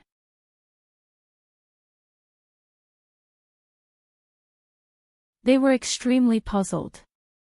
Thales tried his best to stretch his neck, but he could only see Masked Man's side profile. Damn it, who is that guy? But Thales was immediately stunned. Side profile. Yes, he could only see Masked Man's side profile. But that was enough. There was an obvious and ferocious brand on one side of the man's face, from his chin to his cheekbone. His skin and flesh were turned inside out, and blood was everywhere. It was like, Thales stared at the brand on the man's face in a daze. Just like the two brands on Raphael Lindbergh's wrists from the Kingdom's Secret Intelligence Department 6 years ago. They were the Arun families, but the prince was shocked again. He recognized it. The imprints on the Masked Man's face had a regular pattern and a shape, that is, Thales could not believe his eyes.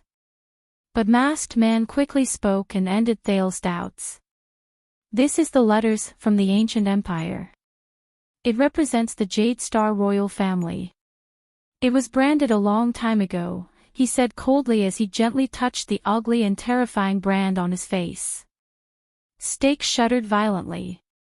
Masked Man said coldly, the person who is branded with this brand is a sinner who was personally ordered by the Supreme King of Constellation to be punished. He will bear the shame and sin that will never be forgiven, and he will never be able to redeem himself. Stake took a step back with a surprised expression.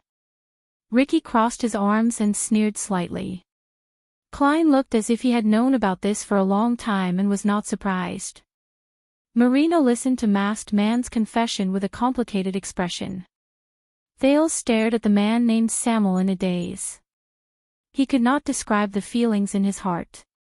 Stake remembered something and asked with uncertainty, "You said your name is Samuel?" "You are."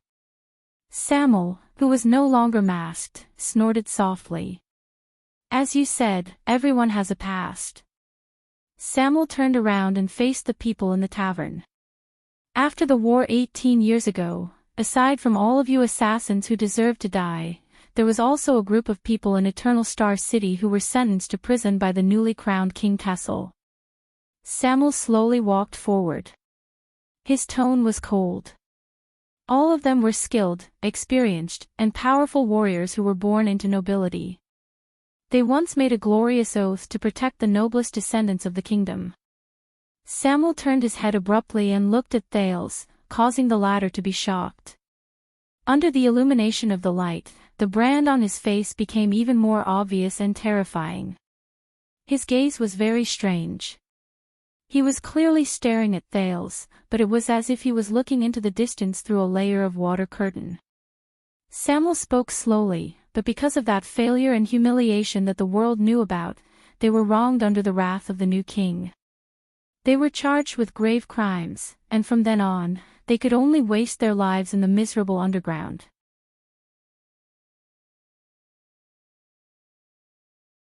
They could never be free, and they could never see the light of day. Samuel raised his head. His tone was one of pride and pain. "I am Colin Samuel, from Eternal Star City. I am the youngest son of Viscount Lucas Samuel," he said in pain. "I was once the vice flag bearer of the Royal Guards of Constellation. I was the personal guard of the late King 82nd. I was the glorious Emperor's Praetorian Guard." He stared at Thales with a complicated gaze. "I was also a member of the Royal Guards who guarded Renaissance Palace during the Bloody Year." Thales stared back at him in a daze. His emotions were in a mess. Royal Guards. "Isn't that?" Samuel gritted his teeth and clenched his fists. In the almost suffocating atmosphere, he said angrily, "After the unfair trial, he was also the only one among the 46 royal guards who refused to plead guilty and were sentenced to life imprisonment in the prison of bones. He was the only one who managed to escape. They are felons who have no place in the whole of Constellation." Stake did not speak anymore. He only looked at Samuel with a profound gaze. The tavern was silent. Then, Ricky spoke again. "Compared to your letter, which was more of a gimmick than a practical one, this is our guarantee, Stake. It is impossible for us to work with Constellation. So the prince will stay in our hands, and even act with us," Ricky said coldly. "His safety, and whether he can be handed over to you smoothly, all depends on the success of our next operation. And here I am, thanking both of you for your generous help in advance." Ricky's words were filled with hints. Stake and LaSalle frowned. Ricky snorted softly, turned his head around, and ignored them. "Now." The leader of the Disaster Sword swept his gaze over the solemn mercenaries. His gaze swept past Thales' face, whose emotions were complicated. "Let's go."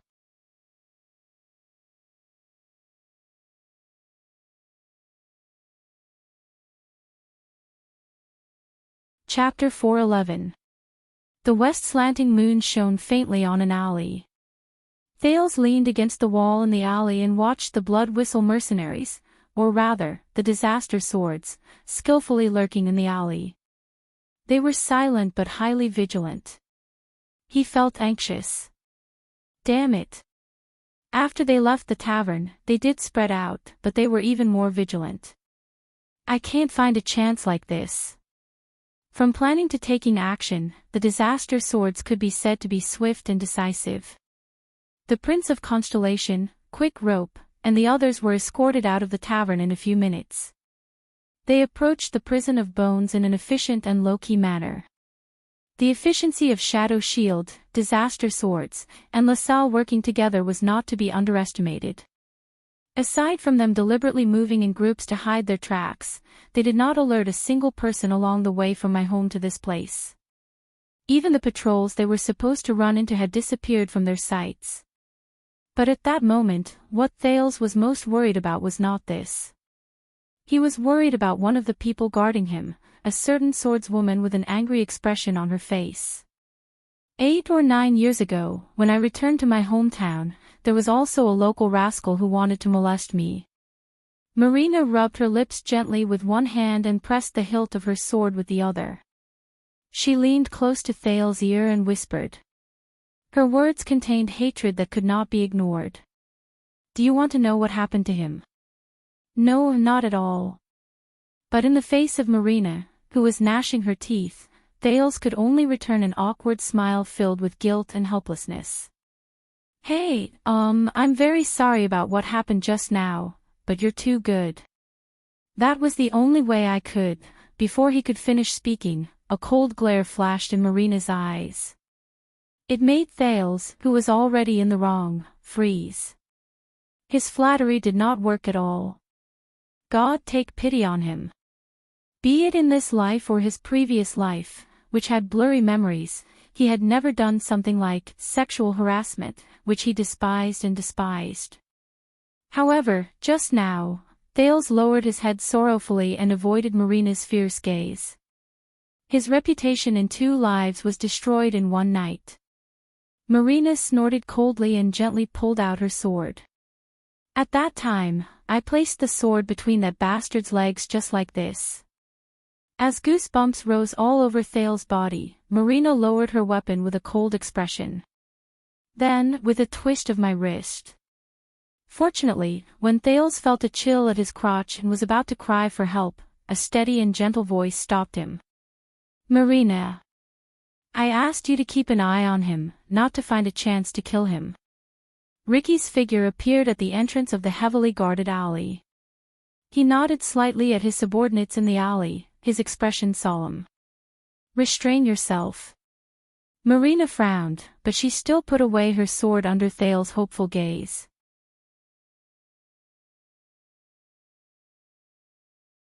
Of course. She put away the unwillingness on her face and said lightly. However, Marina's next sentence made Thales feel bitter in his heart again. We should gag his mouth and remove one of his arms or one of his legs. If he's in the middle of our operation, but Ricky shook his head. Our esteemed guest is not a stupid person. Crassus of the Disaster Swords narrowed his eyes and stared at the prince, who was forcing himself to remain calm. He knows when to negotiate and when to resist.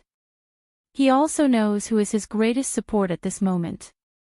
Thales' heart instantly became heavy. He knew that the people from Shadow Shield were secretly hiding in the periphery. Compared to those people, falling into the hands of the Disaster Swords was not such a bad choice. Isn't it? Ricky tilted his head behind him. There, the 3 pitiful hostages, Quick Rope, Dean, and Tampa, were tied up and gagged. They were unceremoniously escorted by more than 10 fierce Disaster Swordsmen. From time to time, they would cast pitiful or indignant glances at Thales. When he saw them, the prince could only sigh sadly. Of course. Compared to them, Thales was very lucky to only have his weapons and luggage taken away. He glanced at the crossbow of time on Marina's back and the JC dagger tied to her waist. He could not help but gulp. This action made Marina's gaze even more disgusted. Under Ricky's signal, the mercenaries, including Marina, obediently moved a little further away. Ricky stood in front of the prince. His gaze was burning, and it made Thales feel uneasy. So, what you want to do in the prison of bones is... The prince coughed and wanted to ask for some information, but he was interrupted by Ricky. Not enough, the leader of the disaster sword said softly. Thales was stunned. What? The sin of Hell's River. Ricky stared at him with a strange gaze. You haven't experienced enough, and you haven't fused with it deeply enough. You can't even touch the threshold. The sin of Hell's River. This sudden topic made Thales nervous. What do you mean? Can't even touch the threshold, the prince's body stiffened. So, what you need is someone like Black Sword. But Ricky still shook his head and denied it. He's not enough either. When he stared at the prince, there was an undisguised coldness in his gaze, but there was also a fanaticism that made people feel uneasy. These two contradictory meanings made Thales feel even more uncomfortable. So, you need more training. You need to let it mature as soon as possible amidst blood and danger, become stronger, and release it. In the end, you will surpass the supreme class and reach the legendary, true world. Thales furrowed his eyebrows. He became even more confused. Surpass? What world? What are you talking about? That is the only way. As if he did not hear what Thales said, Ricky continued to stare at Thales attentively. We believe that it is not without reason that you were chosen by Hell's River and returned from death. Thales' eyelids twitched. In fact, the Iron Blood King, Gilcus, the Black Knight, and the Ninth Man, Shalon Tan-En, Hilcrassus. Ricky read out the names that Thales was either unfamiliar with or had heard of. Even you, Thales Jadestar. Thales was confused. These names, the Iron Blood King seems to be the ancient Northland king who led the army to fight against the ancient orcs. Gilcus, I've never heard of him before, the Black Knight. I think I've seen him in the pile of novels about pitiful nights by Little Rascal's bedside or in the bardic poems. The Ninth Man, what the hell is this? It's a nickname, right? Shalon Tan-En, what a familiar surname. Hilcrassus, strange, isn't Crassus the honorific title given to the leader of the disaster swords? As for Thales Jadestar.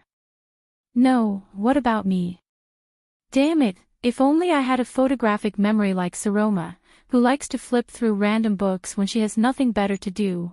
Ricky continued, we believe that in the thousands of years of history, every single person who struggled to return from the edge of Hell's River had their own mission in that era. What? Thales could not help but ask, what mission? But Ricky did not answer him. Instead, he flashed a smile that made people uneasy. You obtained a key, Prince. It can open a door that we have been waiting for more than 100 years, the leader of the disaster sword said with a smile. Don't waste it. The confused prince was about to speak, but he was interrupted by the sound of carriages coming from outside the alley. Around them, the mercenaries who had been lurking quietly became alert, like wild beasts whose territory had been invaded. Ricky raised his head and looked at a figure outside the alley. Their signal is here, Crassus of the disaster sword said with a frown. Let's go. Thales' expression changed. Before he could react, he was violently escorted out of the alley by the impatient Marina. A rather long fleet of carriages headed towards them on the empty and dark street. There were both human-powered carts carrying unknown goods and carriages pulled by pack horses. Tampa whimpered uneasily behind him. He only quieted down when Sean reminded him mercilessly. When he saw the wine glass on the flag of the fleet, Thales immediately understood. This is the supply fleet for my tavern. There were about 20 people in the transport fleet. They were all dressed in ordinary clothes made of coarse cloth. They looked shabby and light, just like the locals of Blade Fang's camp. Their horses did not stop galloping, and they turned a blind eye to Ricky and the group of people who popped out of the alley. In the carriage closest to them, a coachman lifted his hood at Ricky and nodded politely. Thales recognized the coachman. It was Steak.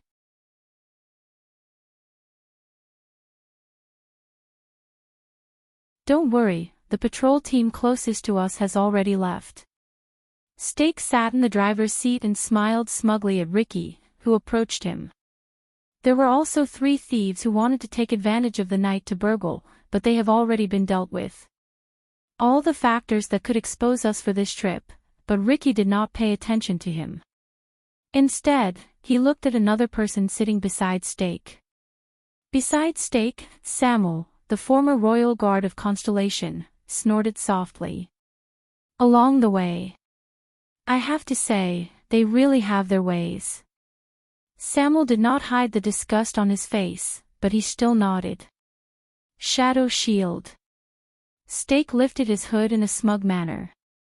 Just like what we promised. He looked past Ricky at Thales, who was in front of Marina, and smiled as well. Thales quirked an eyebrow. As he sized up the front and back of the fleet, Ricky noticed Stake's gaze and snorted coldly. But in the end, he did not say anything. He just boarded the rack at the back of the carriage and waved his hand. The group of disaster swords caught up with the fleet. They walked into the gaps between the carriages with ease and became one with the fleet. Thales was unceremoniously pushed into one of the carriages by Marina. The fleet of carriages continued moving forward as the wheels of the different carriages swayed. The fleet was very quiet. Be it the secretive shadow shield or the murderous disaster swords, none of them said a word at that moment. The coachman drove the carriages, and the pedestrians walked.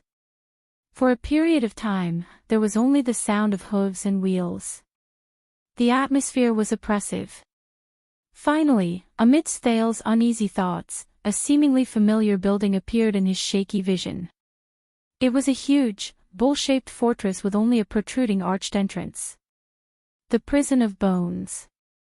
As the supply fleet approached, a group of soldiers guarding the arched entrance walked forward with torches in their hands. Thales watched from afar and could not help but frown. You're too early. A guard who looked like a captain approached the first carriage accompanied by a few of his comrades. He looked at the smiling coachman and frowned. There's still some time before dawn. The carriages in front of them stopped. The coachman jumped down from the carriage. While he commanded the workers to move the goods, he smiled obsequiously and said, "It's a special time, please understand," but the captain's gaze shifted to the back of the fleet. "Wait. Your fleet is a little long." The captain of the guards looked at the endless stream of vehicles behind them. Suspicion appeared on his face. Why are some of them carrying weapons? But the coachman did not panic. He just spread his arms and explained with an obsequious smile, "We're new here. You know, the camp has not been peaceful recently." The captain's gaze froze. He took a step back and subconsciously placed his hand on his waist.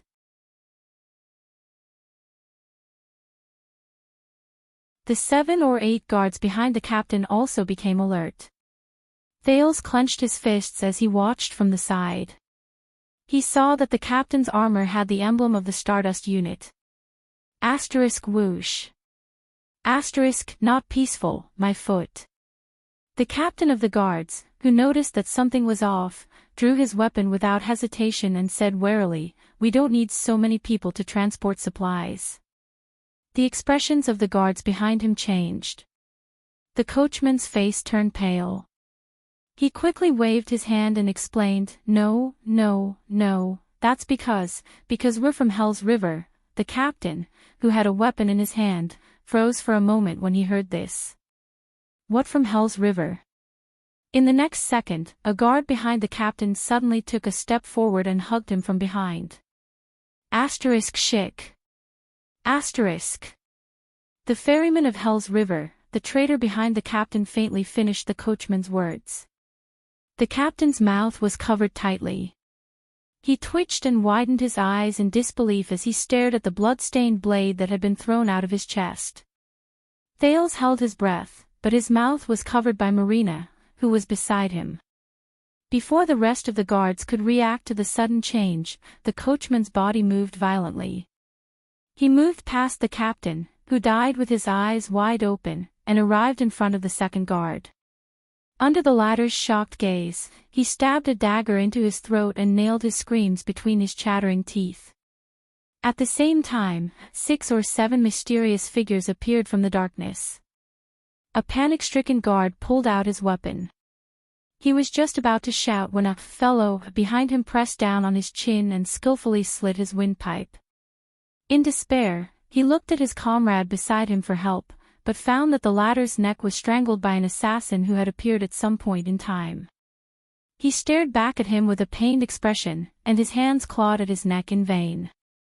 Another guard instinctively wanted to ask for help from the arched door, but before he could turn around, there was a terrifying cracking sound, and his head was twisted by an assassin. There was even an assassin who took out a crossbow and accurately shot through the back of the neck of a guard who had turned around to run away. His footsteps and his screams were cut off along with his spinal cord. In the eyes of the terrified Thales, these mysterious figures who had suddenly appeared either stabbed, strangled, or strangled 9 guards. They quietly and shockingly efficiently ended the lives of 9 guards. Everything happened in the blink of an eye. Thales almost forgot to breathe. This is Shadow Shield. The mercenaries who came with the caravan widened their eyes and watched the scene under the moonlight in shock. By the time the equally surprised Marino let go of Thales, who was breathing rapidly, the assassins in front of them had already carefully supported the guards who were no longer moving.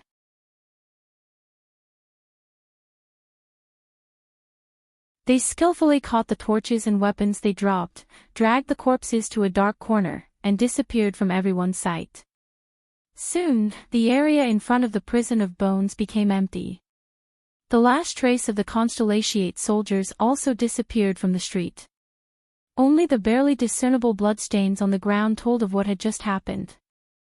Ricky's eyebrows were furrowed tighter than ever. William's subordinates are indeed vigilant. Stake clicked his tongue as he watched the scene in front of him. He did not care at all. They're very different from those recruits. If it weren't for the fact that we were well prepared and you were alone, Ricky nodded slightly and got off the carriage. He did not bat an eyelid. He knew in his heart that this was Stake's demonstration to him. It was all for the goods they seized. Damn it. Klein, the Northlander swordsman, had walked to Ricky's side at some point in time. His expression was unpleasant as he commented on the silent and bloody massacre. I've killed quite a lot of people, but this is too. He looked at the bloodstains on the street and could not continue speaking. But Thales understood what he meant. Ricky patted Klein's shoulder and made a gesture. The mercenaries, who had been stunned by the scene just now, snapped out of their daze. The disguised caravan continued forward. They stepped through the arched door and entered the deep tunnel leading to the prison of bones. Thales was among them. His expression was solemn. As you can see, the guards on the ground outside the prison of bones have been quietly dealt with. We've arranged for people to take over their sentry posts. While on the carriage, Stake acted as if nothing had happened as he moved past the torches and the bloodstains on the ground. He smiled at Ricky and said, "The patrols during curfew will pass by in 15 minutes. But they are all recruits sent by the great clans to fill in the gaps. They're full of complaints, their morale is low, and their efficiency is low. They can't compare to William's regular army. They can't see through us. We'll have at least 4 hours until the shift at the prison of bones." Thales felt a chill in his heart as he listened to their conversation. Ricky nodded. "Is there anything else I should know?" Stake said with a smile, "Even if there's an emergency on the way, the patrols in charge of the 2 areas nearby belong to Brave Souls Fort and New Offering Land. The 2 clans they belong to have a grudge against each other. We can try to delay them from coming over to inspect the area and leave enough time for us to evacuate." The former envoy of Ekstedt, LaSalle Weeder, appeared in the group. He frowned. "As far as I know, Running Horse Frank is still in the camp. He's a ruthless character. The Stardust unit he commands is the elite regular army under Williams.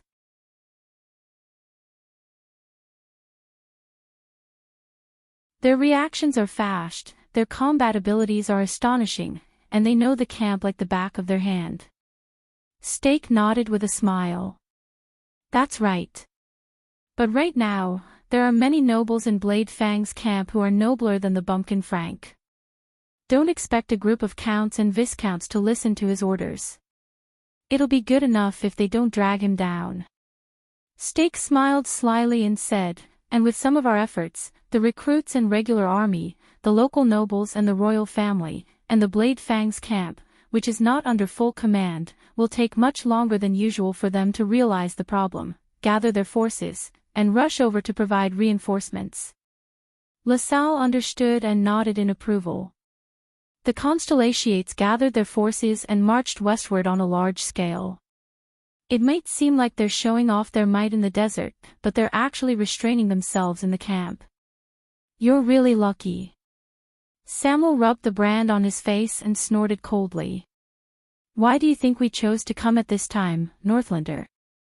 When Steak saw that the two of them, who did not get along with each other, were about to argue again, he quickly changed the topic.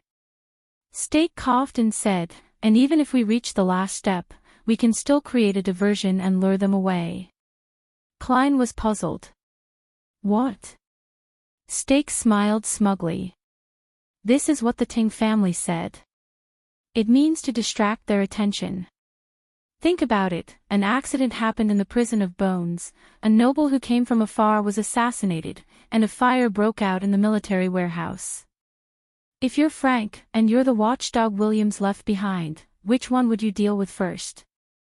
The three disaster swords understood the meaning of Steak's words. They exchanged glances, and their expressions were solemn. You seem to have forgotten about the kingdom's secret intelligence department and their spies in the camp, Ricky said quietly. Do you think they didn't notice anything? Steak's eyes lit up.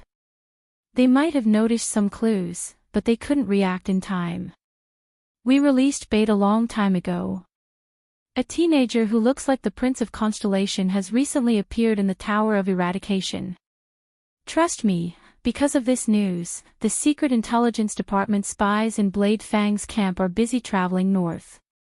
When he heard this, Thales, who was in the carriage behind them, sighed in disappointment. Ricky was silent for a while. You didn't come here on a whim or because something happened suddenly. Ricky seemed to have figured something out. He raised his vigilant gaze. You planned this a long time ago. Steak smiled in an indifferent manner. Maybe you're better at fighting head-on, but when it comes to this, Steak glanced at his surroundings. We're the professionals. Samuel snorted angrily. Just like 18 years ago. Steak smiled. He wisely did not continue the conversation. They finally finished walking through the tunnel, which was neither too long nor too short, and entered the main building of the Prison of Bones. A wooden door that was as tall as 3 or 4 people appeared in front of them. Behind the door, the prisoners' noisy shouts could be vaguely heard. Klein walked forward and knocked on the door. My tavern, delivering supplies, he said coldly. A small window was opened on the wooden door, revealing a man's face. He looked at the caravan in puzzlement. Supplies. You're early, and shouldn't you be accompanied by the guards? These were his last words. In the next second, the long sword at Klein's waist shot out like a bolt of lightning, straight into the face of the guard behind the window. Panicked shouts came from behind the door. Intruders. Obviously, the guards behind the door were aware of the situation outside. An anxious voice rose. Quick, sound the alarm, ugh. His voice came to an abrupt halt, along with the other panicked shouts. A few seconds later, in the sudden and chilling silence, the sound of a few heavy objects falling on the ground came from behind the door. As Steak's smile remained unchanged, Ricky loosened his grip on the sword hilt at his waist in the carriage. Thale's breathing became faster, and the muscles on his arms became tighter. Soon, with the crisp sound of metal clanking, the door opened with a loud creak. Two assassins dressed in guard uniforms walked out from the darkness behind the door. They nodded at Steak expressionlessly. As Thale sighed, the disaster swords jumped down from the caravan and entered in a single file with torches in their hands. In the darkness, the sounds of intense fighting rose one after another. Soon, the short fight ended. Thales took a deep breath, and under Marina's urging, he entered the prison of bones. Without the illumination of the moon, in the darkness where there was only the light from the torches, noises unique to prison cells could be heard: knocking, moaning, crying, cursing, and the noises of the prisoners. "Yo, come and watch, there's a good show. Ha ha ha, who's so daring? What's going on, what's going on? F***CK, I think I saw the guards fall all over the floor. Hey, those who live outside, tell me, what's going on at the entrance? It seems like the guards are fighting. I bet 10 gold coins that Lear is big, he'll definitely win. 20 gold coins, I bet all my money on Morpheus. He trained in the Tower of Eradication. You two smugglers, you don't have any gold coins." Thales moved his gaze away from the dead guard on the floor and sized up the place before him. Even though the prison of bones looked like a rough, circular coliseum from the outside, the layout of the buildings inside was rather complicated. Clearly, they had only entered one of the floors. The first thing that entered Thales' eyes was the ground made of hard stone.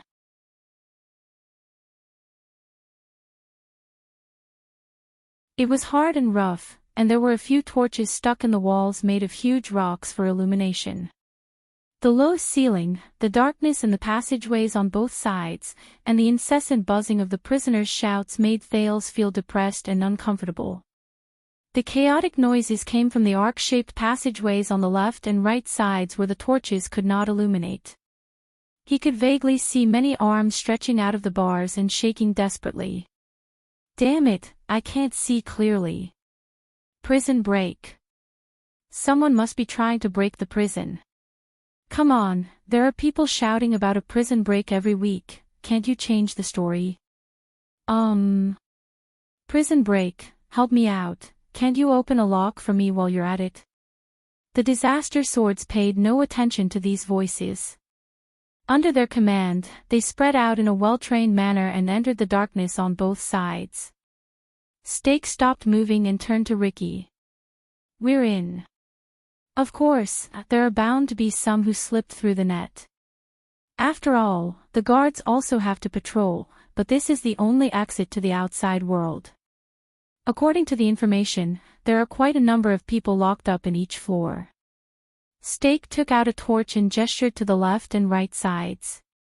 "The first floor we saw had the most prisoners. If we go up one floor," but Ricky raised his hand gently and interrupted him. "That's our problem."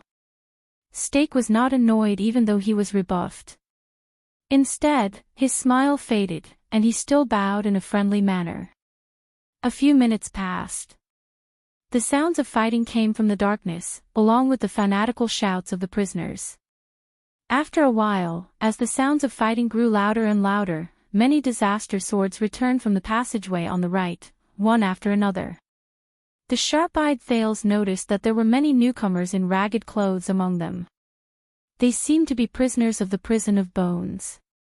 Among them, a strong-built prisoner came to Ricky, and with a calm expression, he took the weapon and clothes shone through to him. "Looks like you're quite used to prison food." Klein sneered. "Joseph. Extet, Anlenzo, Olumbia, Constellation. The places are different, but the prison cells all look the same." The prisoner named Joseph changed his clothes, looked around, and chuckled. "Other than the fact that they locked me up with a disgusting male prostitute in women's clothing, there's no big deal. That was fast. I thought you guys would make a big ruckus." "Fortunately, we received some unexpected help," Ricky answered with a smile. Steak winked in a friendly manner. LaSalle observed the prisoners who were released from the prison and frowned. "You broke the prison because you wanted to let these people go." LaSalle did not seem to think much of it. Honestly, as long as we use some money, Ricky chuckled and shook his head. This is your first time in the prison of bones, right, Baron LaSalle?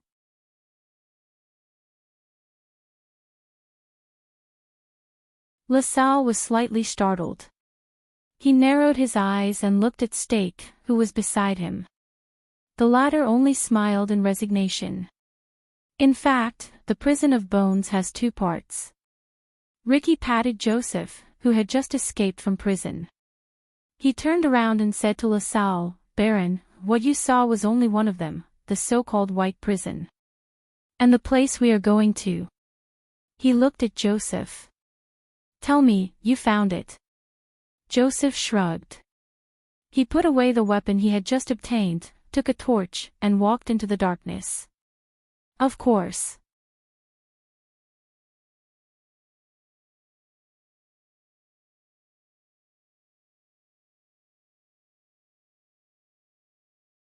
Chapter 4:12. In the dim environment, the disaster swords followed behind Joseph. They walked forward, and the echoes of their footsteps could be heard faintly. But Stake moved through the crowd and came before Ricky.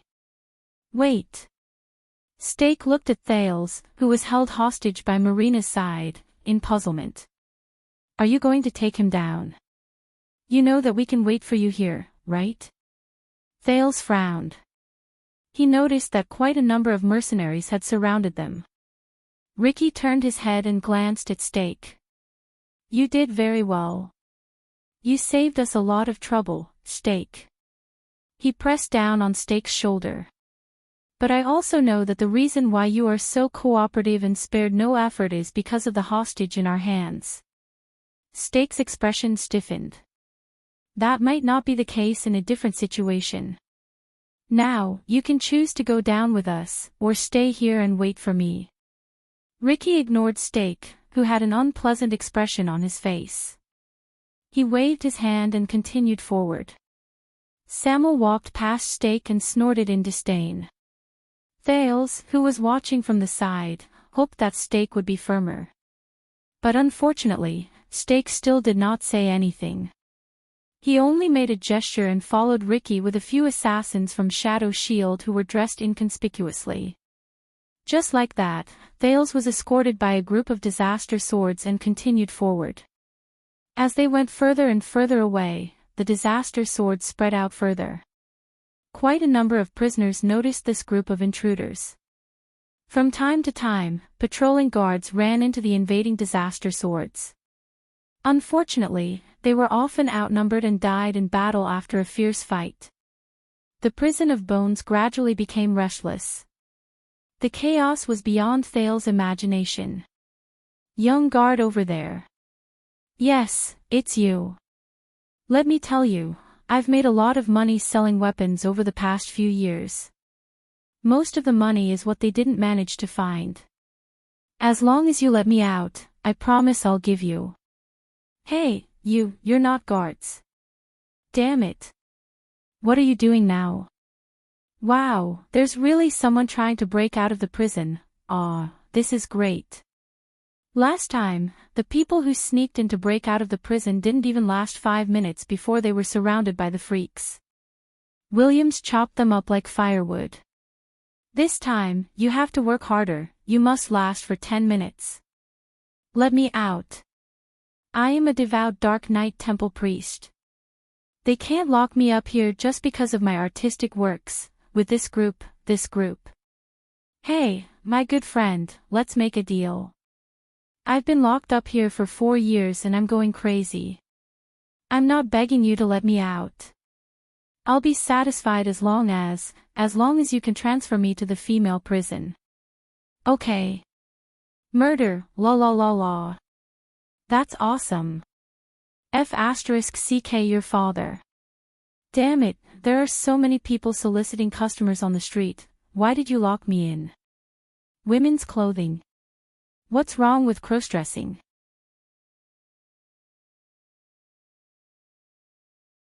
I like soliciting customers in cross-dressing, so what? If you don't believe me, feel my breasts. F***ck, brat, come back. What does a prison break have to do with you? Believe it or not, I will beat you up again. Hold it in your mouth properly, don't turn your head and move around. Right, ouch, be good, use more strength. Ah, that's more like it. Don't worry, as long as I'm satisfied, I won't beat you up tomorrow. I beg you, marijuana. Give me some more marijuana, I beg you, ah.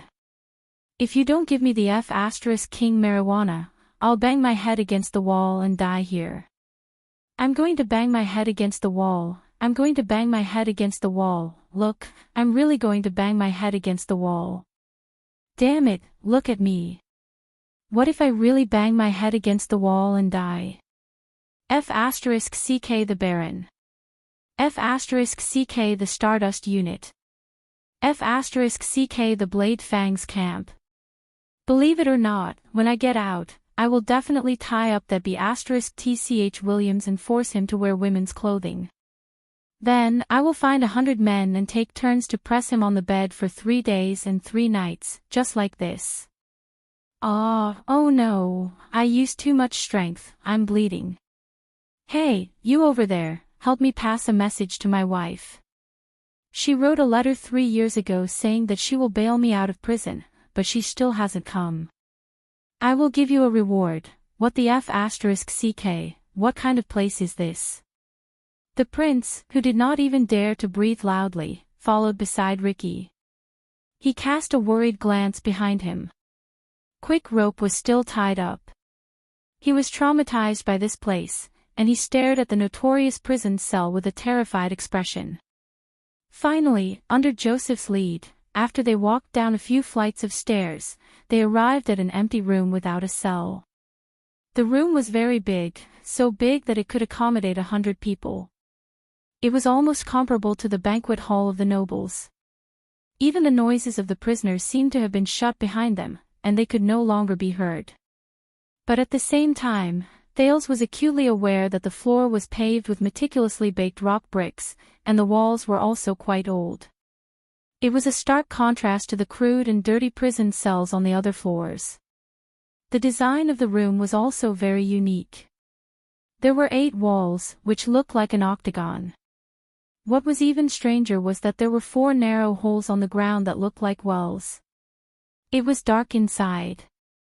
For some reason, when Thales stared at those deep wells, he suddenly felt a chill run down his spine.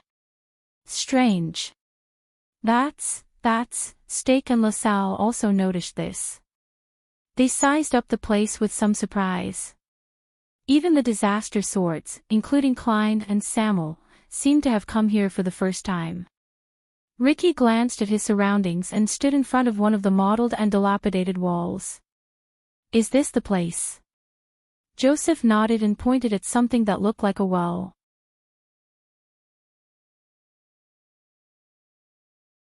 Yes, we have observed that the guards regularly bring extra supplies here.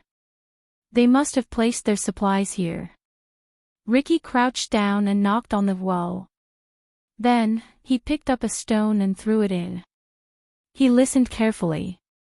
For a few dozen seconds, no sound came from the depths of the well. It was still dead silent. Thales understood something. That's right. Ricky patted the dust off his hands, nodded, and stood up.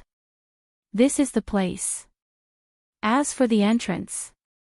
He raised his head and looked at Joseph. But Joseph only shook his head, troubled. Ricky snorted softly, as if he felt a little helpless. If I were like Williams, I would definitely not look for trouble. Ricky started pacing and looked down at the ground.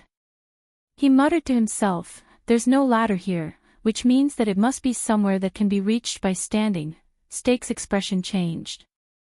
"Wait, Honorable Crassus," Steak said with a frown. "Does he mean that you want to enter Black Prison, but you can't even find the entrance?" Ricky ignored him. Under everyone's gazes, he took a torch from Klein, walked to the wall, and continued to size up the empty room. "Black Prison is, after all, a legend," Klein said coldly. "Aside from the people who go in, no one knows how to get in, and the people who go in, no one has ever come out, Samuel said with a light snort. LaSalle walked forward. You know that our time is limited, and we don't have time to play treasure hunting games, right? LaSalle said in dissatisfaction. Once the camp realizes. Shut up, Samuel interrupted him. The brand on his face looked even more ferocious under the firelight. Northlanders. But LaSalle did not restrain himself. He seemed to be angered by the former Stardust unit. You know what kind of risk we are taking, at this moment, aha. Ricky suddenly spoke, and it attracted everyone's attention. Thales looked curiously at the leader of the Disaster Swords. The latter raised his torch, faced a wall, extended his left hand, and gently patted off the dust and cobwebs on it. The people in the past probably didn't think about hiding, Ricky said with a smile. As for the Constellations, they probably didn't expect that someone would be able to sneak in here. Everyone looked at the wall in surprise and bewilderment. As the dust fell, a strange and incomplete pattern appeared on the mottled wall.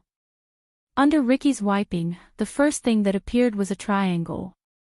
One of its corners pointed to the left, and the corresponding side was concave toward the center of the triangle. Soon, Ricky wiped out a circle on the right side of the triangle. At the center of the circle was a circular hole that was concave into the wall. Ricky smiled. He continued wiping. On the right side of the circle, a new triangle that was symmetrical to the previous triangle appeared. However, the corner of this triangle pointed to the right, and the concave side was on the left.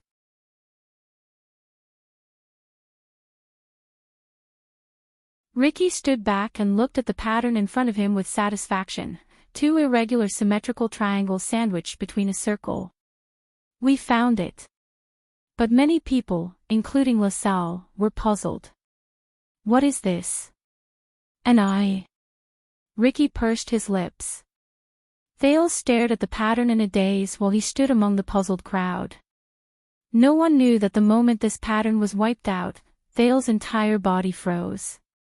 At that moment, he even forgot that he was in danger.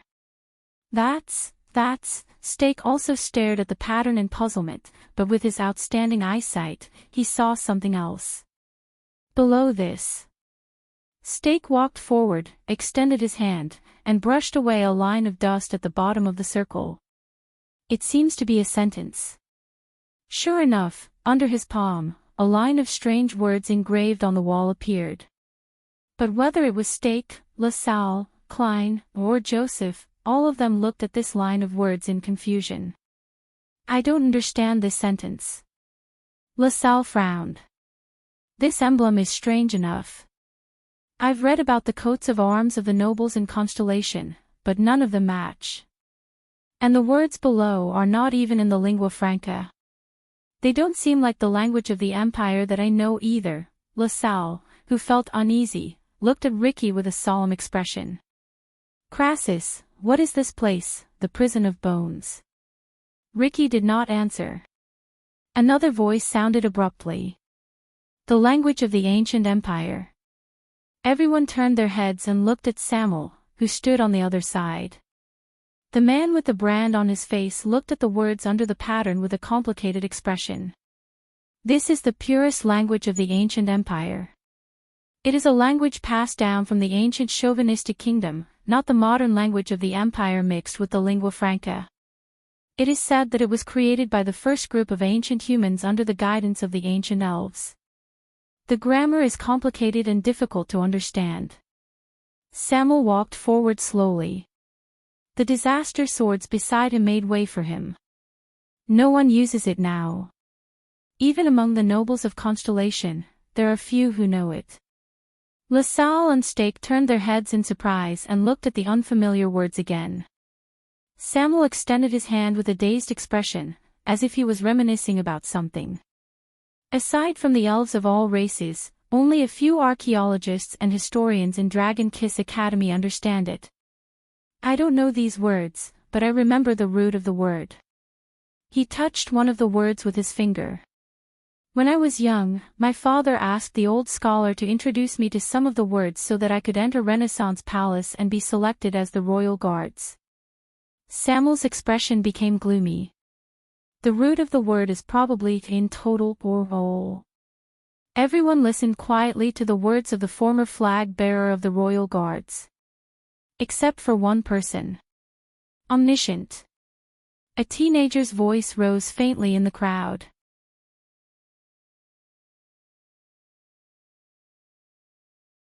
Stake turned his head in surprise. Together with the unhappy LaSalle, they looked at the person who surprised them the most.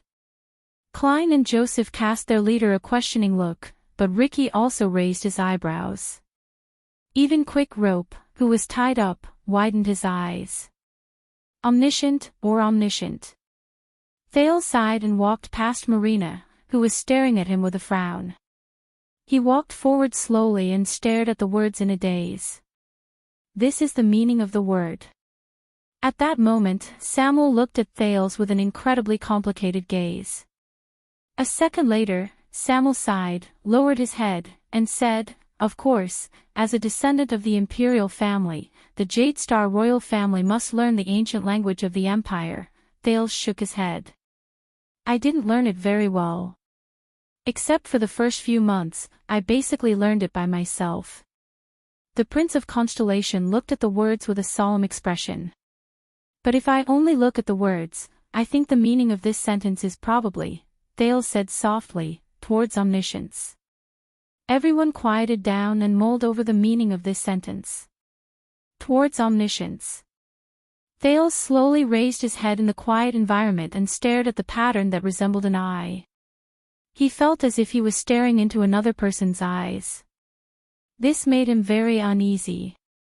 But Thales did not expect that the thing he had searched for in books for many years would be here. Prison of bones.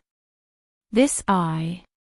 This is, very well, if that's the case, Ricky said with a smile, interrupting everyone's thoughts. Then let us. Towards omniscience. As he spoke, he took out a long, angular, dark green stone from his bosom. What is this? Stake narrowed his eyes and sized up the stone that was only the length of a palm and as thick as 2 fingers. He seemed to feel that something was off. And this time, Ricky did not intend to hide it. To open Black Prison, we need a key that can open locks. Ricky stared at the thing in his hand. His gaze was complicated. And the only key in the camp hung on the Baron of Blade Fang's camp all year round. Ricky gently raised the long, dark green strip in his hand. Until we discovered the second key outside the camp.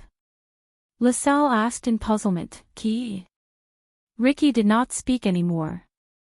He turned around without hesitation and pressed the key in his hand into the small circle at the center of the eye, which resembled a pupil. Asterisk thud. Asterisk a muffled sound rose. Thales was startled. Under everyone's nervous gazes, the pupil, together with the key in the middle, suddenly protruded into a cylinder.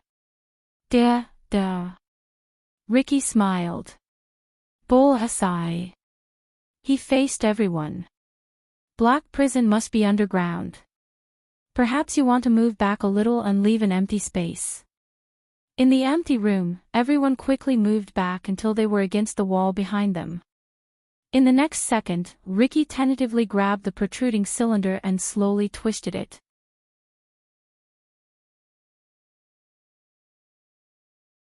Then, they heard the clicking sound of a machine. Everyone held their breaths and looked around curiously. The first person to feel that something was wrong was Thales. With hell's senses, he saw that the 4 wells on the ground were sucking air.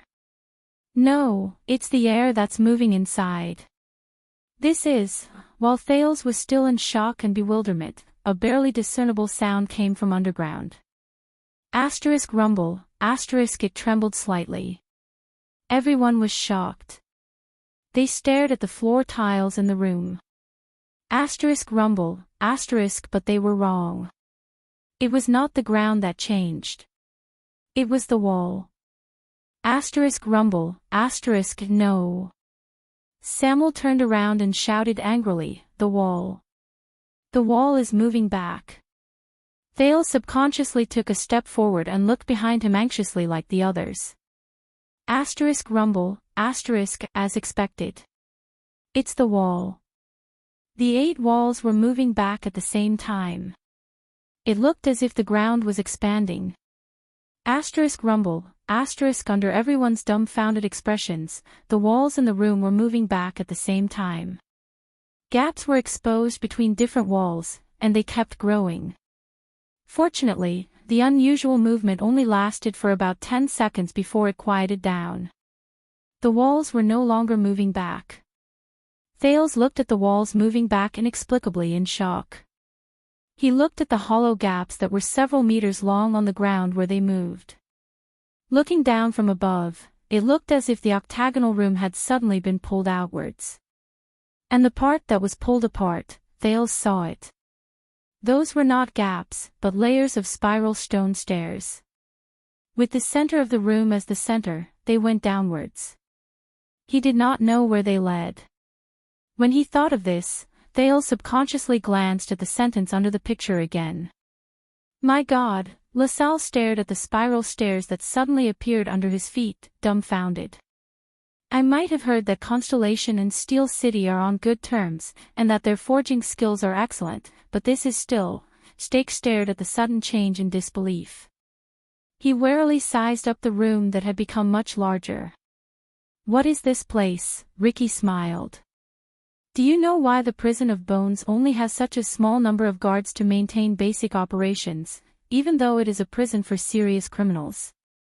Ricky switched to another torch and said faintly, that's because the real guards of this prison are not living people. They are the dead from hundreds and thousands of years ago. He took the lead, stepped into the gap, and walked down the spiral stone stairs. The prison of bones is not just a prison cell. It does not only lock up criminals. As he moved forward, Ricky's voice came from underground. What it really locks up is the past. He strode down the spiral stairs that led to an unknown place. The disaster swords behind him followed. LaSalle was stunned. The dead.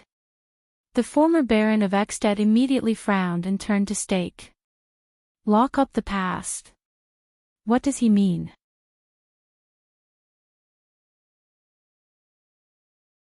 But the assassin of Shadow Shield had a solemn expression. In my long career, I have seen many strange things. Stake stared at the strange room and exhaled. But the most unsettling one was the legend that the knowledgeable Ting told me one night. LaSalle was stunned. Tang. Legend. Stake nodded and became more uneasy. Legend has it that before the Battle of Eradication, even before the age of the Empire, such people existed in the world. They despised taboos and authority, but they were knowledgeable, skilled, and unbelievable. Stake gritted his teeth and looked up at the strange emblem on the wall. They were once the most dazzling existences in the world. Until the merciless course of history turned them all into dust. Only their words were heard, and not a single piece of paper was left. LaSalle's eyebrows rose and fell. The most dazzling existences. Are you talking about? Stake shook his head. He saw that Thales was also being escorted down the stairs, so he quickly followed. Thales followed behind Samuel and walked nervously down the stairs. It was obvious that no one had been here for a long time, because with every step he took, he would stir up a lot of dust. The prince, who was not tall, had to cover his mouth and nose to prevent himself from coughing. This place gave him a very bad feeling. In the darkness, even Hell's senses could not help him. Only the torches illuminated the stone stairs under his feet. Deeper and deeper. Lower and lower. Darker and darker. After walking down an unknown number of stairs, Thales finally stepped on the ground, and he relaxed. The first floor. Ricky's voice traveled into his ears. We're here. The Prince of Constellation took a deep breath. With uncontrollable curiosity, excitement, and an inexplicable sense of uneasiness and fear, he raised his head and looked around. The disaster swords raised their torches and looked around in surprise. This was still an octagonal room that could accommodate dozens of people. But unlike the room on the ground floor, the dark bricks here were exquisitely crafted, and no one knew what material they were made of. There was a thick pillar in the center of the room, and beside the pillar was a circle of curved stone tables. But Ricky did not pay attention to the stone pillar. Instead, he turned to the 8 walls. As he followed his torch, Thales noticed that the 8 walls here were not walls. Instead, it was a fence made up of thin metal pillars from top to bottom, and every single one of them was covered in a layer of gray dust. It's like, Thales looked at these fences, and through them, he could vaguely see the space behind them. It's like, Thales thought anxiously, it's like a prison cell. Ricky held his torch and approached one of the metal fences, illuminating the scene behind the railing. Thales shuddered and took a step back. Bones. More accurately, they're skeletons. Human skeletons.